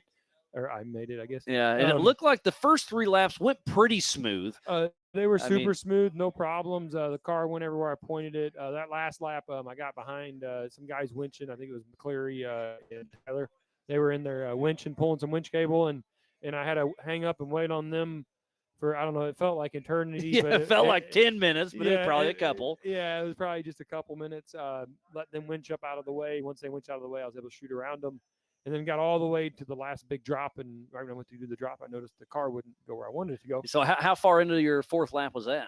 It's the last big drop in here. So Okay, I don't know so maybe maybe a half a mile, probably a mile. Probably a mile. It's quite a ways. And I made the drop, and when I made the drop, luckily it's kind of funneled out enough. It just kind of drags you into It just went the way you accidentally. Yeah, pointed it wasn't real cooperative, but it worked. And we got down it, which that was my big fear, was when it broke, like not being able to get down that drop. And then once I got down it. Oh, it looks like Hickman's putting you to work on the power washer. Huh? Tell him to get it to work. Yeah, we got to get that thing cleaned up. Because you're racing it tomorrow. Yeah. So is it just a tie rod? To me, that seems like a fairly simple fix. Yeah, it's just a tie rod. No big deal. We took a couple shots to one of the A-arms pretty hard. So you're going to inspect that a little closer? closer? Yeah, I'm going to inspect. That's why I really want to wash the car just to inspect it. And we may just change it. We have a spare with us. It's probably worth changing. Yeah. Just to be on the safe side. So it may do that, but other than that, it took the car took a beating. And Oh, it's you a- definitely have put through. And normally you race Open and Pro Mod, and they're almost back to back. But lucky enough Yeah. this weekend you have tonight to get it back together. Otherwise, you'd be scrambling right now. Yes, yeah. Otherwise, I would be up here talking. Yeah, no doubt. So yeah, I got another late night tonight, but we got a good crew of guys down there, and CA's here, so they'll help me get it fixed. I can con Eric and them into helping. There you go, perfect. They do a phenomenal job. That's all their parts I'm running, and obviously the car took a beating. I mean, everybody's seen it, So Yeah, I was doing some homework a couple weeks ago, and I think you have over 40 podiums with Ultra 4. How impressive is that? And again, looks like another one. It's unofficial, but I don't see Yeah. much that could go wrong here. I think we're good. We ran everything with nice tape streamers, so I think we're solid there. Yeah, perfect. But yeah, no, it's been good. We've been lucky enough to be with Can-Am and a lot of good companies, like Nitto Tire and Raceline Wheels, RCV Axles. A ton of people just make it happen. CA, like I said, joined them this year. It's been phenomenal with that new car, and when you blow by here, I smell that VP race fuel. It's freaking yeah. burning hot. Yeah, VP, they do a great job. We run all their lubricants, all their fuels, obviously. So not only, oils and all that too. And it's just been a solid car. Really happy with it. Really happy with where it's been. Just working out the bugs. It's a new car, so there's all these little things. That's what we ran into there. I don't think it's a big deal. I think we already know what to do to fix it. So we should be solid for the next race. And then, so tomorrow morning around 10:30, they'll be racing in the G-Force Pro Modified class. And then tomorrow evening, right around 3 o'clock, your P1 once again in the 4400 Unlimited class. Yes. And that one's going to be 6 laps. That's going to be exciting. That'll be a brutal 6 laps. Lucky for me, I got Radflow shocks and Alltech Wayne. Alltech helps me tune them. And obviously it showed today how good it works. The car works really well. So absolutely. Well, I hear it. I believe that's Cody Willenborg. Sure. It looked like it. 529, I think it was. I think that's him, I believe. It was a Pro R. I think it's just him and Brown, and I haven't seen Brown for a bit. So I think that's Cody Willenborg. So I think our top 3 will finish all 4 laps. I was wondering if that was going to happen. Well, that's good. Man, it was a rough race. We had 3 that are officially out, and then there's about 4 that we're missing that are just out there driving around. There's cars and carnage laying all over, and it's kind of neat because in this day and age, you see drivers pull out their cell phones and they're out there filming. they're broken. They're like, we'll see my buddy cruise through here. Yeah, so it's kind of neat, to see them run down there with their phone and watch us, and hopefully they get some of that footage out and show people like, we're dropping off some big ledges. Oh, it's gnarly out there. Ledges. I don't know. I doubt you have cameras out in the woods. They don't tend to send. We had a couple out there, and we only saw once just for a minute. We were hopeful, and it is what we tried Starlink. I couldn't get it to work. Cell phone cell service kind of worked, and we'll see. The tree coverage kills the Starlink pretty yep. bad, and then on top of it, you got all the rain and cloud cover too. So yeah, a little rough, and that's the one downfall to the sport is it's hard to show people. Every driver has a good story, and every single one of them, and that's what's such a bummer. It is hard to cover, but we try our best to at least bring some of it to light. You guys are doing a phenomenal job. Well, I appreciate it, buddy. It gets better every year with time, so I look forward to it. I think in a few years it'll be really good. I think so, and you're a big part of that for putting on a show for everybody back at home. And I was talking to one of the guys here. His son wasn't able to make it because it was too hot. He decided to leave him home, and he came to your pit and bought a Paul Wolf shirt, and he's like, he's gonna be mad at me when I give him that Paul Wolf shirt. He's gonna be pretty stoked. Yeah, I meant to autograph it for him, but we were climbing in the car, so maybe he hears this or sees me come back over. I'll sign it. And where was it? It was Visions a couple years ago. We bought a couple shirts from you, and you signed it for my kids, and they still wear those. Yes, sir. I love it. So I need to get you maybe some updated ones. Hey, they won't be mad at you. How about that? That's good. I don't know if they turned me in for somebody else by now or not. No, not yet. You're still doing good. That's good. Perfect. All right, Paul. Well, always a pleasure. Yep. Congratulations. We'll be giving you away some hardware here in just a little bit. So head over to the pavilion. I'm going to say at least another half hour till we make sure everything's you got legit. Quite a few guys to come off the course still, so it should be interesting. And like I said, it's a fun course. It's a tough course. I'd say definitely technical and that rain really threw a wrench in there. It made it so much more difficult. I wish I could really explain it, how much the car would slide versus, where it would grip up before, and I could put the car exactly where I wanted it. And then you're, like you said, rock bouncing, you kind of point and shoot. Yeah, and that's what it really turned into. And that speaks volumes for the car and the parts on the car, because a lot of the stuff, where I normally, would dodge rocks. Oh, yeah. You can't dodge them when you can't steer, and you just kind of hit Just them. kind of drive by braille, huh? Yeah, pretty much is how it felt a lot. The whole last lap was slick and rough. So and then you having to back up to go forward. Oh man, I felt so bad for us. Like, please don't fall off on this last little stretch. I know, so close. So we made it though. That's what counts, and we'll get it lined out and ready to go again. All right, buddy. Well, good luck tomorrow during your pro mod and the 4400. It's going to be exciting. It looks like the weather's starting to shift in our favor. We'll see, but it's racing. I won't hold my breath. Yeah, it's no racing. doubt. It'll show up. It'll. 100%. Well, Paul, we'll always you, a buddy. pleasure. Good seeing you. Good luck. Take it easy. Congratulations on the unofficial first place win here for the All Things UTV Open class. Goes to Paul Wolf. We will be giving away some of those Big B trophies here in just a little bit to the Youth 170s and the 4900 All Things UTV Open class. It's been a lot of fun for sure. And unofficial 1 is Paul Wolf. Unofficial 2 is Josh Owen. And unofficial 3rd is Cody Willenborg.